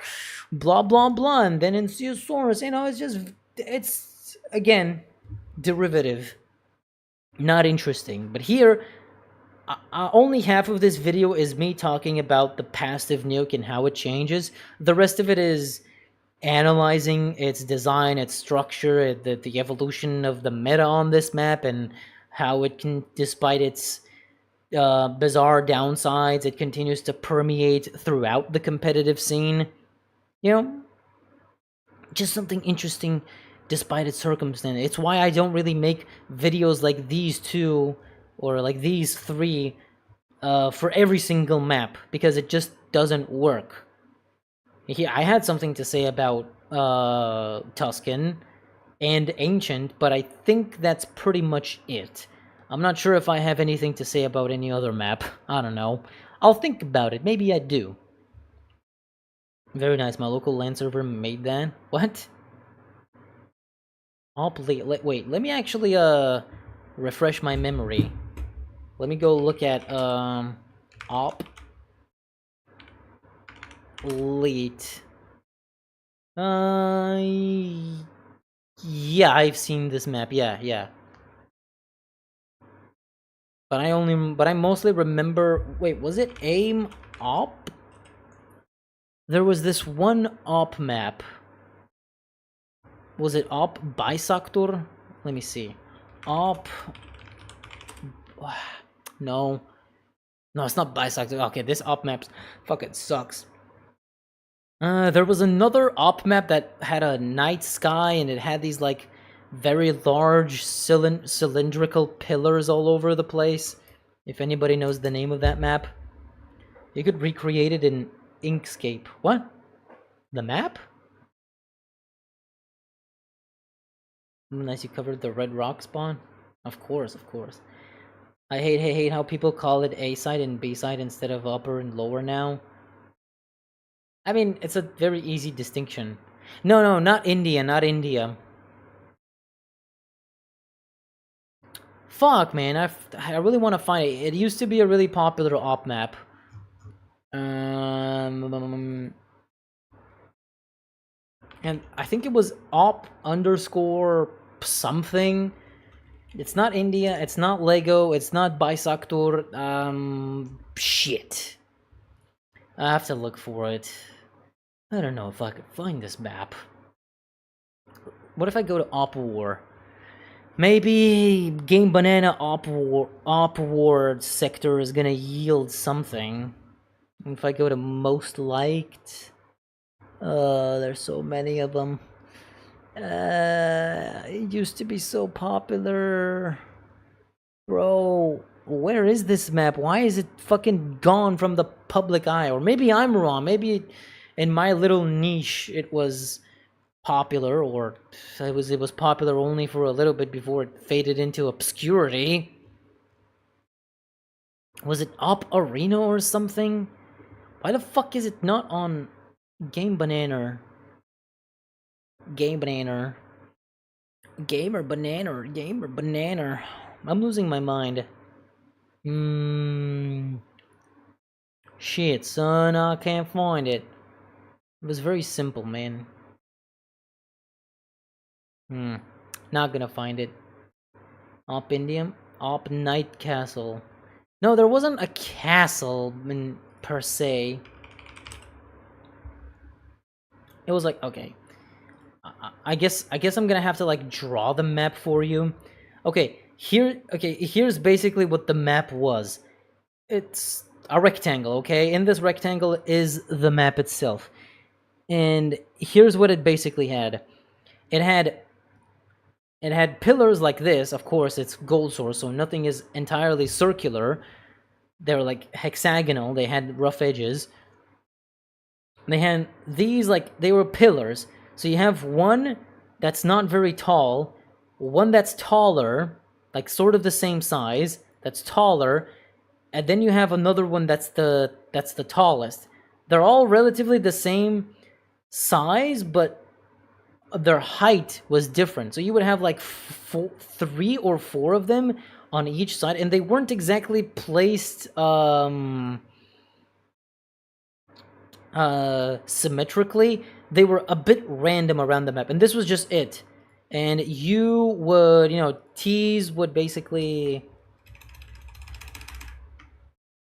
And T's would basically spawn like this, and the CTs would spawn like this. So instantly, from a lot of spawn positions, there would be like instant carnage, and it was nighttime. The skybox was night, and I remember the texture of these pillars was green. It wasn't rock, it was some sort of metal texture, some green metal texture. Deep green metal texture. Was there a bridge in the middle? No. It's flat. The map is completely flat with nothing but pillars placed almost at random. One short pillar, one middle height pillar, one very tall pillar, and then another 4th pillar, I think somewhere in the middle in height. And then the other side had the same pillar. So you couldn't really do anything else besides hide behind these pillars, and if you spawn at an unfortunate position like this, you're just instantly dead.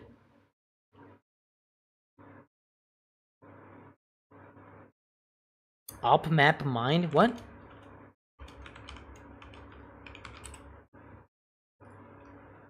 Let's see. Is this the one? Yes! Yes! Yes! I think this was it. I don't know, maybe I'm misremembering the fucking night sky, but this is it. This is it. Yeah, op map mind. Yeah, see, it's 4 pillars. See, like I told you, there's these 4 pillars that are green. But was the first version of this map night sky? Maybe I'm dumb. Maybe it never had a night skybox. It was always day. But this is it. This was the one. And actually I think what I played was the first version. This is Op Map Mind 2, but I think what I played was the first version, what I remember. I'm looking at pictures of the first one, and it's a lot closer. Okay, yes, this is a lot closer. Yes, I actually played this one. This is it. This one exactly. Okay. it has the Aztec skybox. It's not exactly nighttime, but it's close. But yeah, this is it. This is the fucking one, bro. Oh, that one of the most basic op maps. Yeah, but I remember so many AIM servers used to run this map. It was popular. I don't know. I remember playing it a lot. Every time there would be an op map, it would be this one, or India. Besides India, this would be the second best one. But I guess these days it's fallen into obscurity. Yeah, well, I guess it's not metal, it's a brick texture. I was wrong. But thank you. It's most definitely op map. What the fuck, when I look up op map, it didn't come up. Whatever. What the fuck ever. Moving on, back to me. Anyway, the end of GoldSource. This is a very, very interesting. The map is dark. That is why you remember it at nighttime. Yeah, I guess it is kind of dark. Yeah, the OG.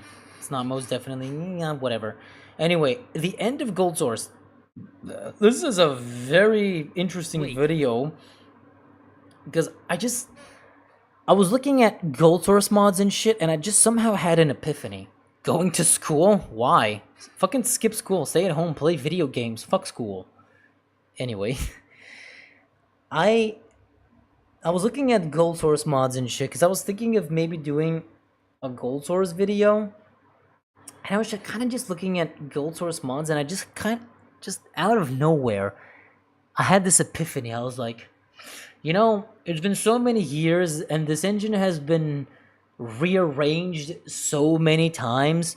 So many things have happened to it over the years, and it's been brought with people have made HD textures and have done so many things to make it look better and better and better. And I was like, is there a limit to all of this? Isn't that an interesting topic to talk about? This is less about telling a story, it's more about an interesting topic to me. It's like so many mods, it's been through so much, it's been rearranged, its guts from inwards and outwards. Exam? Aww. Can you get an extension on your exam? Probably not. But good luck though. Anyway, is there a ceiling? Is it gonna be over someday for GoldSource because we did everything? We have deconstructed. It's like a Lego set. You have a box of Lego, and you play with this Lego, and you've been playing for it for so many years that you've basically built anything that you could with the pieces that you have. So it's like,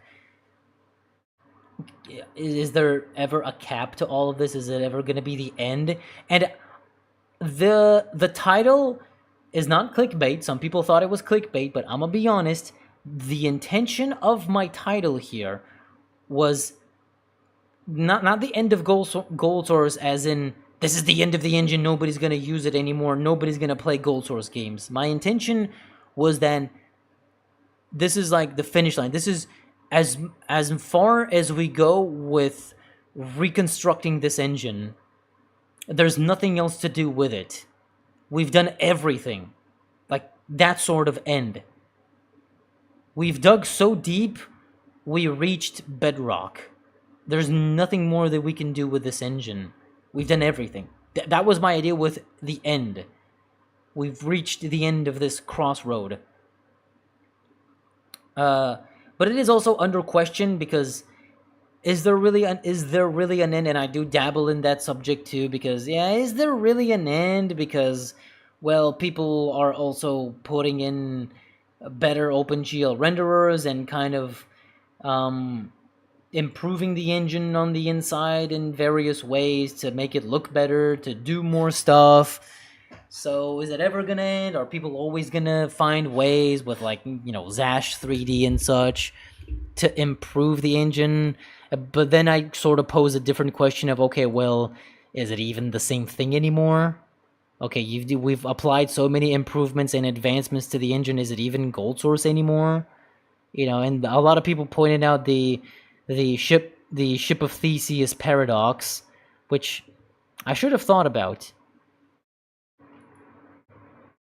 The Ship of Theseus paradox. For those that don't know, the Ship of Theseus paradox is when you have a ship, it's called the Ship of Theseus, and then you replace every single part of that ship, and then is it the same ship anymore? Is it still the Ship of Theseus?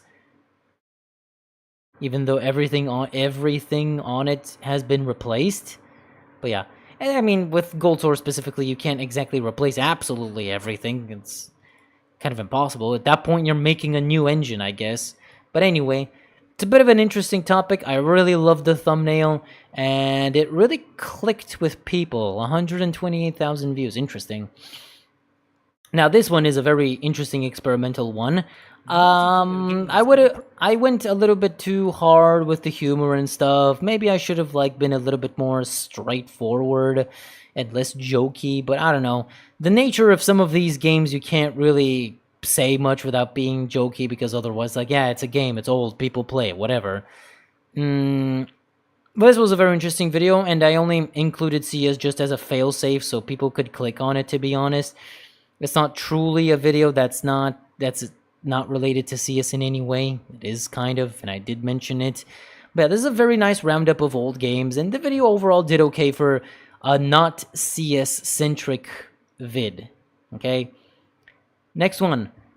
Oh my god, the history of Creeds. This is legit one of my favorite videos. If you were to ask me which video is my favorite that I've ever made, this is one of them. It's not the one, but it's one of them. The history of Creeds. Damn. Nobody's ever done this before, and I was so excited to talk about and research the history of where Creeds came from and how it was conceived and humble beginnings and such, because I love Creeds a lot.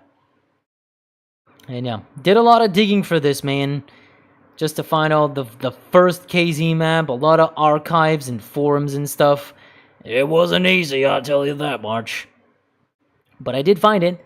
And there was a lot of speculation all these years of where did KZ actually come from? How did it come from? And, yeah, we know the guy, but what was the first one? Which year? A lot of people thought it came out in 1.5 and 1.6, but actually it came out in 2001, 1.1, technically, if we consider Haunted House the first ever KZ map. And yeah, and then the way I covered it, and then I lightly talked about how KZ works and all the techniques that are developed. It's very general, and it's very niche, but I absolutely love this. And then the future and its current state, and man, it's such a crazy game mode that has so much ups and downs with the speed running and everything. It's basically, I think, the only GoldSource CS game mode that's gonna outlive everything else. So I'm not counting the ones that we already have, because they are,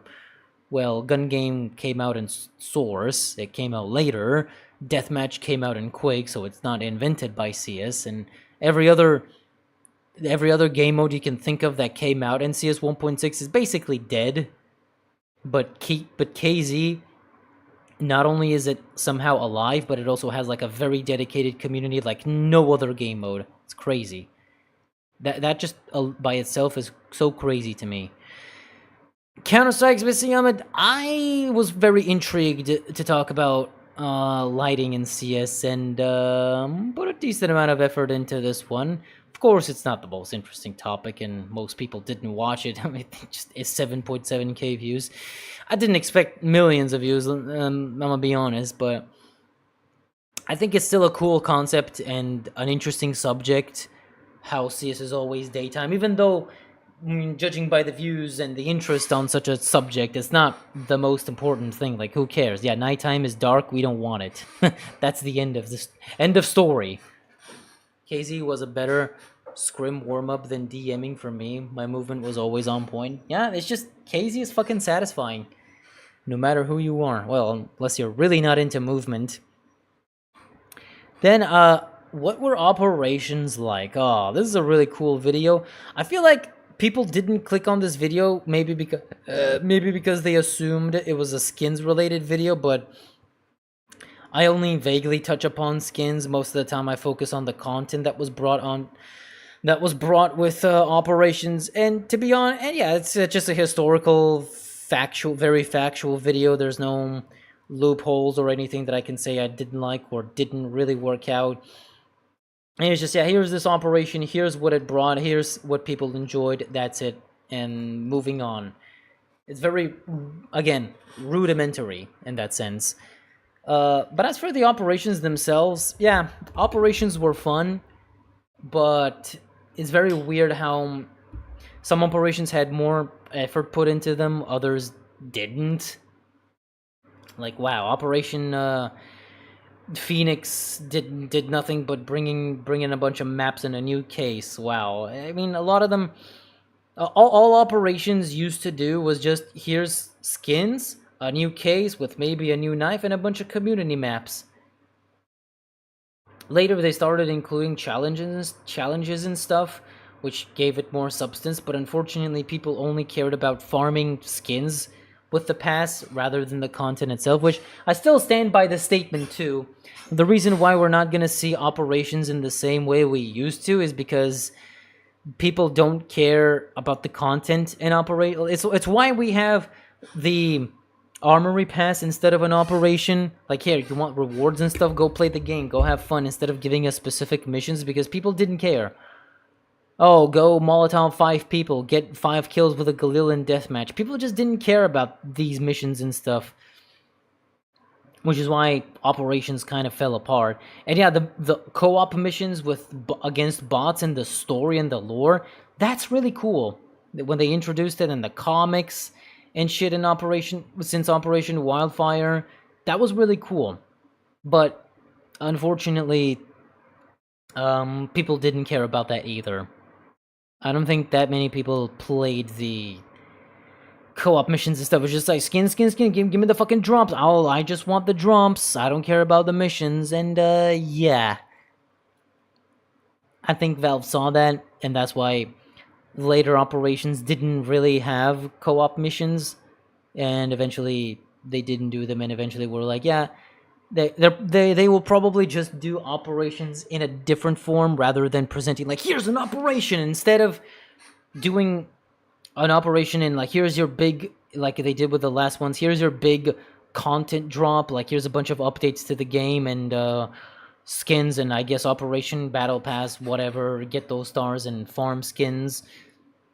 I think it's much better that we just have the Armory Pass so people can do whatever they want instead of being restricted to specific missions, and also include a bunch of other incentives to gain XP and just integrate the stuff that operations used to have into the game itself rather than introducing it as operations. So, new maps, we have a rotation of community maps. That's good. Weekly missions, yeah, we got those too. Skins, yeah, go buy the Armory Pass, play the game, get XP, and farm all the skins that you could ever dream of. And they just update the Armory Pass instead of, here's an operation. And maybe we're never gonna see co-op missions because people didn't care enough about them. That's just my assumption, and I'm afraid that might be the case. Crossfire video, I mean, there's not much to say about it. This one was a little bit too jokey, but it's Crossfire. I thought it would be very fun to talk about this, but the views speak for themselves. It is what it is. I'm not like that down bad about it because I just made it for fun. There's like the videos where I would just experiment with things, experiment with my format a lot more, and just try slightly different things while being true to, I guess, my subject matter. Dead GoldSource games was a really fun one to make. Oh, this one, man. The intro where I finally show that I have fucking legs. This was a grand reveal. It's nice to visit the deceased, to pay our respects and remember the legacy left behind. Aren't forgotten. The lightning effect. Remember the legacy left behind. You know, I initially really wanted to put myself into the map as a PNG, so it looks more authentic, but I couldn't get that to work, so what I eventually just did is the easier thing was like, okay, I'm just gonna draw the avatar and put him in the map. Put him in post instead of in the map itself, but I thought it was gonna be much more authentic if he was in the map itself, but didn't figure out how to do that. Anyway, Nothing too crazy. Yeah, just a bunch of dead GoldSource games that I stole this video idea from Goldick because he made his Dead Source games and I made my own, but about GoldSource games. Haha. I really like the thumbnail too. It's pretty cool. Even though GoldSource doesn't really have that many multiplayer games, but the ones that it did have, there was something to say about them. Leg reveal video is, yeah. You know, the reason I didn't draw legs is because I was like, let me just make myself a floating torso.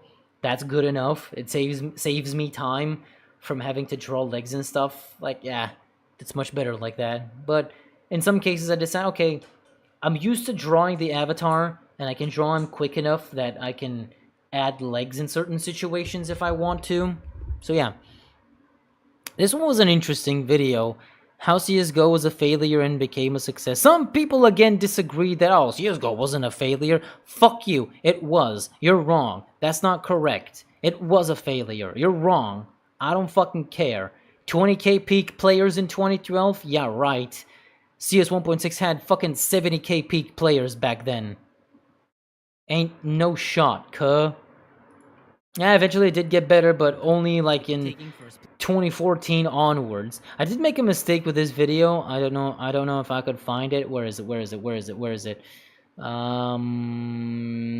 was one esports match where I got wrong the fucking video and the information wrong. Yeah, there it is. NIP reduced profile ranks and overhauled the drop system. DreamHack 2014 with NIP winning again. Yeah, it literally says second place. I don't know how I got this wrong. DreamHack 2014. I don't remember who was first place, but I really got this wrong. I mixed it up with the event from the last year where NIP got first place, and I was like, oh, okay, so NIP wins again, and let me get the footage, and I saw this, I was like, okay, this fits, and I didn't see it says second place, right in my face. This was a severe mistake. First it was an NIP, and second, they got second place. But yeah, this was a really fun video to do, and the thing that I didn't mention of how I got these old versions, a lot of people were asking, but YouTube is gonna fucking smite me down if I do explain, because it's piracy, but I will tell you if anybody is curious. Shut up. SteamDB... No, wait, is it steam.db? Okay, it's steamdb info. Okay. See, you just go to SteamDB, you go to CS2, and then, oh shit. And then you have to go to packages, and then you go to... Shit, I forgot which one.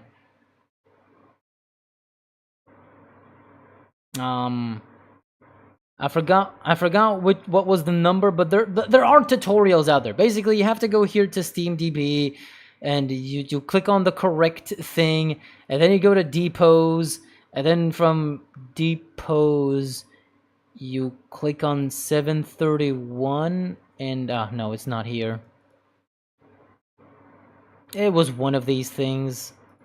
You just gotta click here, and then 731, and then from there you're gonna see uploaded depots of every single update and version of the game. A lot of these depots don't work. Wait, how to play CSGO older version. You know, a lot of the times these things, all it takes is to just just to Google search, but a lot of people don't do that, and they still end up asking fucking questions all the fucking time. Okay, yeah, I have to find... fucking... Where's beta common? Beta, nope. Oh, what the fuck? Wait. Oh, I go to depots, actually. Okay, so it's depots in Steam Global Offensive Beta Common. Yes, there it is. And then, where was it? Then in manifests... Yes, there it is. Here you go. Here in manifests, this is it. Right here is every single CS CSGO version.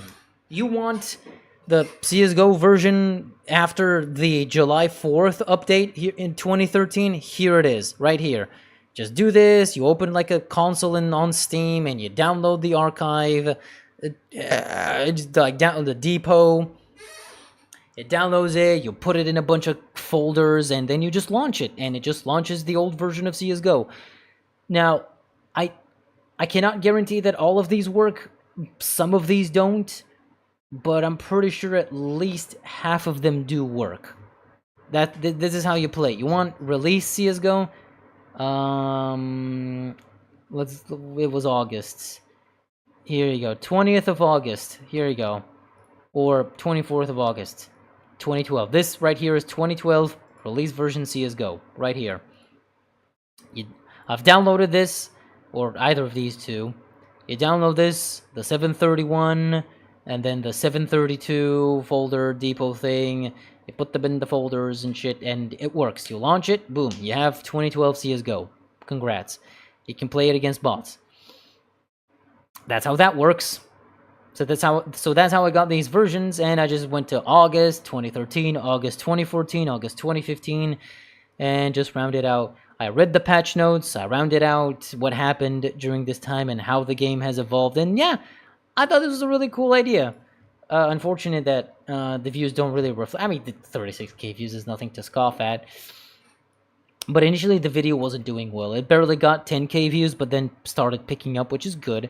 And there's still people telling me that CSGO wasn't that bad, but that only tells me that people were not there in 2012, 2013. Fuck you. Anyway, and here's another map video where I yap about Assault. It's not that interesting, honestly. I really thought I had something going on, but ultimately, nah. Like I said, I was in the beta. That shit was garbage. Yeah. Those of you who were, you know, but those of you that weren't, I don't want to hear it. Anyway, this Firearms video is the only... This is such a one-off video. This is probably the only video of its kind I will ever make, where I just make an entire video dedicated to a GoldSource mod, simply because Firearms had a very deep and interesting story full of drama and shit to talk about. Because yeah, again, just like with my CS videos, I can shit out videos talking about the most derivative stuff, right? I could just talk about the history of Dust 2 10 million times and other small little things that make individual videos for GoldSource mods, but that's not interesting. Here I need either a lot of trivia or a story to tell, and here with Firearms, it's a very interesting story, because I would see this mod, and I would be like, this mod feels like it was very, very, very popular. What happened to it? And then when I did a little bit of research, I started seeing a bunch of posts. That was the drama and shit, and all the updates and all the other projects, and I was like, oh, holy fucking shit. How has nobody ever talked about this mod? This legit used to be the third most popular mod, right behind TF Classic and CS. The third most popular mod. It had so much potential to be so much more. This is COD before COD. And so much more. But because of its troubled development, it didn't exactly pan out, so... Yeah, a lot of divisiveness, a lot of back and forth, a lot of... Yeah, just watch the video itself if you want. It's a very interesting story, and it made for a really good video, and I was super enthusiastic to make a video about this, because also at the same time, nobody else has really talked about it. I'm pretty sure, if I look up, like, Half-Life, like, Firearms... There's only like a couple of gameplay videos here and there. You don't really see anybody making a dedicated video talking about Firearms. I am literally the first and only person on this one. So yeah, pretty cool. Not insane amount of views, but I'm still super happy with this. This one was a long time coming, mapping Legends of Old. I initially really wanted to make a video only talking about Nipper, because Nipper is so fucking awesome. Oh, by the way, this thing in the beginning, super fucking cool hologram thing with the map layouts. I love it. I love how this turned out. And also with the lighting effect on the characters. Oof. Yeah, you have no idea how difficult this was. Basically what I did is everything here is by hand. I went onto Photoshop, I painted over these characters to give them the lighting, and then the blueness, and then I made the blue color like kind of move. You see how it like kind of flickers ever so slightly? That's that. So it goes with the hologram, and it makes sense. And when the hologram changes, the color also kind of blinks. You know, these small details add so much to the scene. This was a very complex scene to create. Also, this is a Half-Life 2 mine that I just repurposed because I didn't know what else to use that could be like a base for a hologram. But yeah, this wasn't very easy. These guys, all 4 of these guys, are just standing in a green screen on Gmod, just posed. But all this effect shit is like post. All of it is made in post. But yeah, really wanted to talk about just Nipper, but I couldn't muster enough interesting things to talk about just Nipper, unless I just dived into yapping about his maps, yapping about a bunch of maps, which didn't seem fun. It didn't seem as interesting. So I was like, you know what? I should also talk about the other mappers. So I changed the video idea from just Nipper to Nipper and everybody else, which aren't that many people. It's just Nipper, Squall, Brute Maps, and Tato Eugen. Some people were not very fond of Tato Eugen because, this guy just made fucking stupid CSGO remakes. I mean, these CSGO remakes also take a lot of effort and are actually very popular, so, I mean, I think he deserves his popularity. Those gun models look great. I guess you kind of have to deliver if you call your mod Firearms. Yeah, I mean, the mod is very good, but over its development cycle, it didn't stand the test of time, and people wanted to go in different directions. But that's how it goes with big teams, I guess. You know, the reason why CS worked out is because Min Lee was all by himself making the game, and just Cliff was doing the community side of things, so it was fairly straightforward. TF Classic was made by 2 people, while Firearms is a lot larger in scope, in a way. It had like 10 people working on it, 15 people, which is a lot for a GoldSource mod back then. And eventually they kind of fractured and everyone went their separate ways and caused issues and it fell apart. I think it would have had the potential. I think if Firearms managed to prove something, it would have been the mod chosen by Valve to become official instead of Day of Defeat. Who knows? But it didn't manage to get there, so it's unfortunate, really. Hi, Dizzlins, is this a video or something are you gonna play? No, I'm not gonna play, just yapping about my videos and giving insights. I was gonna show insights of my video editing process, but that's gonna take so long, I was like, yeah, I'm not gonna do that. Anyway, failures of the past. Ooh, goddamn. Yeah, I talked about Danger Zone. Some people were not happy about me talking about Danger Zone, talking shit about dumb CSGO updates and stuff, but this wasn't the best idea ever, too. I kind of forced this video, to be honest, in a way, because, well, I had sponsor obligations, so I was a bit like, I really gotta think of a video to make that's CSGO related, so it fits the sponsor, but maybe in hindsight, maybe I shouldn't have made this video. It's not the greatest video of all time. Like, do people really want to hear about minute things? Not really. Or things they didn't care about. Either way, moving to the next one, Tuscan video. I fucking love this video.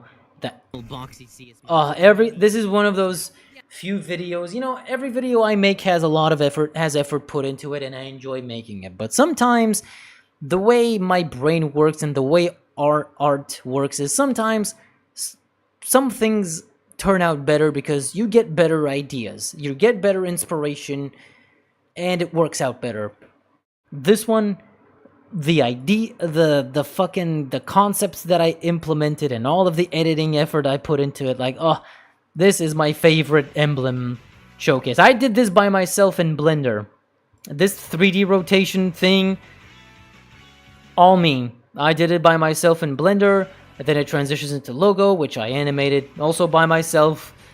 Oh, this is just beautiful. And I love this Tuscan logo, honestly. It's so good. This is my favorite one. If I had to choose my favorite, it would definitely be this Tuscan one, and then the cobblestone. They just worked out so well. And then the soundtrack to this video, and separating and just talking about the history of Tuscan, because I just love Tuscan so much. And again, in this case, it does have a story to tell of its past, of how it was so close to being a competitive staple, but it never really made it. But people are fond of it. People know this map, yet we don't play it. Very, very cool stuff. I really like this video.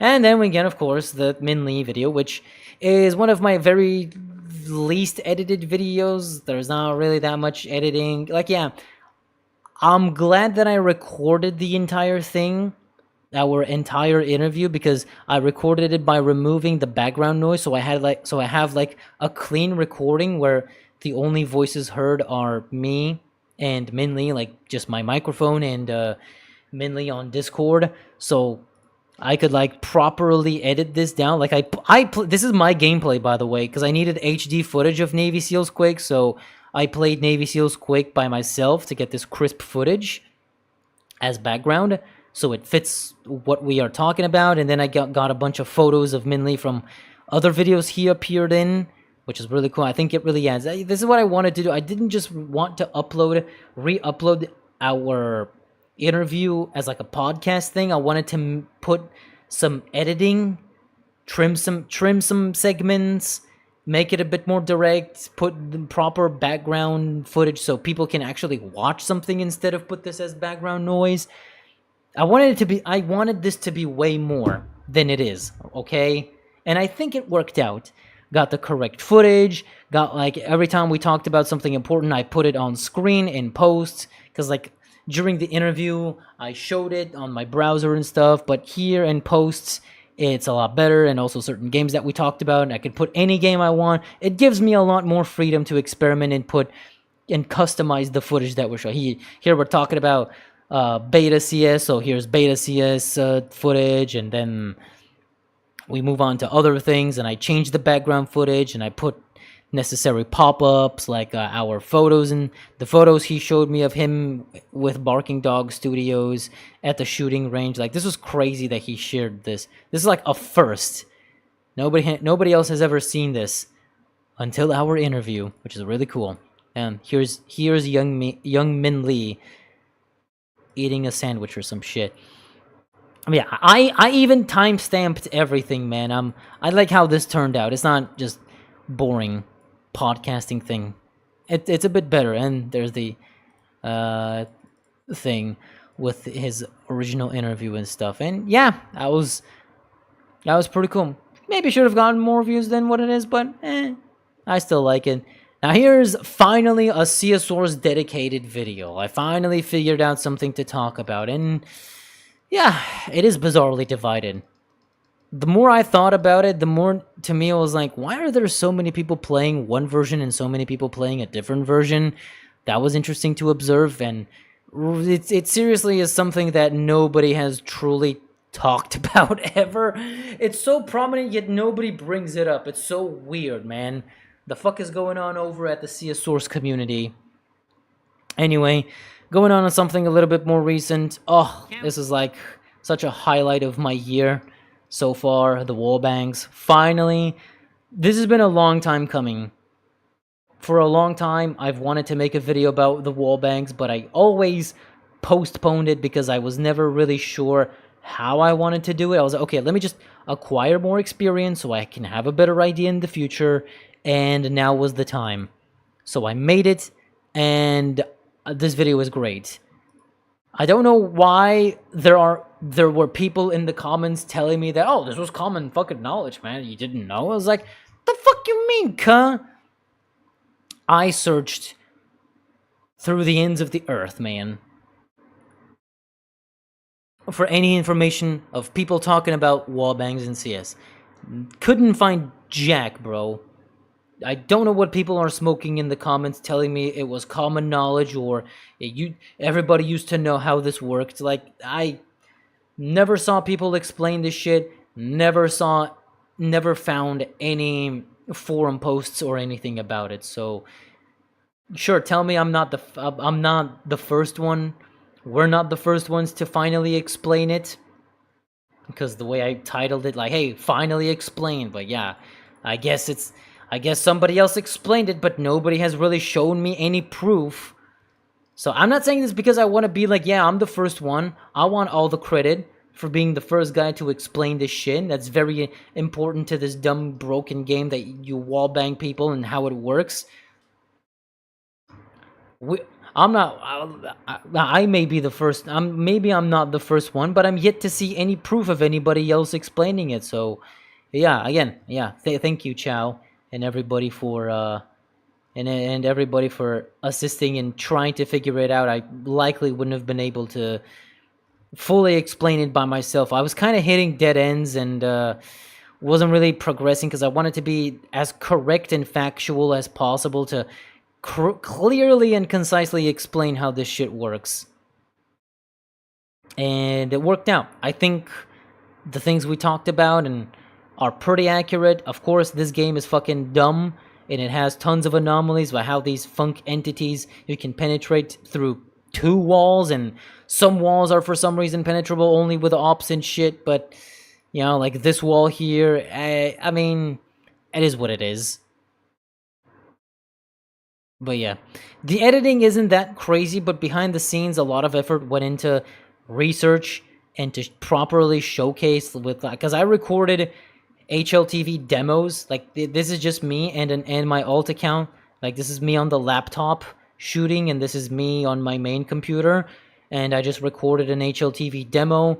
I installed a custom plugin to see the tracers, because that's important information, and then parallel that with the BSP viewer to see the fucking viz leafs and shit, and this in of itself to figure out and properly combine and showcase, it took effort, man.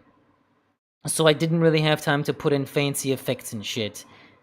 But either way, it turned out great. I think this is one of the most informative videos I've ever done, bringing this ancient fucking mechanic, bug, whatever, wall banging that nobody, or at least most of us never knew why is CS 1.6 like this. I know we just accept it, but having an explanation is fun at the very least. You actually make it more simple. You explain more understood than my teachers. Yeah, that was the thing that I was afraid. Because look, I'm not a GoldSource expert. Most of us aren't. I could have explained it from a developer's perspective. I could have figured out some way, but it would have been very complicated. So I tried to give simple examples so it's understood by as many people as possible. So we are all on the same page. Like when I did the when I did first an explanation of how supposedly according to the game's code it's supposed to work, followed by this example here with these boxes, because like, hey, yeah, there's these viz leafs. Yeah, they exist everywhere. They render space, and if it's in the rendered space, it registers the wallbang. If it's not, then it eats the bullet, and blah, blah, blah. This is a very direct, simple example, and I think it works. Like, people in the comments are saying, yeah, I understand, pretty good, pretty cool, and the views reflect that it's understood, because if it was dumb and not understandable, I don't think as many people would have watched. But yeah, it does kind of suck that at the end of the day, we weren't able to 100% explain everything, but like I said, CS 1.6, it's fucking dumb how it works, and some small things may never get explained, but who cares? In general, we know how wallbanging works. Pretty cool, right? What else is left? Oh yeah, ancient video. Oh, I love how in this video I again upgraded the fucking reveal of the logo. You have no idea how many hours I fucking spent on just this to put the logo, import the map D ancient into Blender, do all of these extrusions, and put these prompts, take them from another spot on the map, put them here just for detail, and then integrate the logo. Like, gotta make that into a 3D model, and then the lighting and everything. Like, bruh. And then making even the lighting itself in Blender to kind of mimic as close as possible the lighting in CS2. For some reason, even though Blender can have very realistic lighting and stuff, I don't know, the global illumination shit in it, I couldn't exactly figure out how to get it to be more, well, not so realistic, but more so to look like CS2. You know, these shadows, the way these shadows are cast isn't exactly the way they look like in CS2, because it kind of adds to it. You can kind of see that this isn't in CS2, and also the camera movement doesn't help, but overall, I tried my best to make it as close as possible. I even added dumb fucking details like movement on the plants. Like, I spent way too much effort on this stupid little 3D animation. Like, take notes and make complete script because your information is very great for beginners. Thank you. I appreciate that. But yeah, this is a video about me yapping about Ancient because it's a very interesting and fun map, but for some reason I never felt like it had an identity of its own. It just looks like a carbon copy of a basic 4-lane map, which is why people think it's boring. I don't know. I thought it was interesting, but apparently not as much as I thought, and there's, for some reason, a decent dislike ratio on it. More than usual. Anyway, the final video, Half-Life mods still in development. This was a eureka moment for me, like, oh wait, I want to talk, because I really wanted to make another video talking about Half-Life mods, or just round out a bunch of Half-Life mods under a specific subject, but I was like, how can I talk about something that's unique to GoldSource? And I found it. I was like, oh wait, what about GoldSource mods that are still in development? Because in my GoldSource mod, no, because in my end of GoldSource videos, some people brought up Master Sword, and I looked it up, and yeah, Master Sword, it's like an MMORPG thing that's really cool. But then it kind of dawned upon me, because initially this video, I kind of uploaded this video way too late, because it took me like 3 weeks to make it, because the first week I was super focused on making a video exclusively on Master Sword, but I couldn't figure out the script entirely. I wrote 1,000 words, I think. No, I had like almost a complete script, but it didn't feel right to me. There was something about it that didn't feel right. I was like, this mod is cool and all, but is it really worth it to dive that deep into it? I mean, it's just an MMO. Those small details you forget about is just a start. You can learn from mistakes. No, I think I like putting small details because they kind of add to the overall composition of things. So I don't mind spending additional time to put in small details and stuff.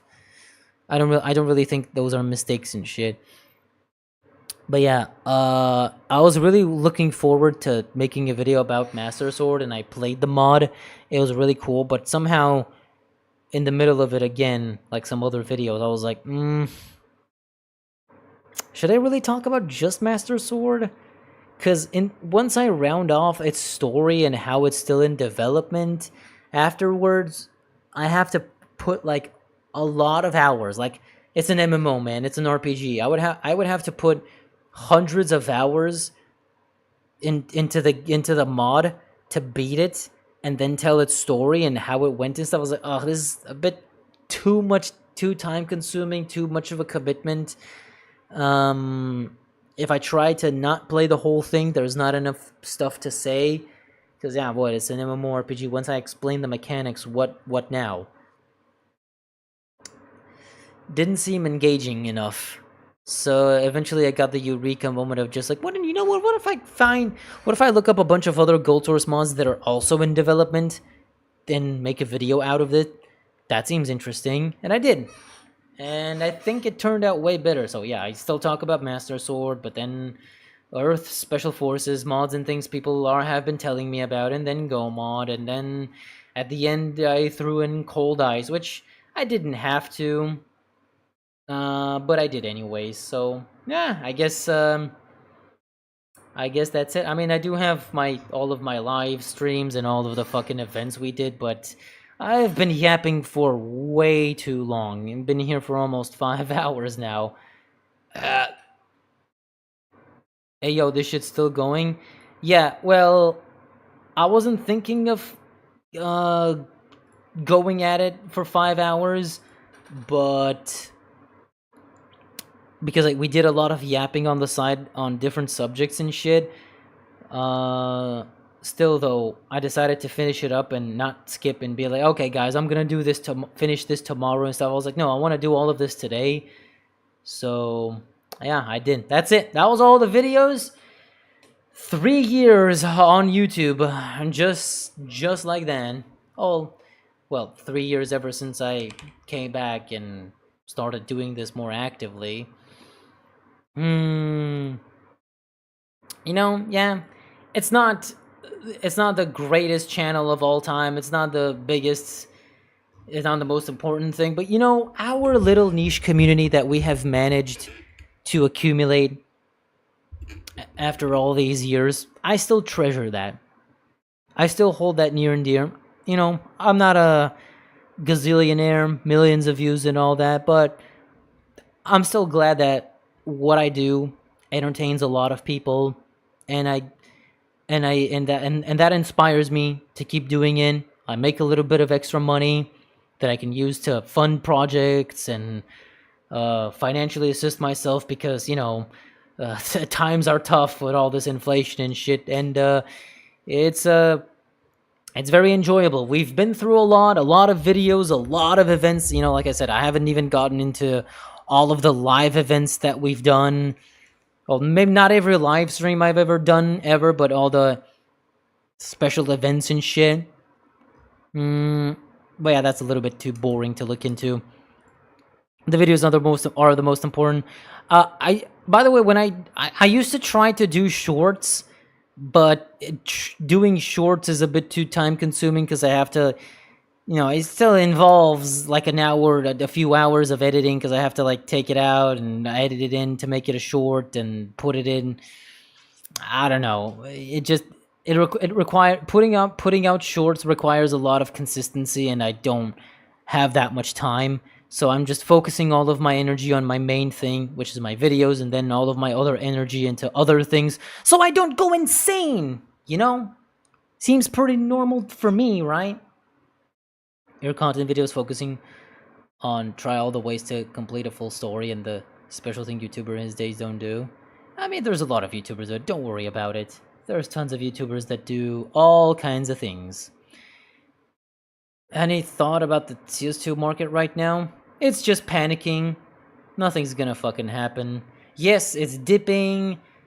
Things are going down in value because people are like, oh, this is the end. They ruined trading, but it's gonna recover.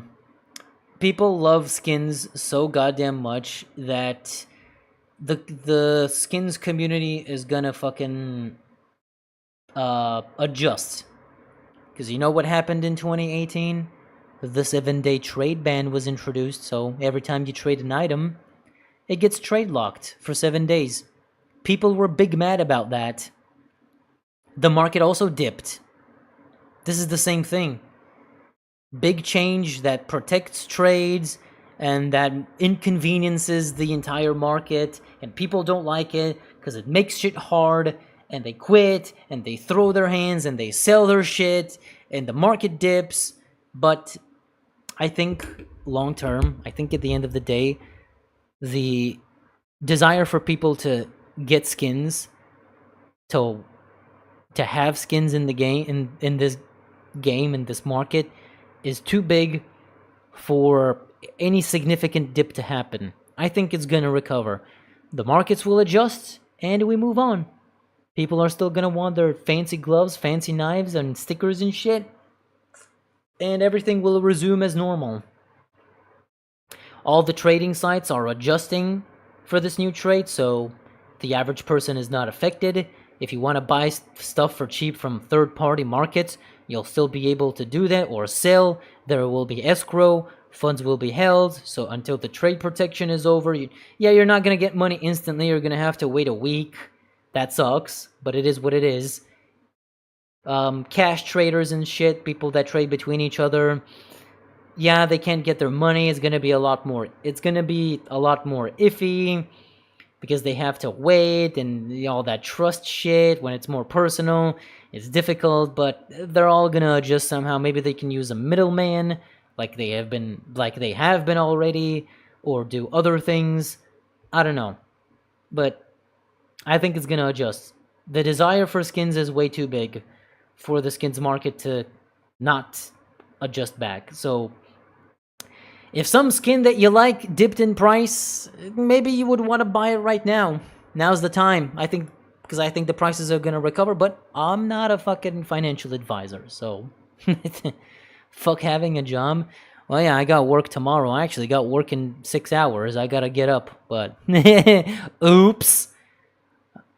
I decided to enjoy myself for once now, didn't I? I appreciate your talk and your energy. It's good to share a moment with you. Thank you, thank you. What else do you do on the side besides the YouTube channel?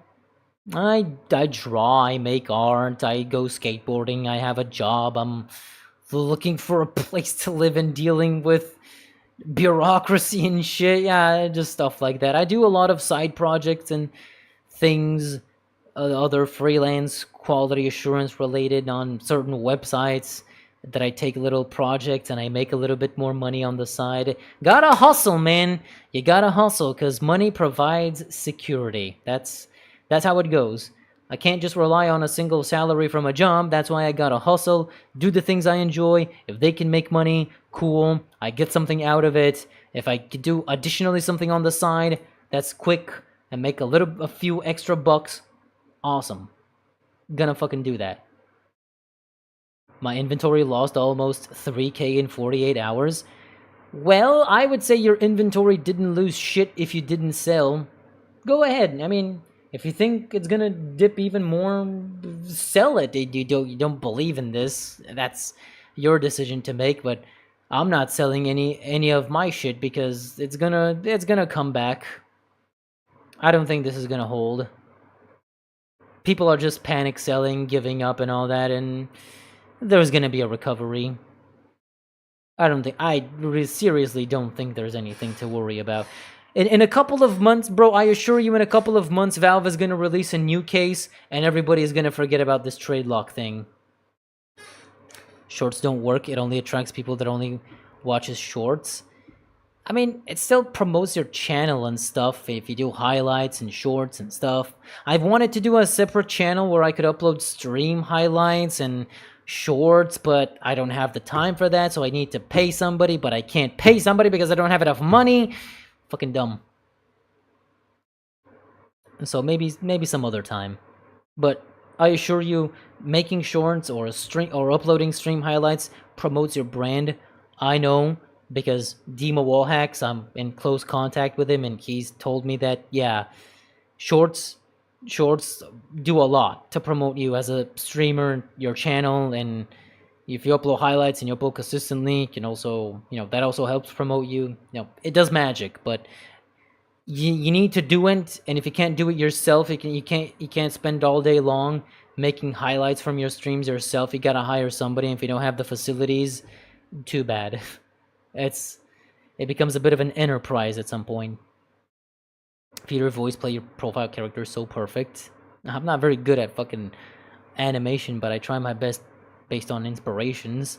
Do you think Russian people believe in the Valve multiplayer series for the competitive? They don't, but they don't have any other choice, so they're just gonna keep playing. Are you married? No. It's not a private question. I can just tell you, I'm not. You can control your program to try new things like members' choice. What? I do have memberships. Look, I got memberships enabled. They're here. But I'm not really gonna expect people to crowd fund my endeavors.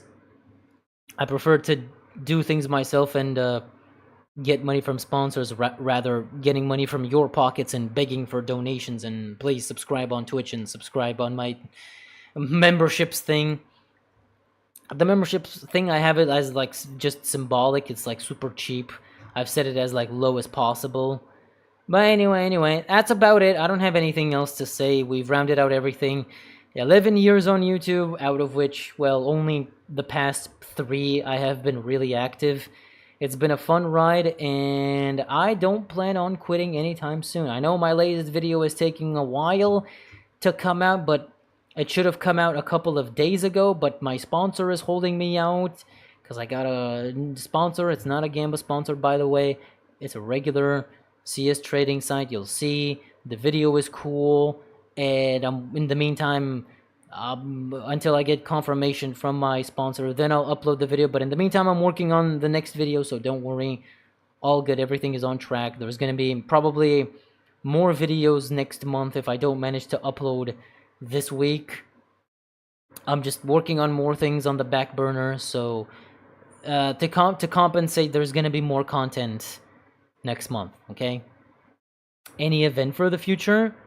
Well, do you want to do events, chat? I don't know.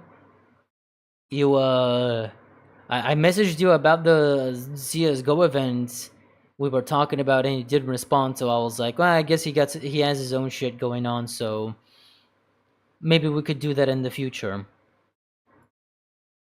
But maybe we could do something for this week. If you're down, we can think about some gimmick. Maybe we could do the CSGO thing. I was thinking, guys, of doing a CSGO 2013 event, but I don't know. Maybe we could go back and just do something in 1.6. But I'm thinking of something interesting. I need to think of something, and I'll tell you. I thought I answered. No, you didn't. From my side, Chow, I see that I messaged you on the 8th of July. I said, you think we can do the event this week? And I didn't get an answer, so I was like, eh. So I was like, okay. I guess we're just gonna postpone it until some other date. And plus I was busy with other stuff, so it's all good, no problem, no biggie.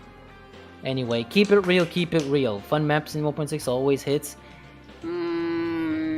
I need to think of a fresh gimmick or some shit so we could find something new. I'll look into it. Maybe we'll do just 1.6 and think of the CSGO thing later. But Chow, I also haven't really had much luck in finding the files that you asked for 2013 CSGO, so I was unsure.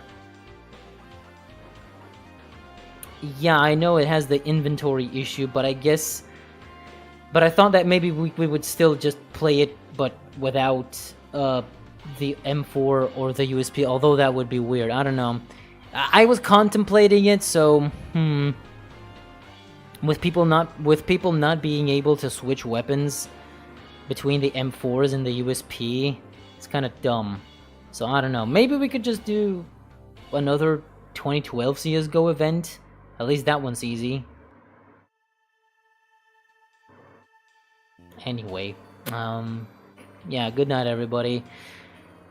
We're about to fucking end it. Could you consider Zombie Plague? We already have a server we can play Zombie Plague on. We don't need Chow to host one. But I was thinking, by the way, of doing... guys, I'm gonna tell you something really interesting. I was thinking of doing a KZ tournament. Like, battle royale style tournament. Where we would play 15 maps. And every time somebody... if you manage to complete a map, you would get 1 point. If you manage to complete the map first place, you would get more points. You know, first, second, and third place would get bonus points. But if you overall just managed to complete the map, you would get a point. And we would do this for 15 maps, and at the end, anybody could join, anybody could play, and at the end, the people with the most points win. And I was thinking of having like actual prizes, like $200 first place, $150 second place, and third place $100. You know, having an actual prize pool. But all the setup and everything, and I would have to pay maybe people for plugins, and Chow for the hosting and shit, and then have the prize pool set up. It was a lot of money, and I got a quick Gamba sponsor that I could get money out of. And we thought we had a deal for a couple of sponsorships, and I was like, okay, I'm gonna get a ton of money from this, and we could do the fun, cool event. And I was gonna ask the KZ community to promote the event so we could have fun. It was gonna be fucking amazing, and I could do casting, and we could do multiple servers so there's enough space for everybody. Dude, it would have been fucking awesome. But unfortunately, my sponsor, we did one video and then we didn't message for any more, so I guess our deal fell through, and I'm not gonna do the rest of the sponsorships and get the rest of the money, so that's unfortunate. Just a little tidbit. It was very ambitious of me, but without funding, it's not gonna happen. Adrenaline games from AMXmon? Or a bee hopping story? What? Have a good day, enjoy the next 24 hours? Thank you. Anyway, we'll do all that shit later. Chow, I've been also wondering if maybe we could do a fucking another server review. I mentioned this earlier on the stream. Do another server review where we look at how people's servers have changed or evolved, because it's been 1 year. So people still to this day every now and then message me being like, hey, I got a server, could you promote my server? So we could do that again. In the meantime, we'll see what else we got going on ourselves. I'll think of maybe I'll think of a gimmick, Chow, so we do something simple and easy for this week, if you're down. And no, I don't have your message if you tried to send a message, just so you know. But it's all good though. I'm sorry guys, we don't have events as commonly as we used to, but it gets tiresome at some point. It requires a little bit too much consistency, and we gotta take breaks, okay? CGS could be a great video. Such a weird time for esports. I actually do have an idea for an esports related video, because you know what? There isn't a video of people, there isn't a video of anybody covering what CS 1.6 esports were like, so I'm working on that. Always up for anything. Cool. Alright, I'll message you additionally then, so I'll see what I have. I'll think of maybe, I'm thinking of either a map-related gimmick or maybe a plugin-related gimmick. Maybe we could spice it up with some spicy plugins. I don't know. Actually, come to think of it, maybe we could do a Warcraft 3 event. That could be interesting. I don't know. Or maybe not. Maybe we need something else, some mod. Either way, CS, CTF, maybe. Some weird game mode type shit. Alright guys, I'll see you around. I know I don't stream very often, but that's why I stuck around today, so you have a whole 5 hours of my yapping, okay? Hope you had fun. I'll see you around. I really gotta go to bed. And I also got other things to do, so I'll see you around. Good night, good morning, good evening. Wherever you are, whoever you are. I'll see you around.